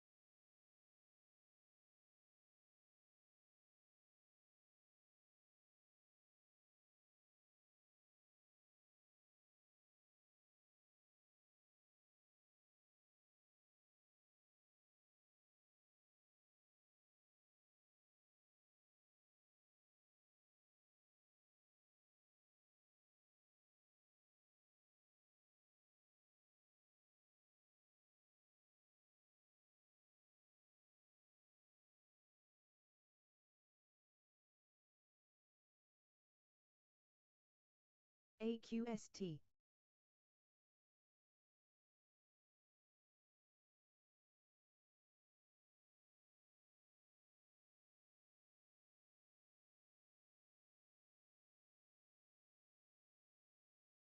Dal.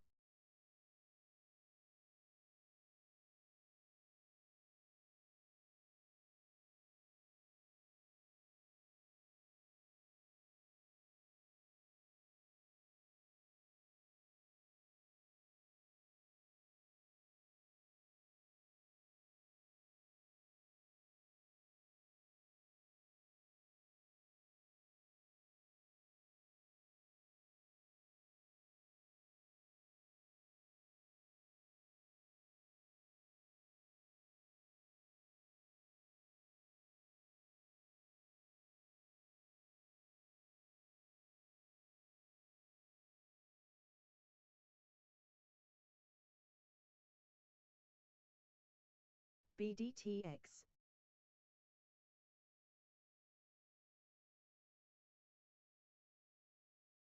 GTHX.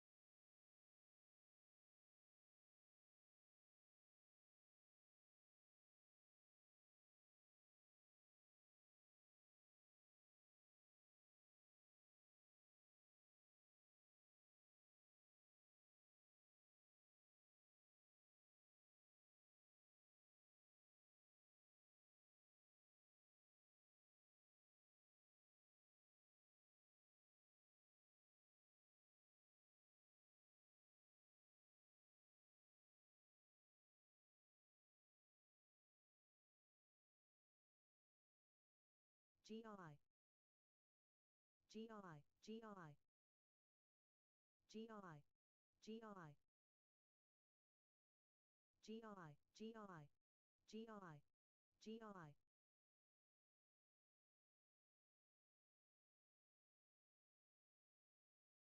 PXLW. GI.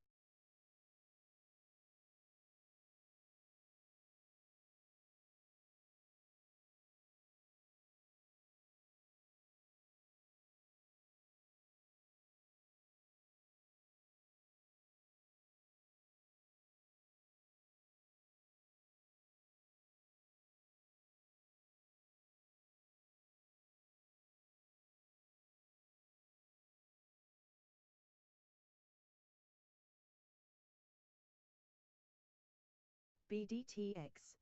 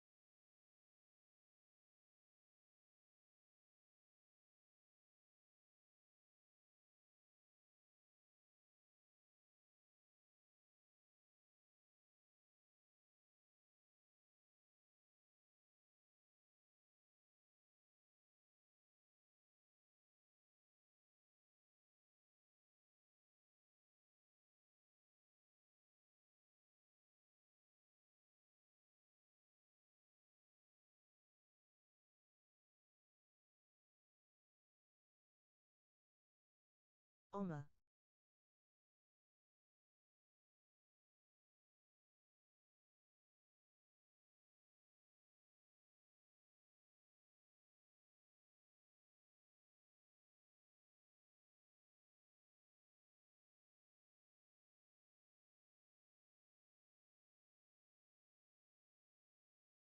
PXLW.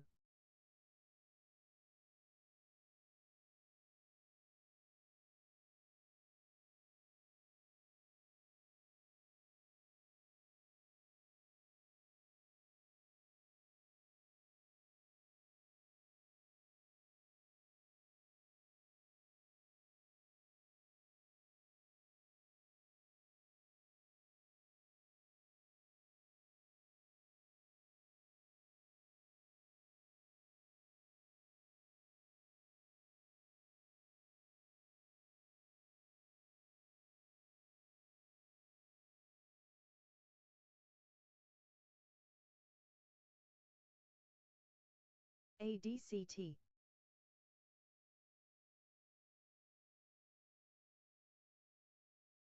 GI.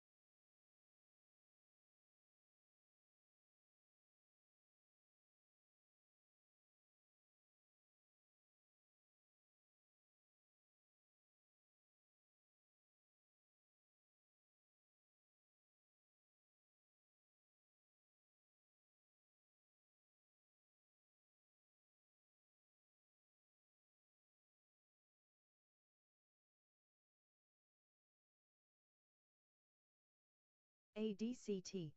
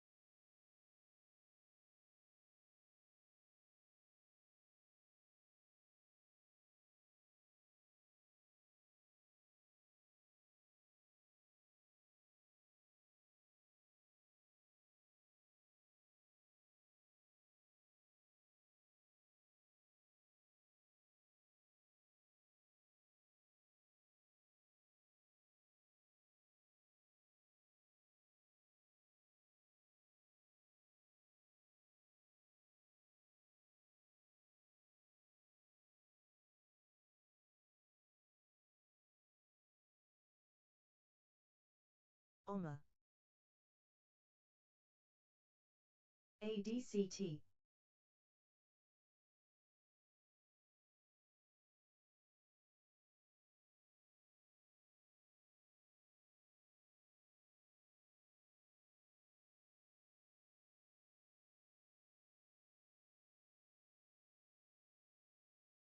ADCT,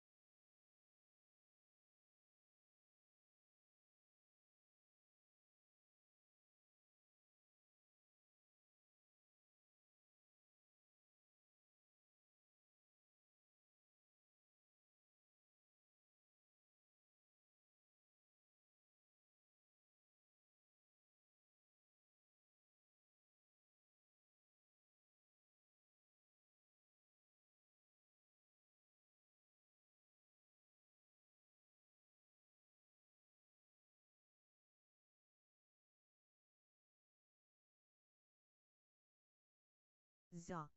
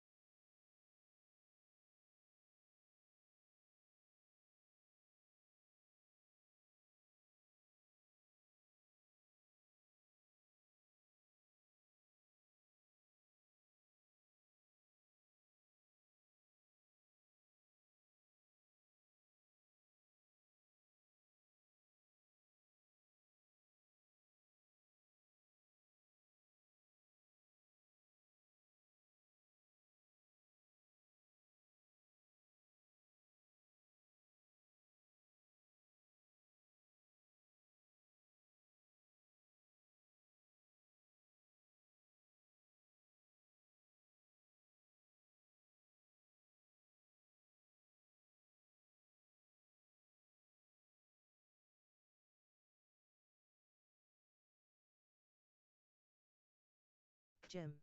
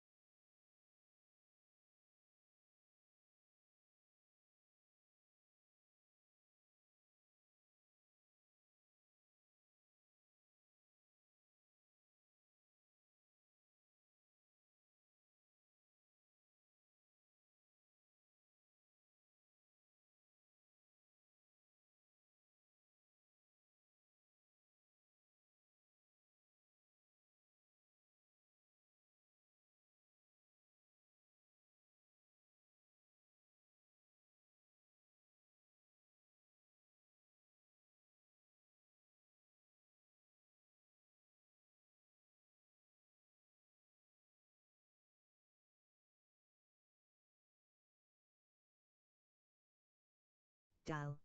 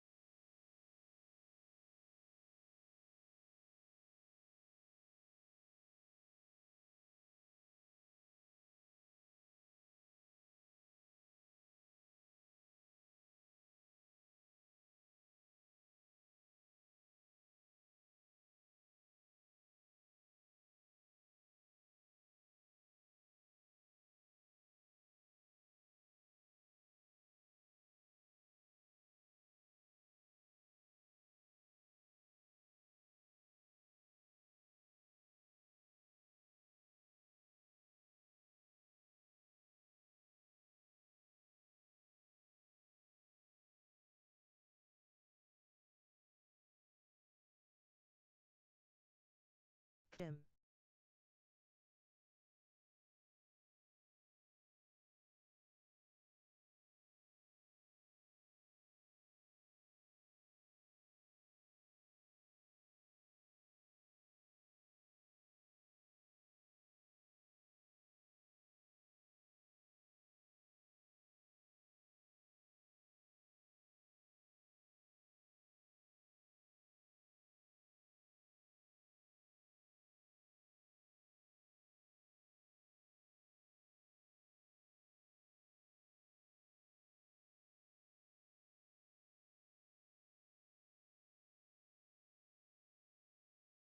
GI.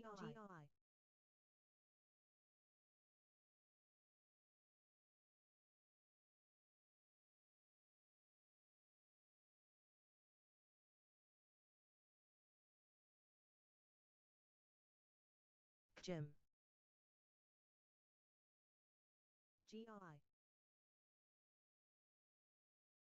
BRTX. BRTX.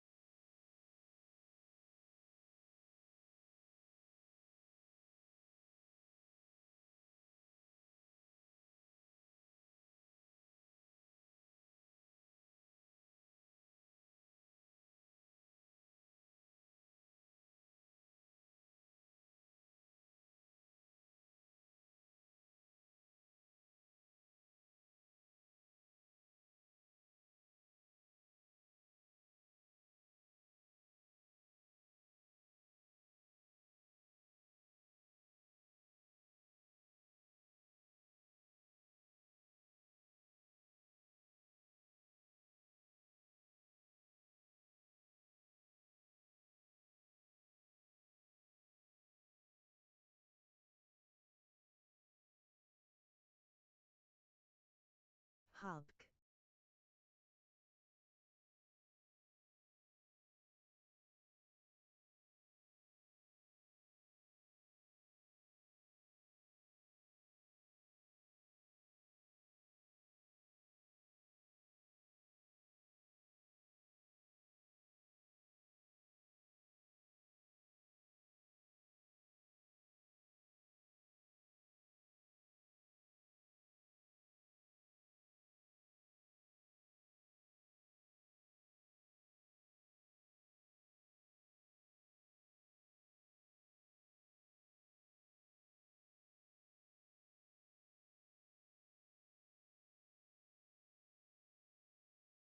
GI. GI. GI. GI. GI. GI. GI. GI. GI.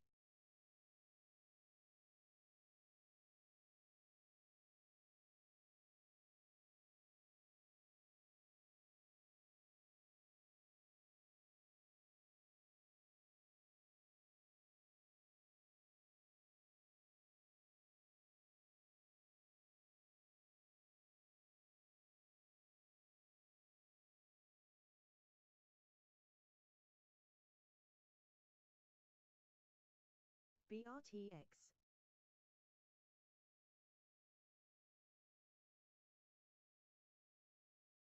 BRTX.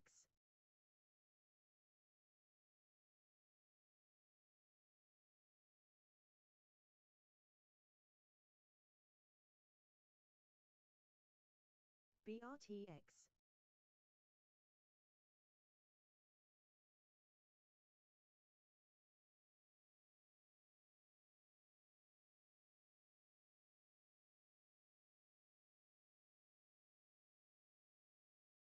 BRTX.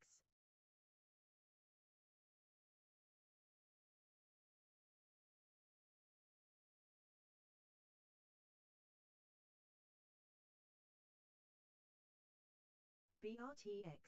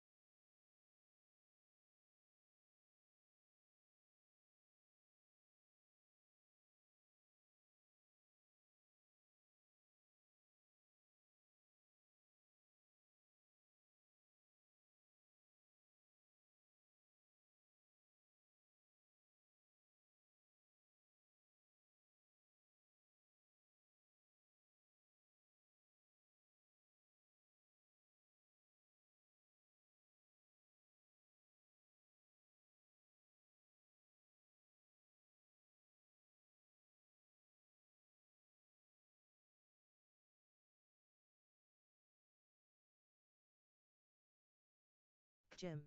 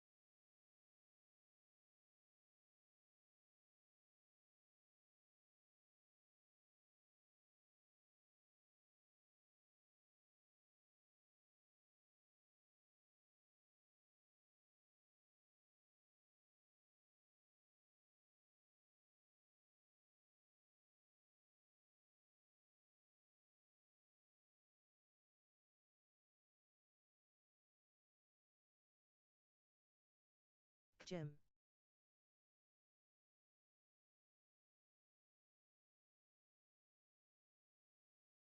D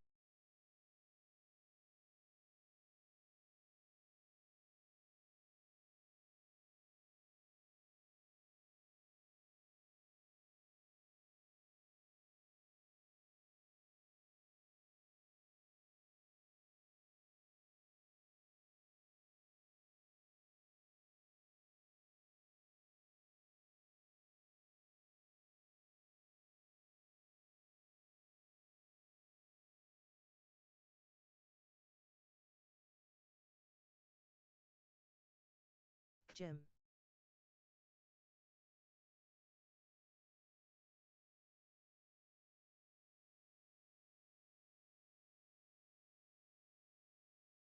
ACHL.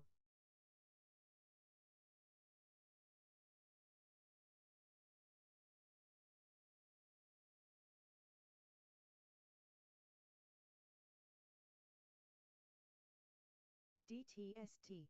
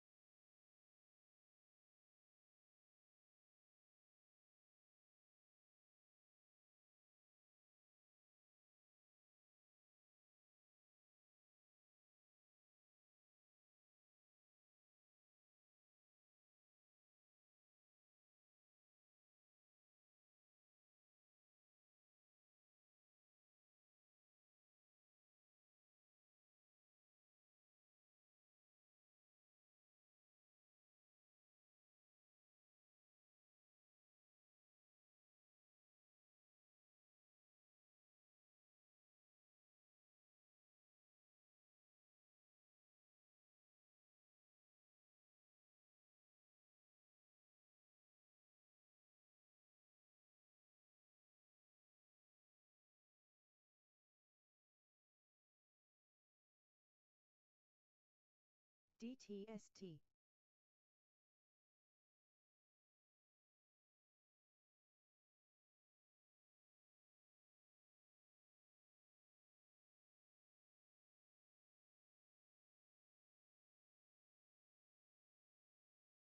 ACHL.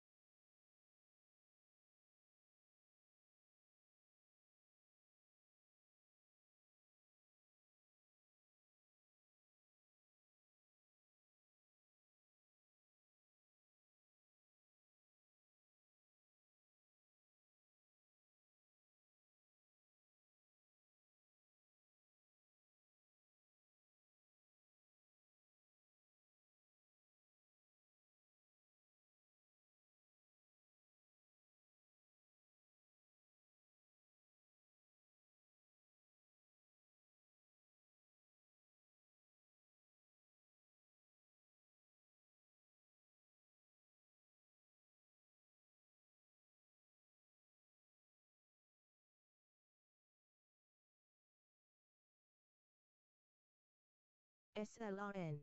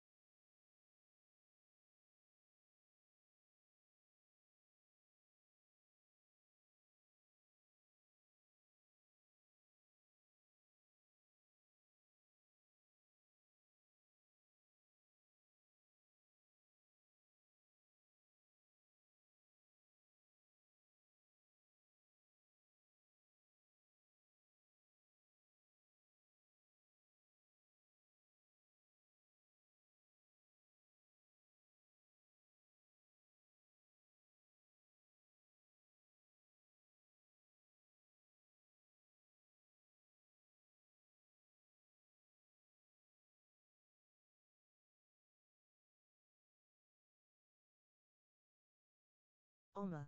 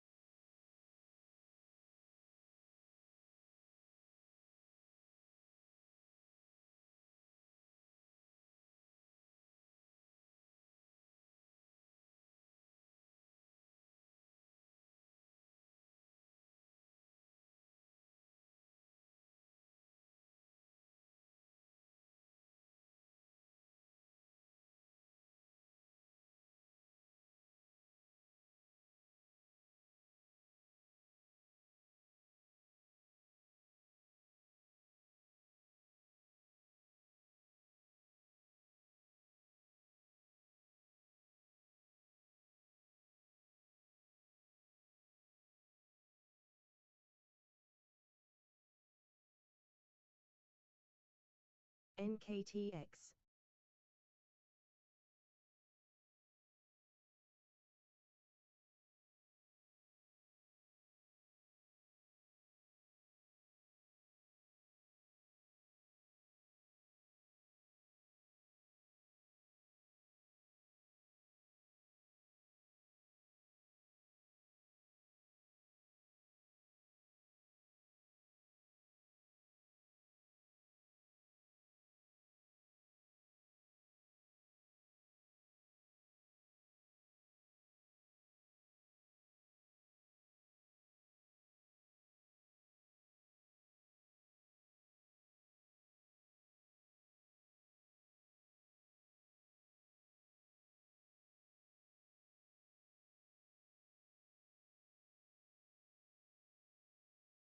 NKTX.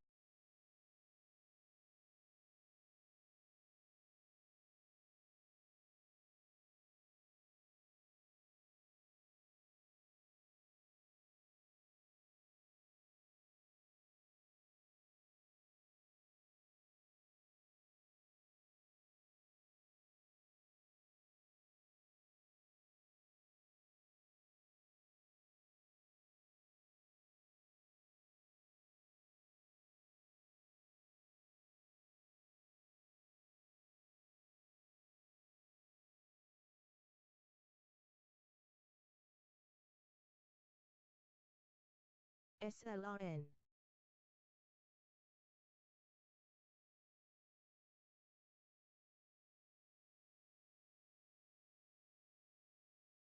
GI.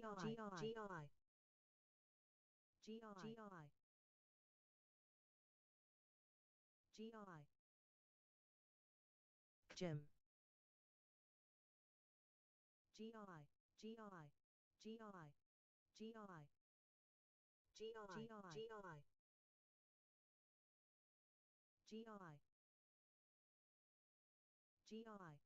GI, GI, GI,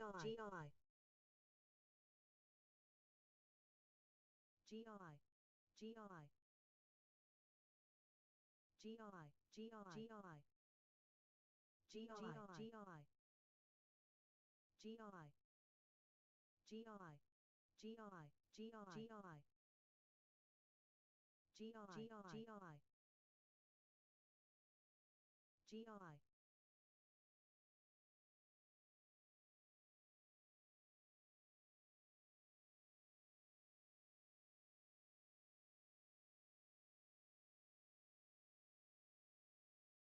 NKTX,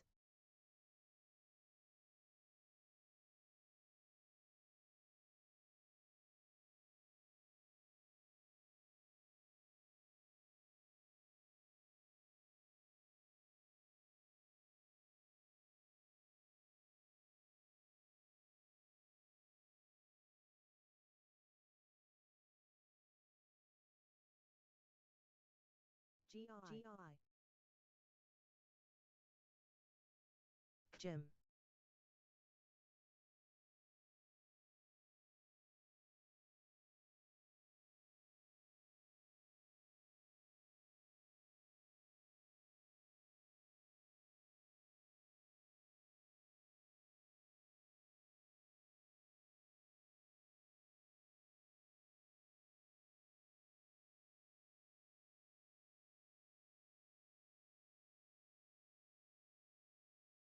Fime,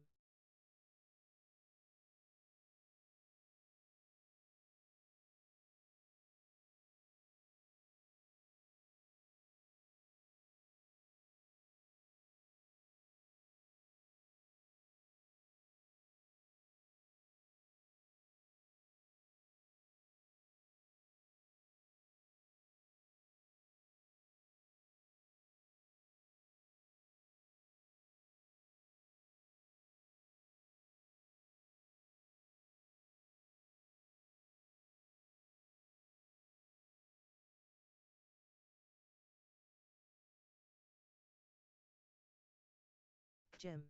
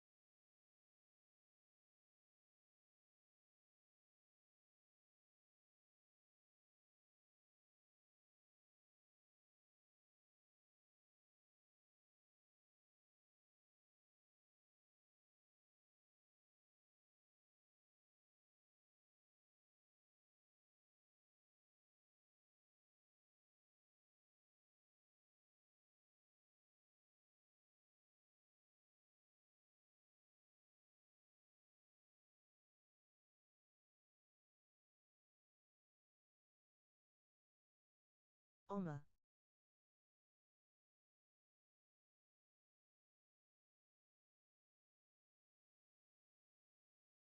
NKTX, Jim,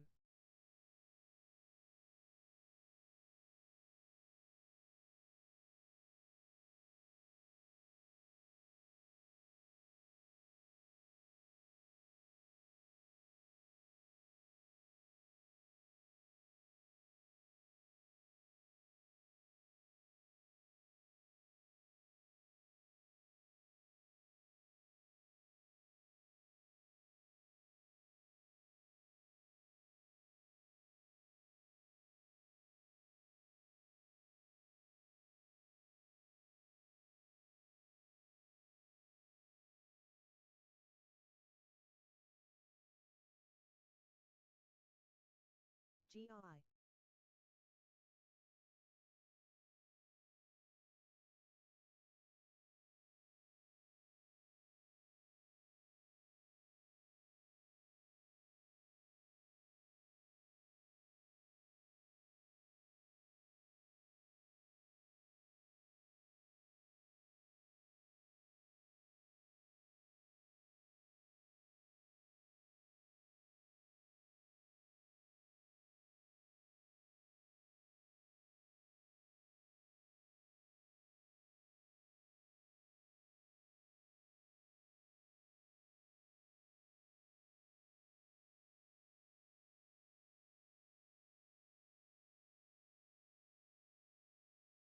AHG. OMA.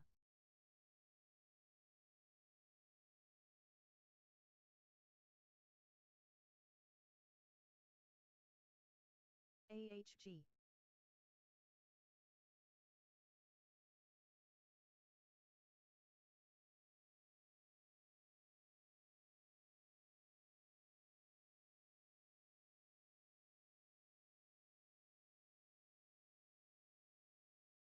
I.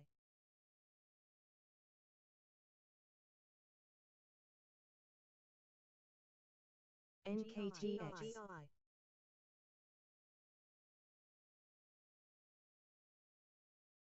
GI. GI.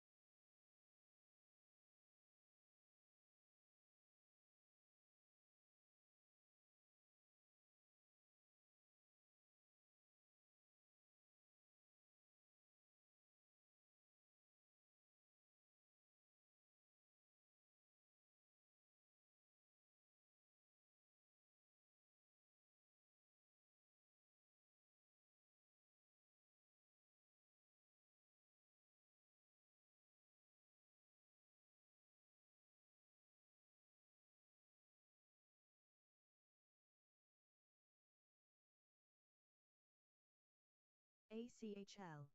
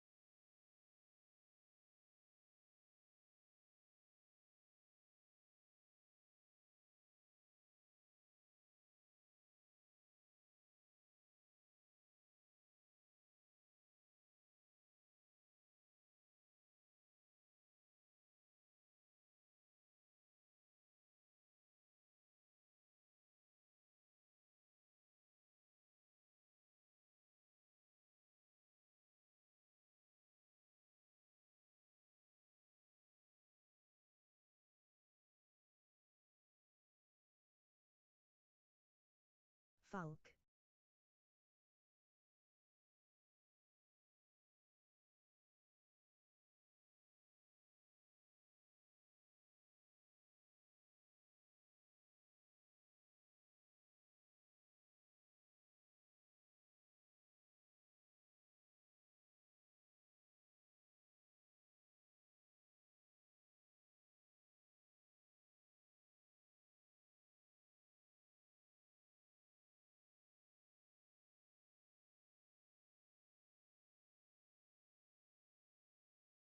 Jim.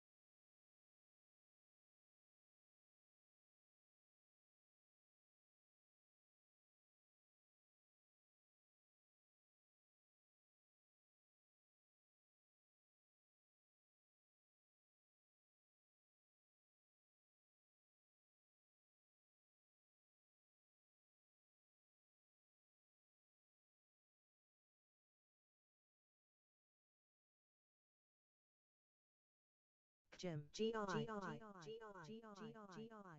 G-I. G-I. G-I. G-I. G-I. G-I. G-I. G-I. G-I. G-I. G-I.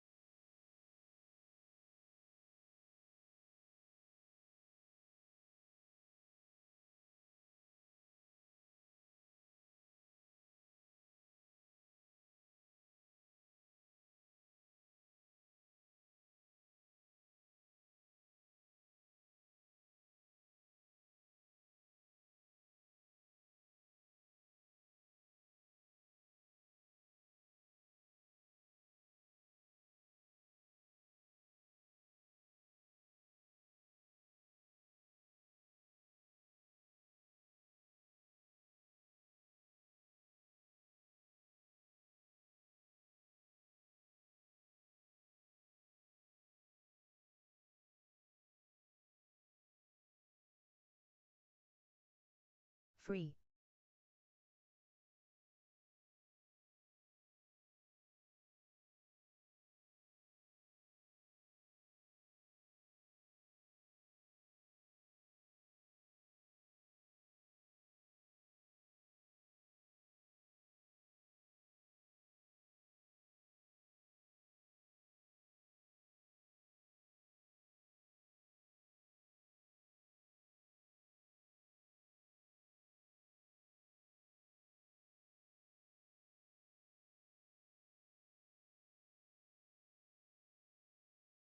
Jim.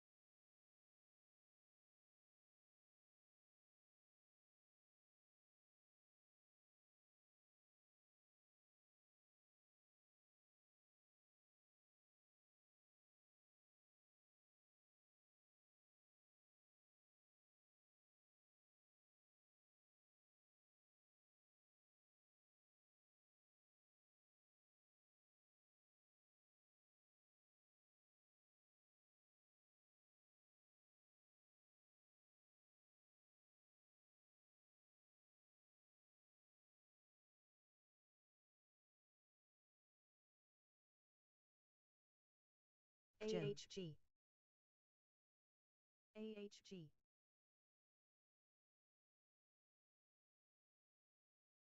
AHG.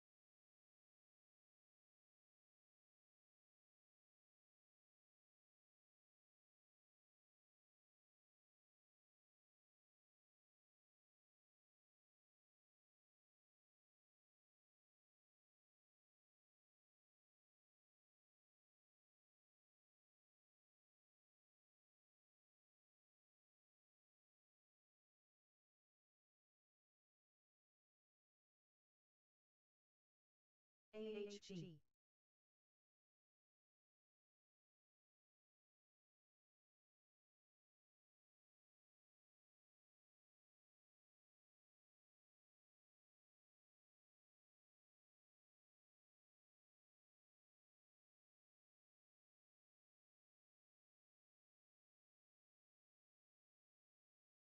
AHG.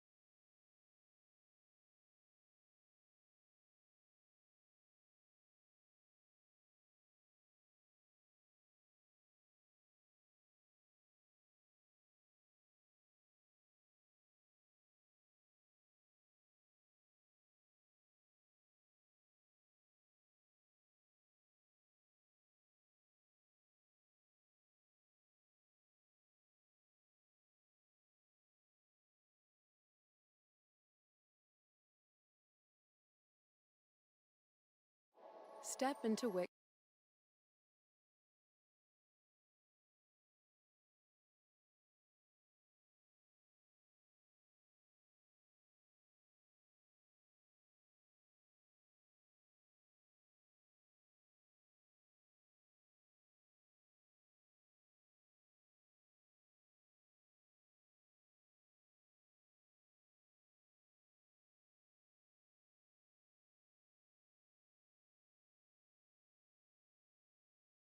Captain.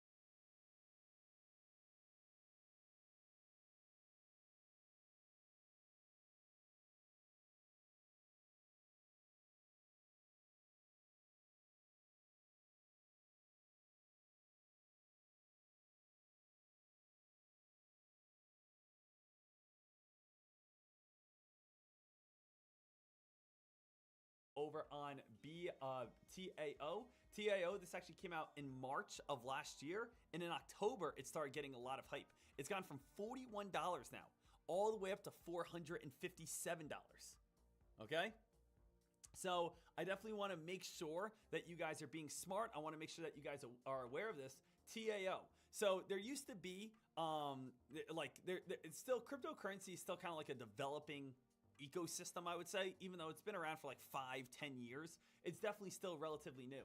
There's all these new things that are always popping on up here. There's proof of work, proof of concept, and now TAO is basically the first ever its kind called proof of intelligence. So right here, TAO is kind of riding a little bit of the hype train, definitely could turn into something, but this is probably right now the most profitable cryptocurrency out there.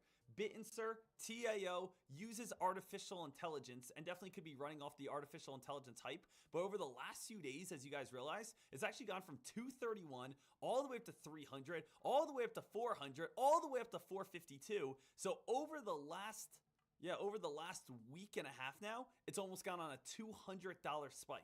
Pretty nuts to be able to see, guys, over the last week and a half. Almost a $200 spike over on TAO.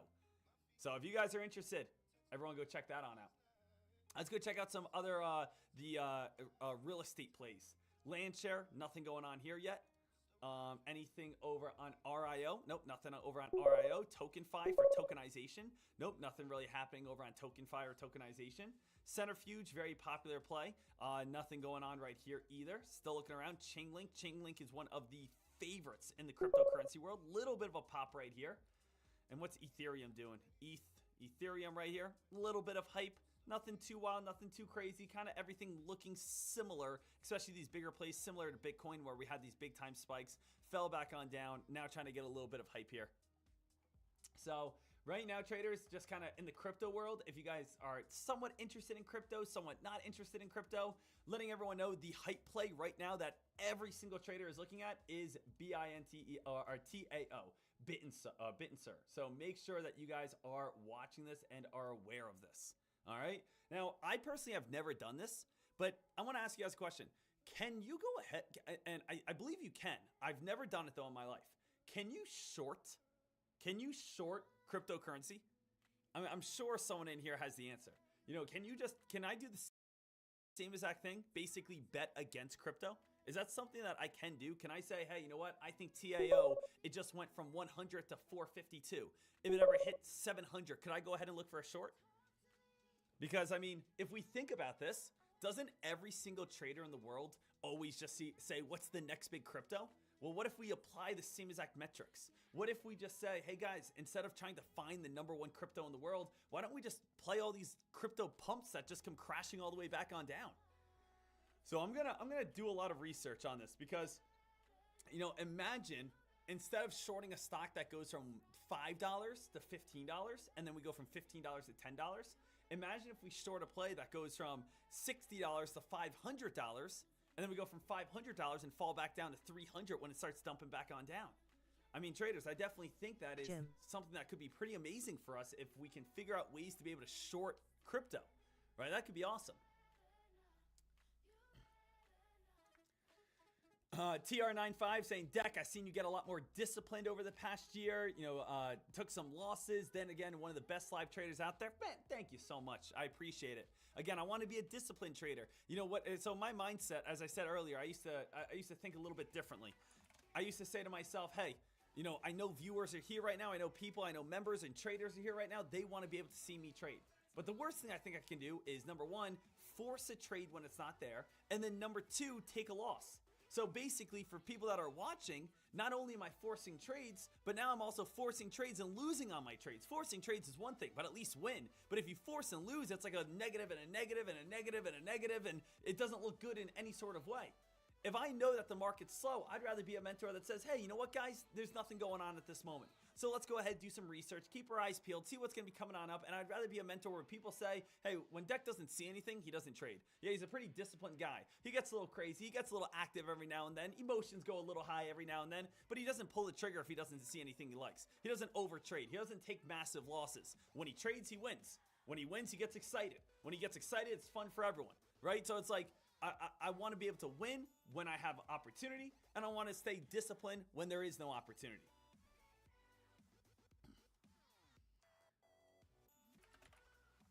Now the big thing, I want to see this real quick. If we could ever short penny stocks here, or not penny stocks, if we can short cryptocurrency, you can use like crazy margin in in crypto on a website called MEXC. So everyone tune in on this real quick, and let's just listen to this here for a moment. Listen to this here for a moment, and then let's try to apply this to penny stock trading. Let's see what this is real quick. Hold on. There are two buttons that are going to determine whether or not you lose all your money or not, okay? And this is the one button that you need to make sure you click. If you go onto futures trading, click isolated, please, okay?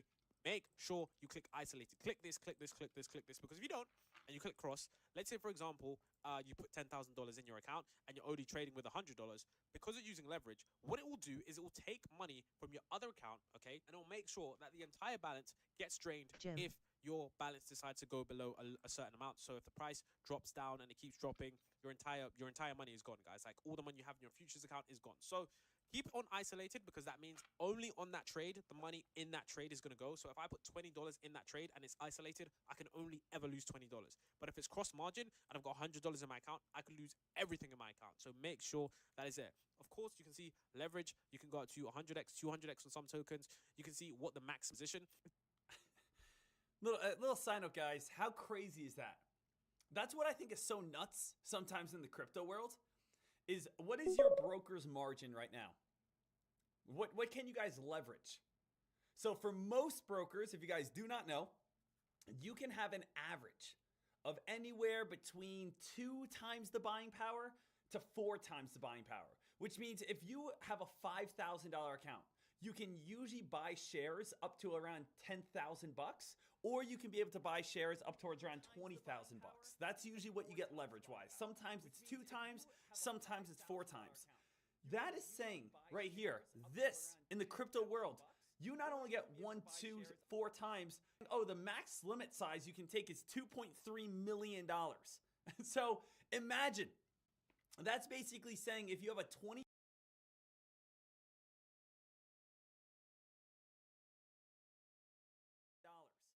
So imagine, that's basically saying if you have a 20.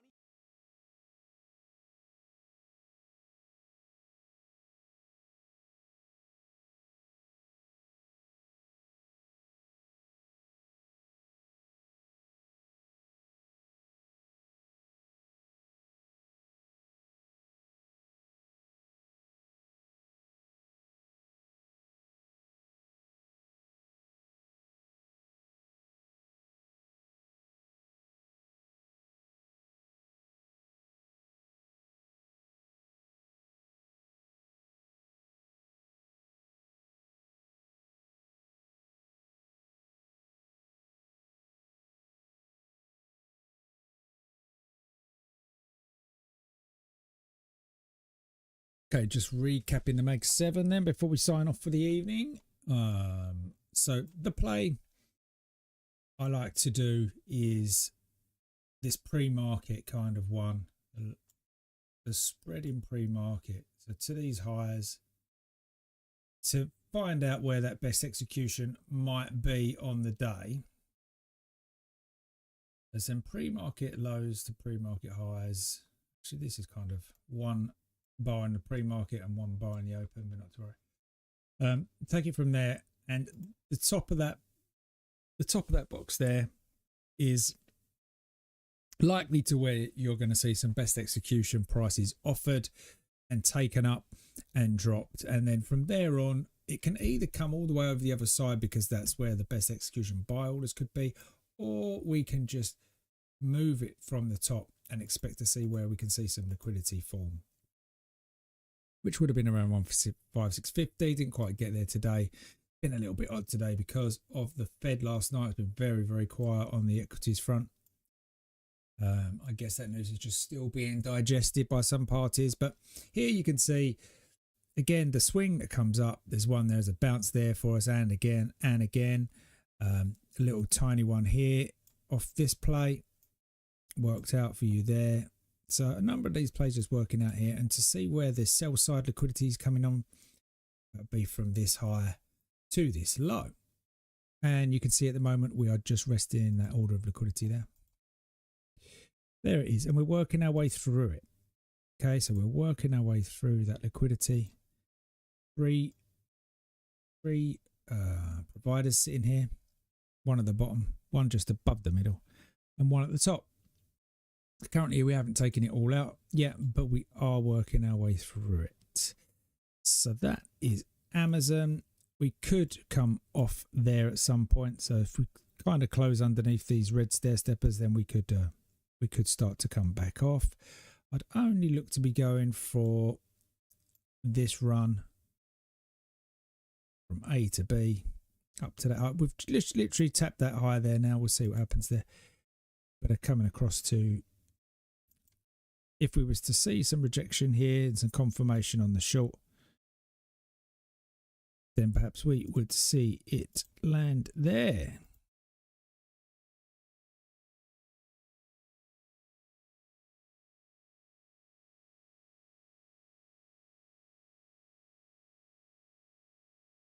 So that's where I have Amazon at the moment. Let's see where they pay. If I was doing benchmarks on Amazon, I'd have to look down to this level here. Benchmark above. Okay, so if we work our way through, I've got a benchmark above, which may align with double top back there, but I don't look left for that reason. If we peak in here and start to reject, then that's the reason, because we were working levels down here addicted to the upside. So that's Amazon for you. AMD's been on a nice trend today. Hey.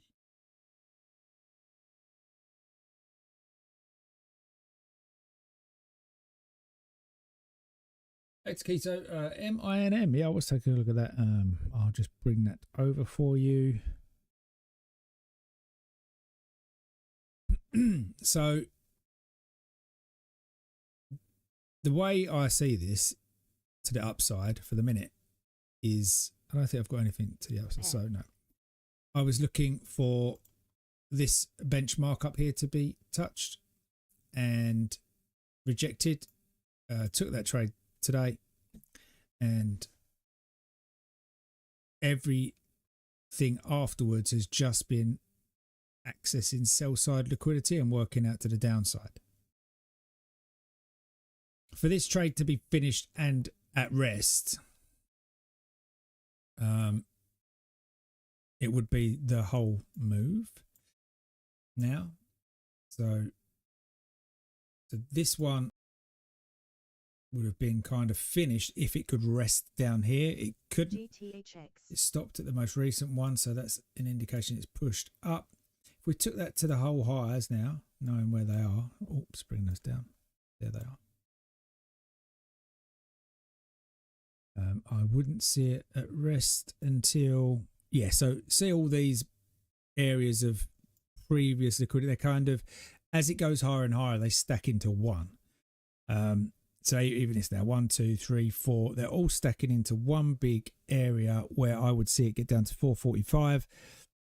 328. It can work down there, accumulate down there, do anything, but that comes off my watch list at that point. That's kind of, the trade is over unless it appears on the scanners again, because it held this level. But at that point, I'd have to pull new benchmarks because this phase is over. It's complete. So from the downside, so to the downside,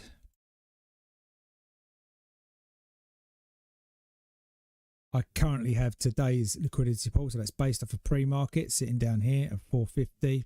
This box here, this was the benchmark. It's kind of been played now. It could rest off the back of it, right? It can rest off the back of it if it's going to go for another complete, like, crazy run. It can rest off the back of that benchmark.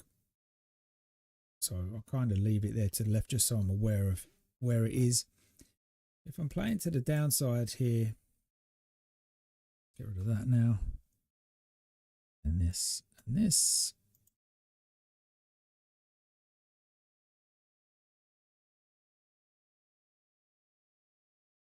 I don't see much upside if that's what you're asking. I'm thinking I'm just playing liquidity pools to the downside. There's a huge run up. What am I doing there?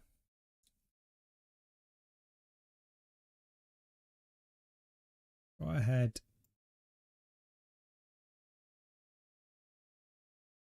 so this kind of says 322 to 250, which is where that's where that's going to align. So we've just gone sideways out of that manipulation zone. We've hit target 1. Target 2 is down at 462. Have we worked that yet? I think we've worked that. Zoom out a bit.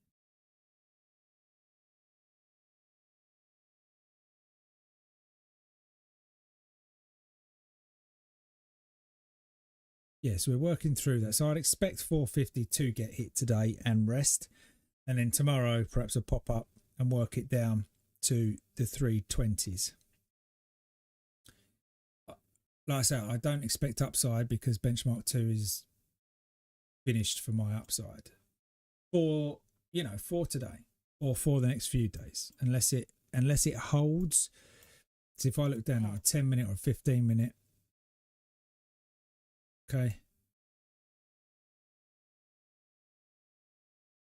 So what I see here today and yesterday is similar to this move here, where I see where we're at the moment is kind of that first kind of resting period. We could come over tomorrow and roll over that. There might be a push up, but it's kind of a dead cat bounce at that point. So this is a benchmark 2. Then I see that player's over. So I don't know this sort of resolution if I can draw that, but it'd be about there. So yeah, it spiked above, but yes, the same here. We can use that backside of that benchmark for a bit, but ultimately it's kind of a dead cat bounce and it will just roll over and go back to where it came from. Pack. So here, because this move was so aggressive, yeah. So that's what I mean by at rest.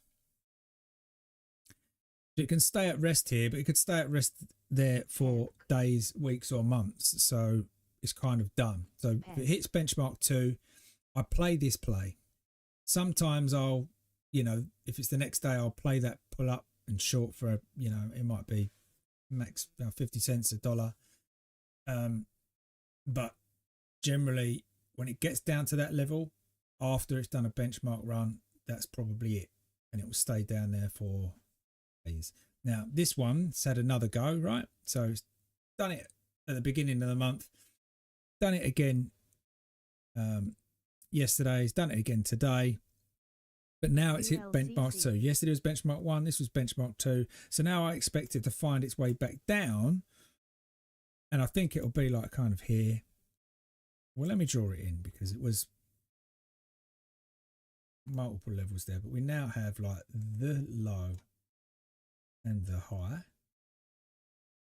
And at rest for it would really be, it's all those liquidity pools that kind of didn't get fully fulfilled kind of here. This one did, these two didn't.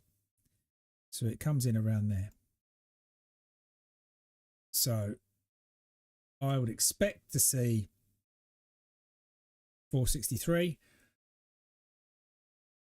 but I wouldn't. But if I was coming in tomorrow and it's still where it is now, I would pull that level down and bring it across. So it's almost exactly the liquidity pool that didn't get hit because we rejected off so hard. Didn't need to go and get it. So it may come and get it tomorrow. But again, still feel like that's a dead cat bounce because of benchmark 2. So that's what I'm seeing. You could have this level hold for it at the minute. Like I say, I know them levels are there.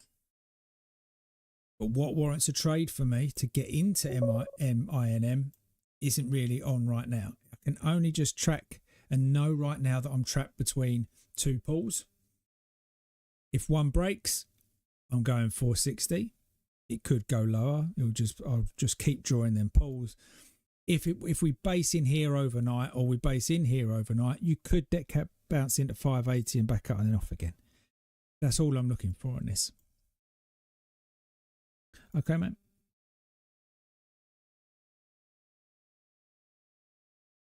So AMD, I was looking at AMD quickly. So AMD had its liquidity pools again, like pretty much Pack. the others. It's not doing a lot since the Fed speech. You've just gone sideways. The only thing you would have probably had as a play out of that, I'm not convinced, is the pre-market high to the pre-market kind of low, and then they went for best execution price on buys on AMD, which are down at these lows. So that really would have been the only play. And if you did feel like that was holding a base, then you could take the next liquidity pool up by taking the lows and holding that pool, and you could long that one as well. But that's all I really see. I just think we need to get into up there to 172.73 or down here to 164.62, and then we can look for a sell up there or a buy down here. Google, what do we got? Same, and it's doing nothing. This would have just been so that order block's negated now because we worked all three levels, so it's literally negated as of this point here. But it works its way through it a little bit more, and then I would do the same on Google. I would be taking its pre-market low to its pre-market high, and then you're going to find that Google has executed both the buy side best execution, the sell side best execution, and that's all it's done. So literally they've just done their core business today. From almost like, we've got some orders to place on the buy side, we've got some orders to place on the sell side, and that's it, job done. Nothing else to do today in terms of trend trades, program trades, nothing else to do. You haven't got, if you're outweighted buys to sells, you can do best execution, and then the rest of the day can go trend if you're outweighted one side or the other. So that's what it is. And if you look at Google now, even if you went and took the lows from the close yesterday to the highs, you can see that best execution lined up with a liquidity pool, which makes it even more tasty to take. Meta has hit its liquidity pool all the way through, worked all the way up to the upside, and double topped in there. So again, if you're looking for that short confirmation, it's that high to that low, and you wait for it to come back and this to hold, and then you can short into it, because this is a high probability area of sell side liquidity, meaning, and I say it the wrong way around, buys and sell side, it's just easier to understand that the market has a chance of selling off from here, even though it might be buy side liquidity. You understand? So yeah, I just call it sell side because it's easy to understand that if this box is red, I'm expecting it to sell off, as opposed to confusing anyone. And same here, that was the last one that kind of worked. So you're pulling your A to your B down there just purely on that swing, and we're in a liquidity pool, in the overall liquidity pool right now. So again, potential trade in there to take. So that's Meta. If that comes off, so the last one that held, yeah, we held that one, right? How deep? Okay, so this one isn't finished yet, so you can come back there. So if I'm looking for targets, rather than be targeting the ultimate low in the first instance, I would be aware that only one really, you can call it two just because it didn't bounce straight off the top, but really you know, we dipped into this twice. There's still more liquidity in there that they could take. So if I'm selling here at 397, I'd be targeting kind of the middle of this range, 392 in the first instance. Then I'd look for another pullback and then a short down. Microsoft.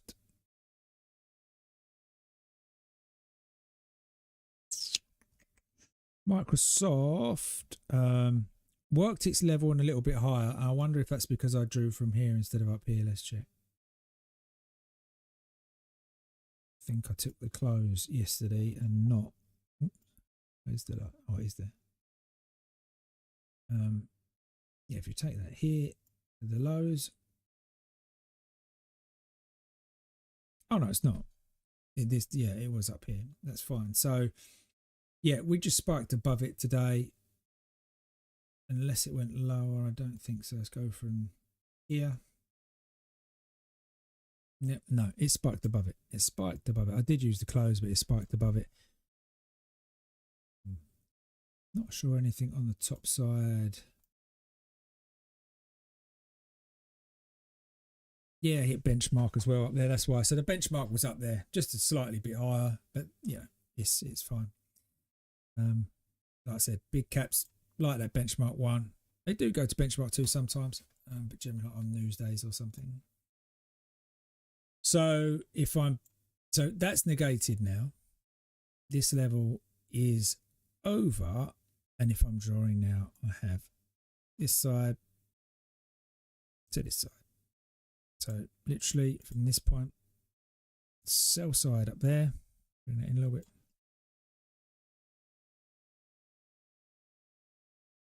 Sell side there. And the buy side's going all the way from down here. I don't know if that was a touch, unless that was a... Okay, so it did touch.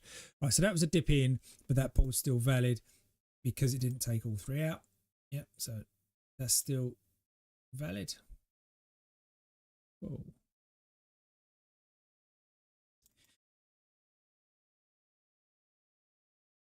And then the more recent one, so if we are going to continue to trend up past that benchmark, if we are,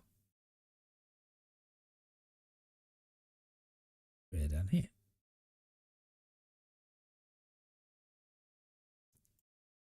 So we have a play to sell 406, 407, target 401, 402, or vice versa. NVDA. NVDA is 50. Okay, so for NVDA, why have I got this big chunk here? Oh, this is a benchmark to the downside. It's a manipulation zone. So, yeah, we done benchmark one. We done pretty much benchmark two there. Not quite. You could kind of bring it over. It's and this is what I mean by a big cap stock going to benchmarks, is it takes a long time generally to work it through. Like this is from the 16th of Jan through to 1st of Feb. And we've been accumulating in this area, which is why I don't really like to get involved in it. I'd rather, as soon as we break out, then obviously we're going to play that to the downside. By the minute, it could just be another spike in there. We close that off. In the middle of that, you obviously have all these working out, right? So this one's most recent one failed to the highs. This one's failed to the lows now, because it went to the macro level of that low to that high, and it's sat in there. So that's the most recent one that hasn't been negated. That is a manipulation zone. Yeah, so that's that. And this one is probably trying to break it, or has broken it. Yeah, it's probably trying to break it just now.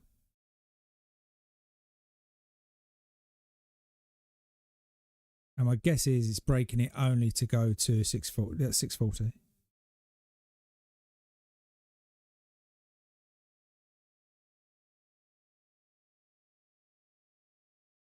Yep. So I'll bring this across, because that would be a job complete if we actually filled it. I don't think we filled this. No, we did not touch into it. And it does that sometimes. I think I've done that with MINM. It looked to go and complete it, but then EWTX. so that's how we play that. That's negated. This is negated. These are all pretty much done. This one never got tapped. But yes, so the target. So if this plays out now to the downside, if this works its way out of the manipulation zone to the downside, and I don't yet, and it would need to break and hold. It's going to work through 588, 572, and ultimately we would have a liquidity pool sitting, well, wherever the highest high is, it'd be sitting there, but at the moment it's sitting down here. Just use one of these. Boy itif. Can I use one of these? Just want to drag it. Give it to me. EWTX. Oh, why won't it give it to me? Get rid of this. Yes. So Pack.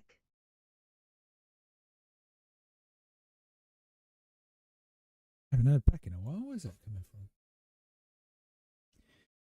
So yeah, my next target for NVDA for a nothing more than a healthy pullback would be 520.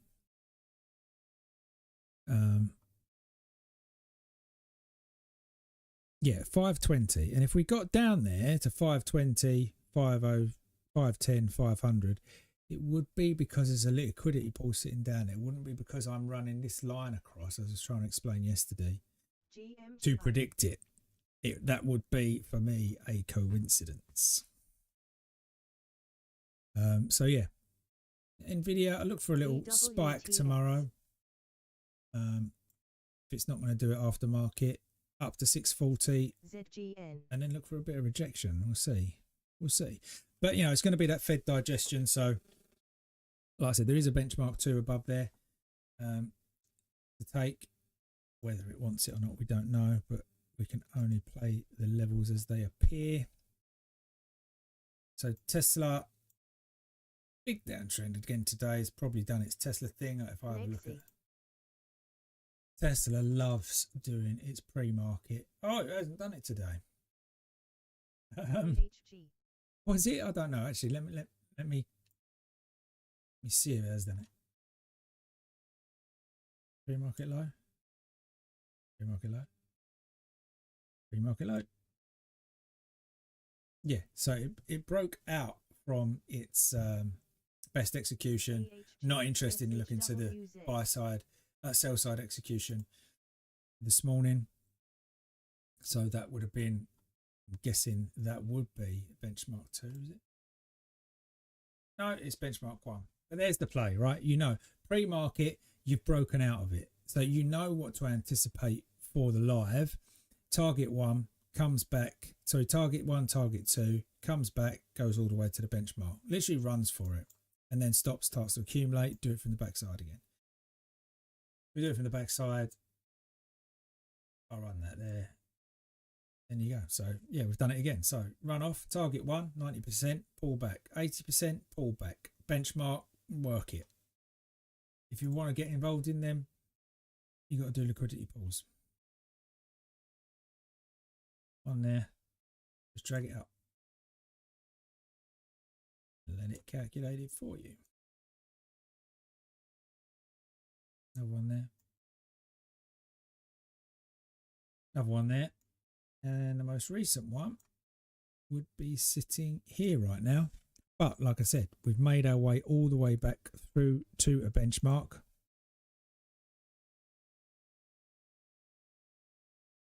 And our total days liquidity from the open probably line up as they do. Yeah. So there you are, sitting in sell side liquidity. And remember, this is valid from this point, right? From this low. This is just sitting there waiting from that low. And does not become invalid until you've worked level 1, level 2, and level 3. So level 1, liquidity pool. Level 2, just carried on. Level 3, it's just about still valid. PRPL. But that's where we are. It is still valid because it hasn't ticked it right out. But that's where I would play from. And this could work and then negate it. Doesn't have to hold. It's just acknowledged, right? So however you trade for confirmation is kind of up to you at these levels. But a 180 for me is like a red green 180 is confirmation. A break below the red stair steppers, and you can go. Like I said, I'm not expecting a move. I'm never expecting a move back to where it came from. I don't know if you've heard of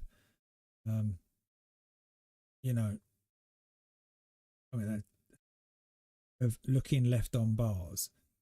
I don't look left on bars because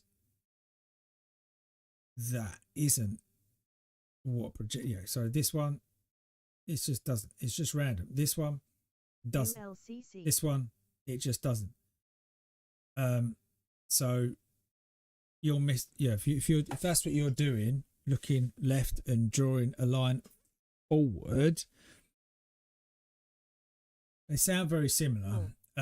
But what I'm doing is taking the PRPL.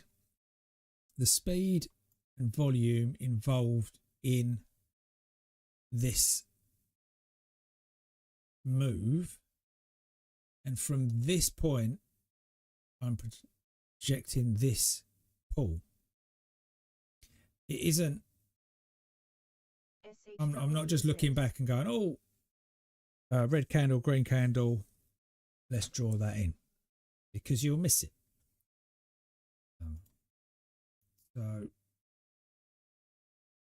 So yeah, that's what I use. I'm just following that up. Now the macro side of this is to say, right, take it off a 2 minute and put it on a 30 minute. You see, so where is the liquidity pool now? To the downside is there. So you don't have to trade the 2 minute. You can wait for 2 trades a day. Normally 2 trades a day. More. Which you've waited forever today, granted. But you would have been playing this one. Don't know whether we got it. Yep. So you're playing long from here. And you can play short from here and long from there. So there's 3 potential trades today. You have to drop down a time frame. But what I'm saying is you're not endlessly drawing your levels like I do on the small caps. I'm literally the small caps. I'm just trying to prove a point, if you like. But big caps, you can just come in and do the half hour. Get the half hour, draw that on your chart. And it happened here as well, right? So there was a buy at the close off of this, number 1. That is why it just touched it here and then went for number 3, 2 and then 3. If this holds, you can get in. Just stop underneath the lows and then you play back. Your 2 minute, like, so if that's where you're looking to buy on your 2 minute, that's where you're looking for just confirmation. And this is it here. That's your confirmation. And when I say that, I'm saying, right, what's got to happen there? You've just slammed down into that level. Not a candlestick or anything like that. I am looking for buy side liquidity to hold in the first instance, because it hasn't any time down here, but it did just do it here. So the fact that it held that area there. And again, and again, and again, and again. That's it. So, but you don't have to trade this and again and again. You can do if you've got options on the go. Yeah, by all means, you can get into these and trade each pop.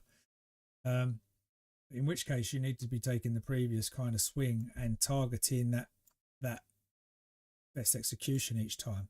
So, if you're getting in on this pullback liquidity pool, you're targeting the top. And if you're getting on this pullback liquidity pool, notice they're the same size. And then you're targeting the top, because then you start to get messed about. Similarly, take this point, take that point, target the top. It is repetitive. But like I say, you can zoom out and just go, right, where's my one play today? And it'll either be a benchmark or a liquidity pool. So for this one, there's a benchmark play, let it roll over, down it goes for the session, even into aftermarket as well. So yeah, just continue to do it. Like there's one there, there's your half hour there. You do get a bit of heat on that one, granted. There's one there, there's one there. Just keep doing them. Right, I think I've worked my way through them. So yeah, a bit of a quiet day on everything else, apart from the small caps. Done really well on the small caps. Just to recap, I don't know whether you're still into keto, but I was on your live stream this morning. Sorry. And what did we? We was both looking at exactly the same trades. Probably looking at the same scanner, I'm assuming.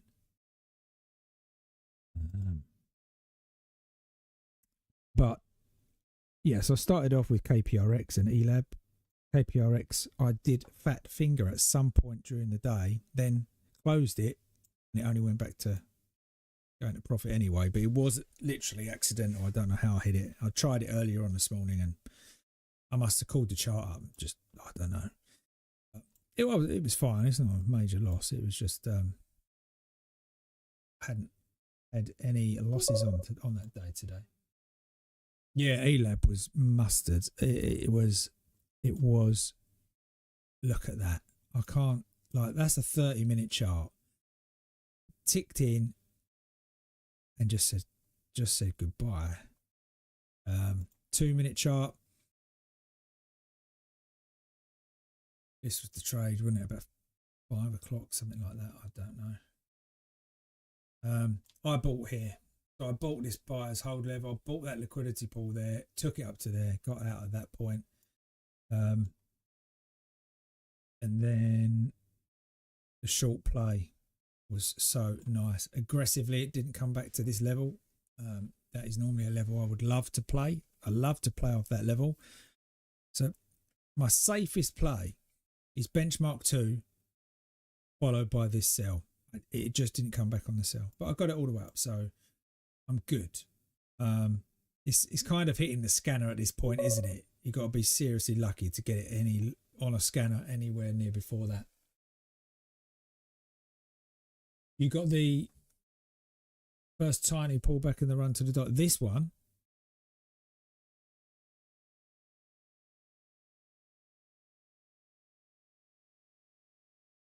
yeah, you must be this one because you said the run to the dollar, right?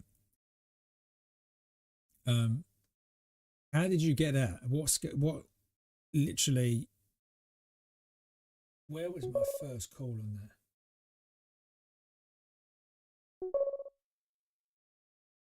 At 4 a.m. Let me get my.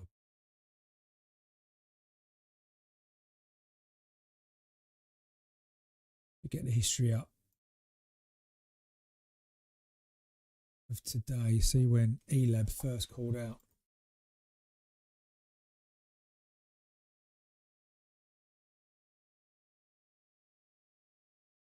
Oh, my trade idea. What do you use to scan, Taquito?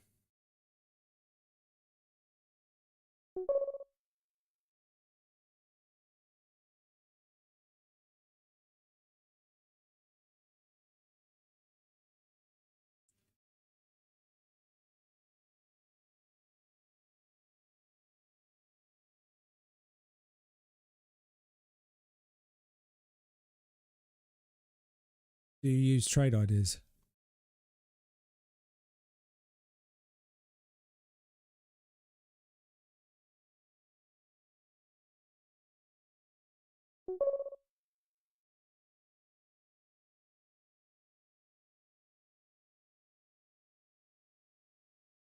Okay, I got you.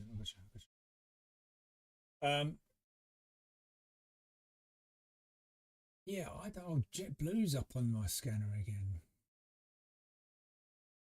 Have a look at JetBlue. I've been calling JetBlue for a while. I know Save went as well. Scanner is missing that first initial pop, right? I'm not getting it at $85. I'm getting it about 90. I'm getting about 95. In fact, I believe this morning.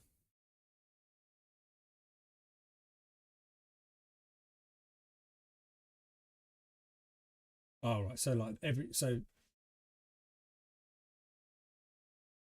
low smiles like prints every 15 seconds. So it's gonna catch you anything that's moving, right? But the top ones of those that are printing the most in the last 15 seconds.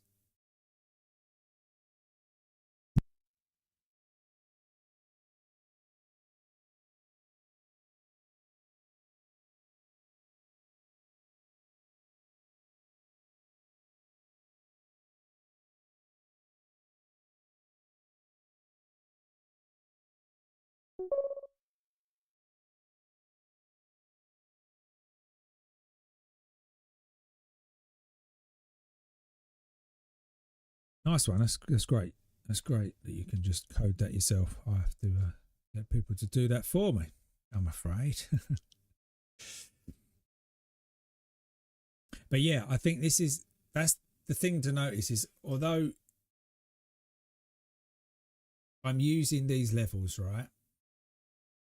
And this is what you get to kind of pick up over time is that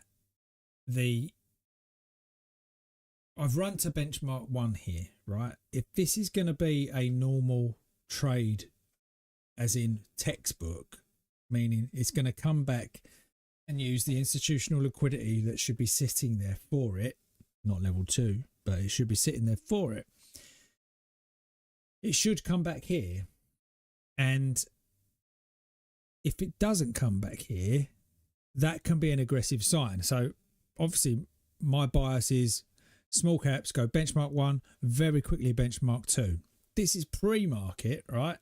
Takes Amazon over a week to do this bit. This mini one, right? So I'm pulling the smaller swing now to say, right, this didn't hold, didn't need it. So if they didn't need liquidity there and this tiny one holds, to me, that's aggressive. To me, that means I'm getting my benchmark 2. And hence, that was the play. By the time I looked at it, I didn't long ELAB. I waited. I didn't long ELAB on this round. I waited. Then this pullback, because it didn't come here, I'm aggressive on that. And once I got it just before, I didn't know it was going to go right in there. But yeah, but sometimes that's what it does. Yeah, so that's it. And then similar here, right? The same thing happened. It hit benchmark 2. I'm expecting it to turn away. And pull back to this. That would be textbook. That would be come down, textbook, pull back, carry on. It didn't. It's aggressive. From there on in, it smashed every buyer's liquidity. It recognised it. Don't get me wrong. It recognises it and then it pulls back to it and then it goes off again. But there was nothing else to do there. And it's just done it again as well. Recognises it, then pulls back to it and then goes off again. So yeah, that was ELAB.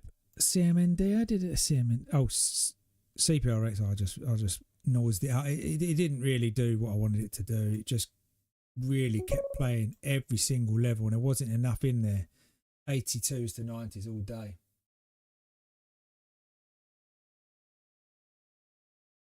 Yeah, it's been an aggressive January, hasn't it? MLYS. CMND, look, similar thing. Benchmark 2. Tapped into it. Dunk, dunk.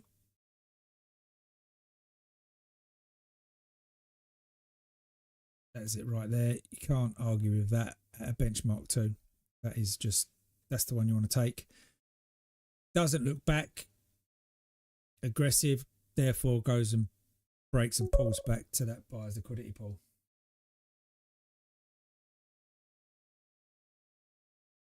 Yeah, agree. Low floats just have a mind of their own to a certain extent, right? But a benchmark 2, regardless of low float or high float, has an 80% chance of stopping it in its tracks, just like that. I don't know what float CMND's got on it.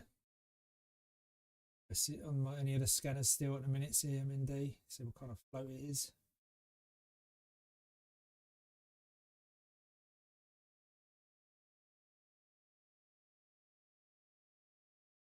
More.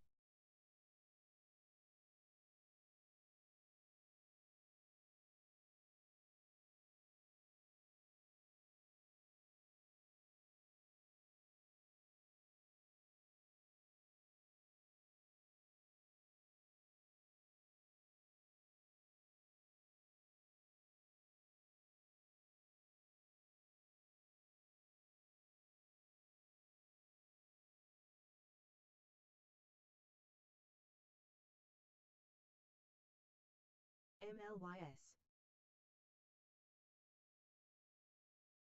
2.7 million. 2.7 million. That's a pretty low. Yeah, it's not micro. Yeah, it's not 700,000 like was it. It's relatively a small float that, but like I said, it just stops in its tracks. It can run again, but for me, this has to kind of pop on the scanners again now. There was a big liquidity pool sitting up there, but it just didn't go for it. AUVI, MIN, I've done. Oh, what is that? Actually, I did look at that. AUVI. Oh, faded. What did this go up to? Benchmark 1. Didn't go for benchmark 2. Benchmark 1. Liquidity pool play. Right down to, that's the easy play. This one here. That's a pre-market. If you didn't get that one, you can take that one there on the open or just after the open. Would have been 304-ish, 3 down to 260s.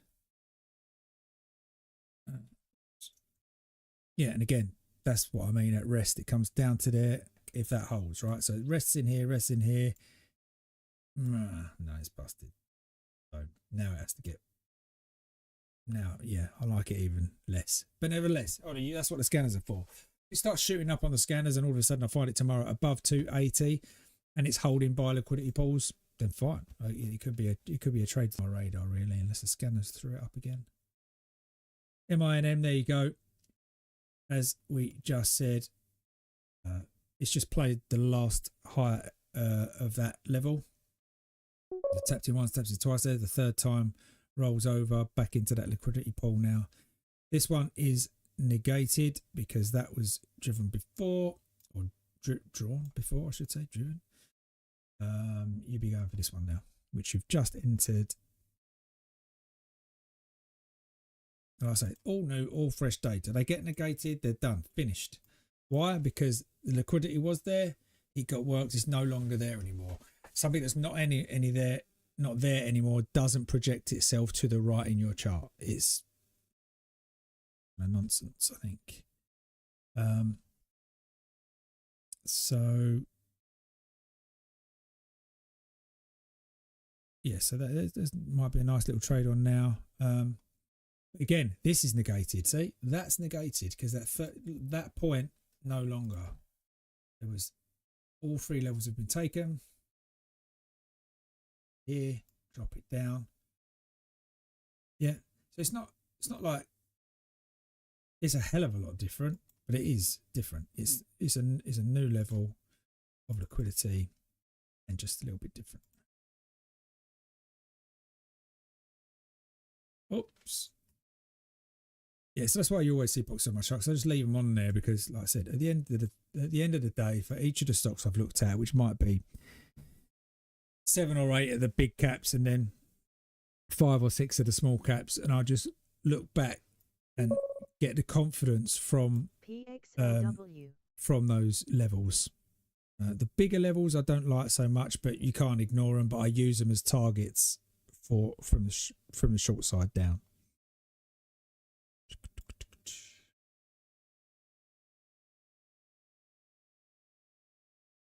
Is this similar to ITs? No, this is what I'm saying. That's exactly what I'm saying. It's not, because because that is looking left. That's looking left and saying, no,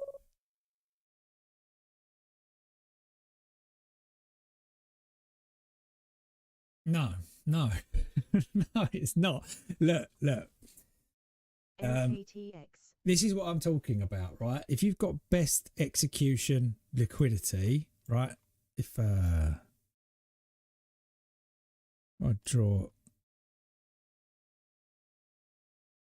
just draw something, right? If I've got some,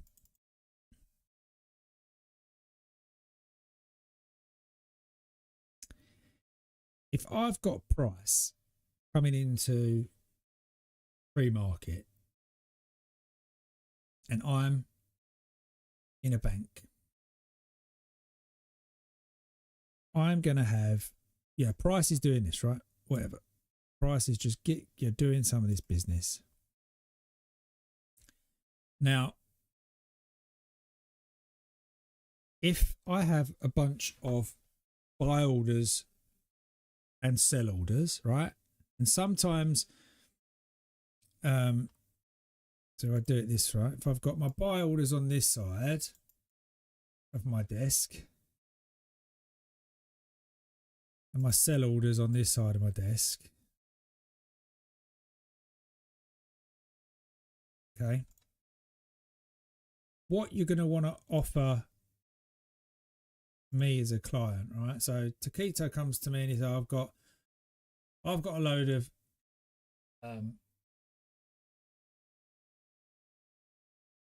sorry, Hanish, I didn't see that. I'll take a look at NRBO. So I've got a load of like Taquito's buy orders here, and I've got Hanish's sell orders here, and you are my client, and for being my client, I give you kind of best execution. That's what I've got to do legally, is give you best execution. I've got to go out to various platforms to try and get you best execution, and the market maker's sitting there giving liquidity out at certain levels. Now, if I've got an idea that market maker is going to be giving out, liquidity somewhere, then I'd rather have my orders at that liquidity point. Okay. Now, retail sitting in here at the same time that my orders are going to be placed, right? So everyone comes to the market at the same time. And this is the volume, right? So this is the volume of my orders. The height is the volume of my orders, let's say. So at the minute, I've got the same. Taquito wants to buy the same as Hanish wants to sell, but Taquito wants a nice price to buy it, and Hanish wants a nice price to sell it. So what makes sense is to get a best execution. If price is currently at 585, well, I'll give you 605. Hanish, I'm going to give you 605. Hopefully Hanish is good with 605 when the market's currently sitting at 585. Now, Taquito, you're looking to buy. So if you're looking to buy, then if I give you 563 when it's at 585, you should be happy client. Okay? I think. Right? So now, if that's the case, let's look at retail. Now, this price has cut. Should have drawn it with the pathway, but this price is now coming up here and has broken out of the. Actually, let's give it a bit more of. It had a bit of a range, right? It's been ranging in here basically, and now it's just broken out. Okay. There will be retailers that will buy that breakout. We all know that, right? We'll buy that breakout. Or there will be short sellers if price simply does this. There will be short sellers in retail. So the short sellers are going to have their stop here. Okay. And what's going to happen is the market just comes back in, and it can do a little bit of this still in this is why I call it manipulation zone, right? Because that's what it feels like.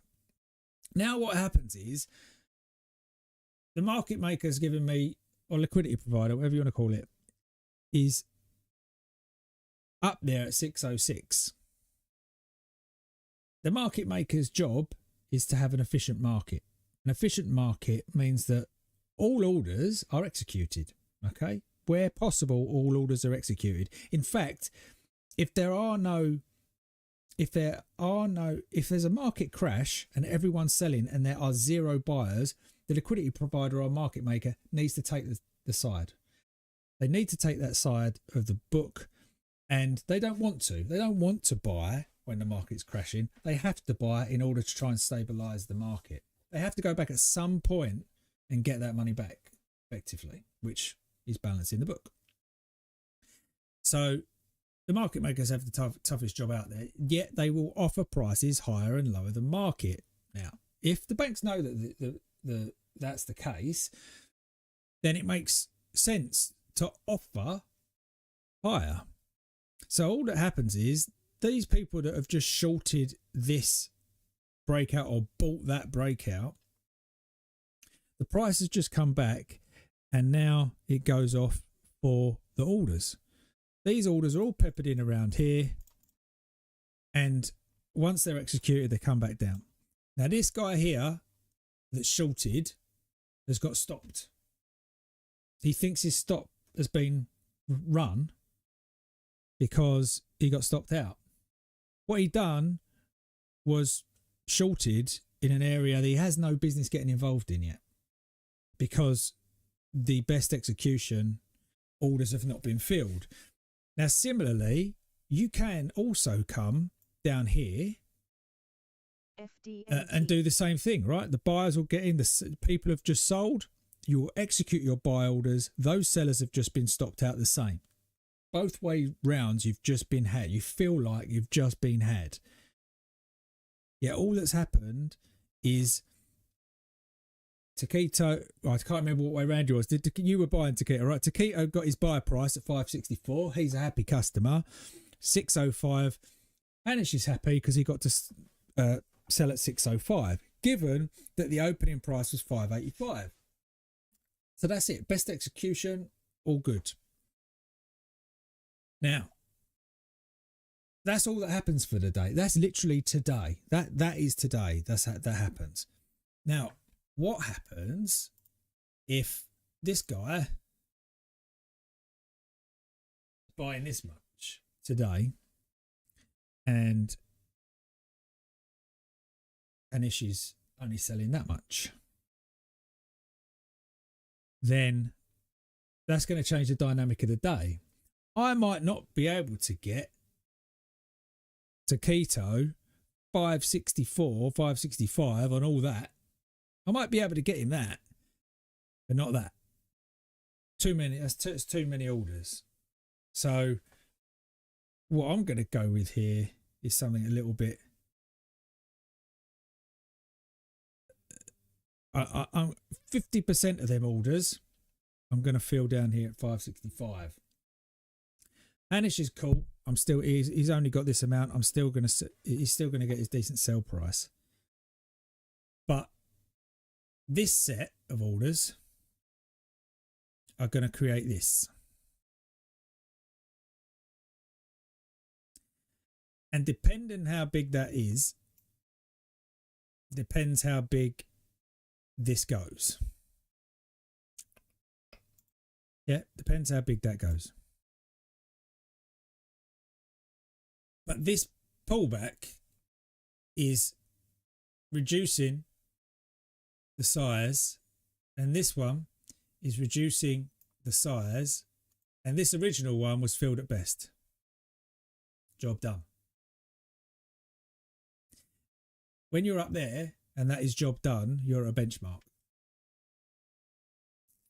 Don't know why I'm looking over there when the camera's over there. It's because your chat's over there. But that's it. That's when you become at a benchmark. So what do we look at up here? Which one was kind of, did I say that's literally, I don't think it was Apple. Was it Amazon?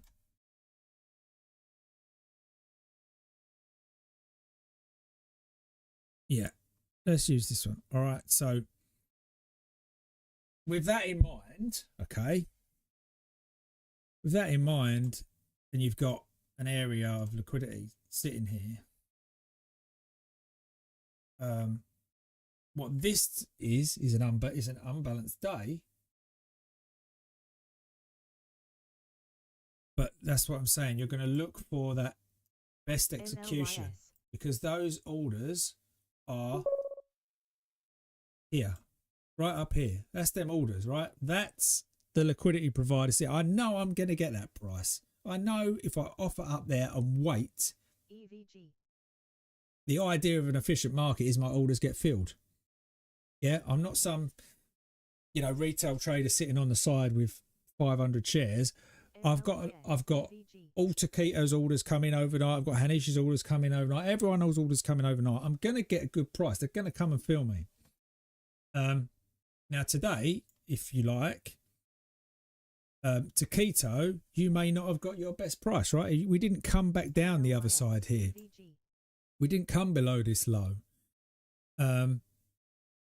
But your orders at your orders at 156, you could have come down to 155 and got yours, and they've gone, sorry, Taquito, that's all we could get you today.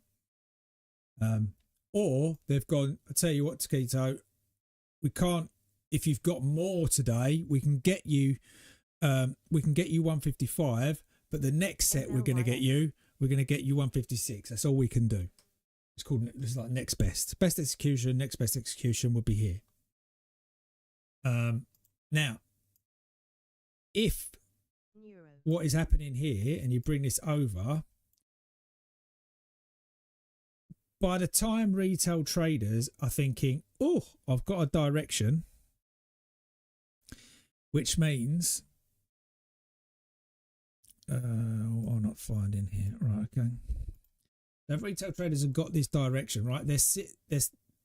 They may or may not have been. Like, the more you've looked at the market, the more you realise what happens on the open, right? But the first thing they're seeing is, oh God, this is going to go down on the open. And then it comes up here on the open. And then by now they're thinking, oh, it could have the direction for the day.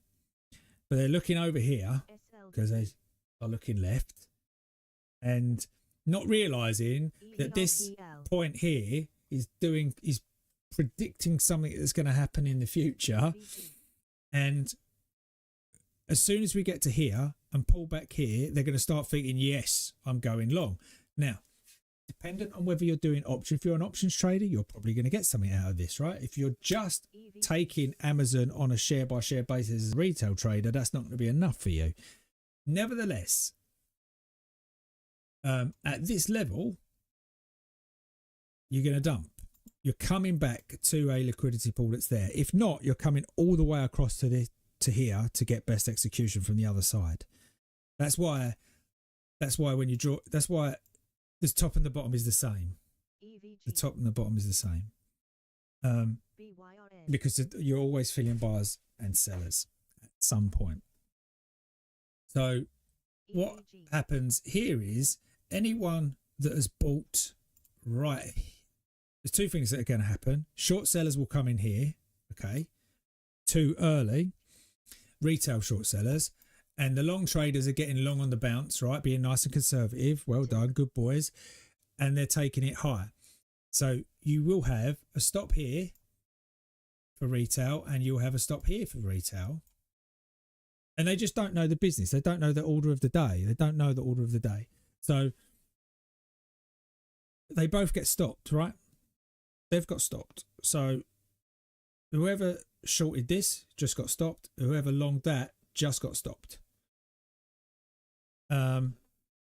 Which is why you see good players that are trading these kind of things would be trying to get in on options, because they know the little amount of space they might have at these times, and they still get paid so long as they can play these smaller bits. So yeah, that's kind of the context, which is why is whatever you think first, wait, and then the same idea probably works out. Which is why this short trader here, had he have waited, yeah, and exactly the same pattern, right? It's exactly the same pattern they give you, right? So red, green 180, bar this little bar in the middle, right? Red, green 180, boom.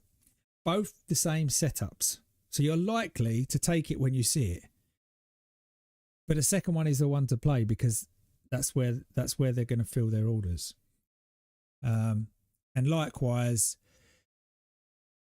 I don't know what, if it's smart money concepts or whatever you mentioned, you're going to be coming down here, I think, and doing something like this. When you will miss 50, like I don't know how many. It means nothing. It's 50%. If you're doing that, pick any point on the chart to do that with, because it's 50%. Because what you should be doing is bringing it up there, and you're going to fall short. You're going to fall short. It's not there at all.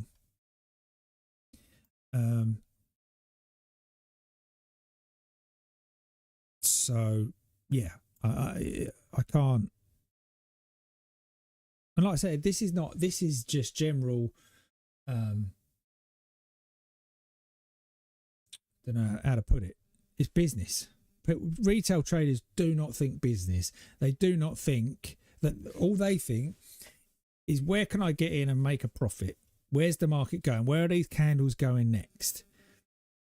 If they thought about Taquito's orders and Hanish's orders, and they want to keep their clients, and give them best execution, you'd think completely differently. I'm sure you would think completely differently. And every price is the same. It's not just the open, it's everywhere. You take any price level, at any point, you take this price level here, boom, right in the middle there. Up, comes back down to next best, or down and then up, because if that's a fair price, want best execution. You'll find the gaps are where it moves the quickest, and if you're not in those gaps,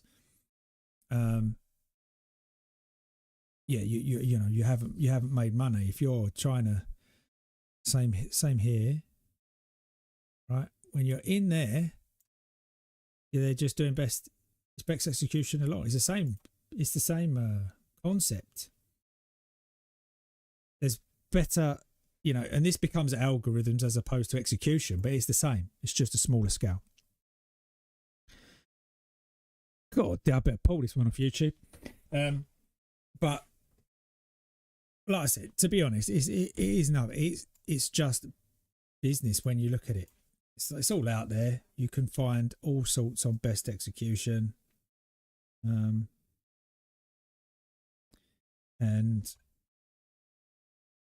yeah, it's not, you'll just see it replayed all the time. Once you've seen it, you will see what I mean. Look, pricing in the middle would have always done something before and something after to give someone who cares about price a better price. Right? Someone who doesn't want that median current price. I don't want current price. I don't want to mark it in and hope it's going to go down there, because by the time it does, I'm so stressed out that I'm closed out. It is, if that's the median price, I want a better price up here, I want a better price down there. They're the ones I'll play every single time. All the time. This one. And when you take a roll back in your seat on your desk and have a look, and you'll get to see, it's like That's why fibs don't work, because I'm not saying, I mean, fibs is a better chance, right? By saying to yourself, I'm only going to get in at 50%. I won't get in at 38 or whatever they are. I won't get in at, or I won't get in at 50. I'll get in at 60, whichever. You're giving yourself a better chance, because that will be a better execution price to buy at. But the difference is, when you use fibs, they don't take into account volume and speed, do they? They don't. Speed of execution is the tape, is the time and sales, is the most important thing. Which is why I don't know whether this will work out, but which is why between 45 and 55 degrees is the kind of angle that he's going to pull back to a liquidity pool. Too much information, but yeah, between 45 and 55 degrees, between a low and a high, we'll come back to a liquidity pool.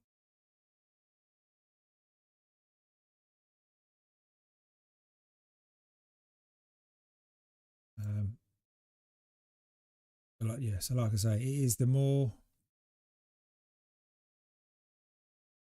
if you put a fib in place,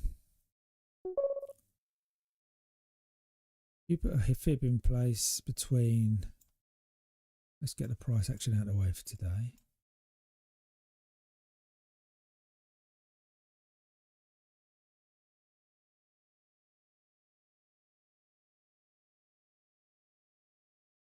Yeah, so let's, how do we put it? If we go a high there, a low there, oh no, I can't come right down here, a low here, and then say 50% is there.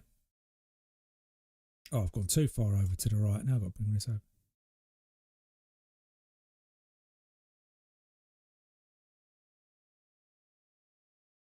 I should have just got the fib tool out, really. Yeah, so say this is 50% here, right?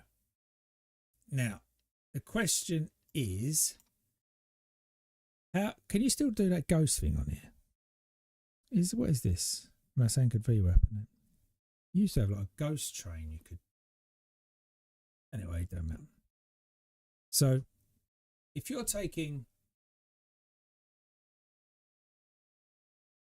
so price goes from 0 to 100, right? And it takes X amount of time, yeah? Takes X amount of time. Now, there's your 50%. So if you're getting in on fibs, there's your 50%.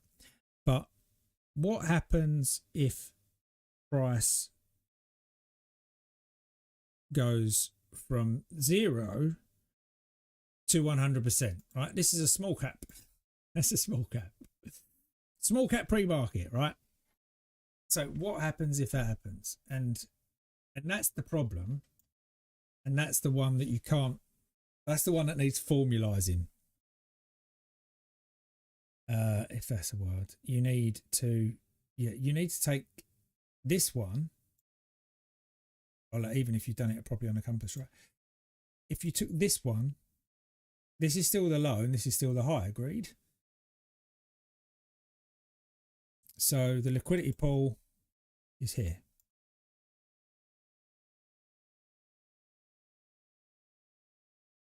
There's the liquidity pool.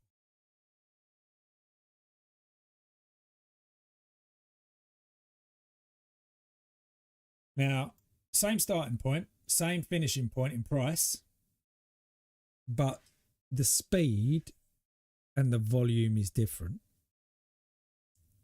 And it does it in that amount of time. It does it quicker and it does it with more volume. As like just like, I mean, even looking by the eye, right? Your eye does this anyway because it loves it, yeah, your eye brain coordination loves normal things like symmetrical things. So okay, so I didn't draw it at 45, I drew it at 42.2, but you get the idea. This is at 78.8. the market, the eye or the brain doesn't really like that. So it comes back to an equilibrium point somewhere. But that equilibrium point isn't kind of a nice 50%-ish area. It'll be further down, much lower down.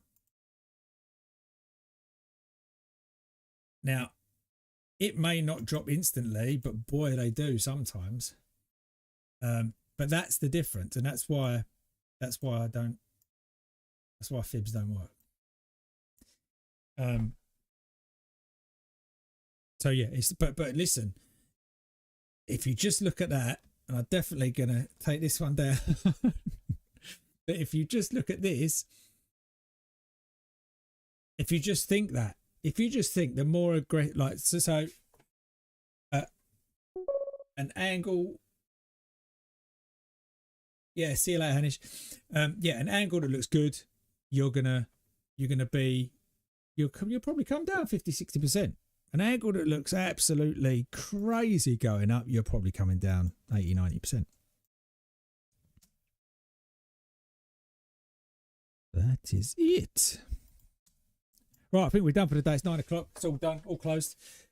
We'll call it a day. So thank you very much for keeping me company. And I will see you again tomorrow. Bright and early, Taquito? Are you always that bright and early?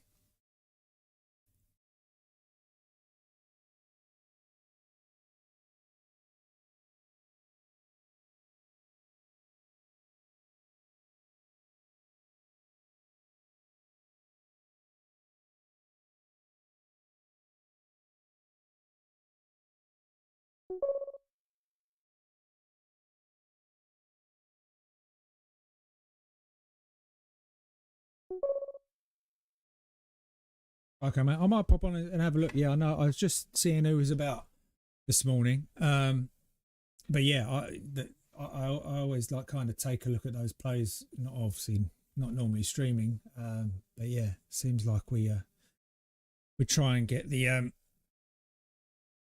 early plays. Although you might have a little more of an edge on mine, so I might jump into your stream tomorrow morning. All right, mate. Thanks for staying on with me, and I'll speak to you tomorrow. Cheers, mate.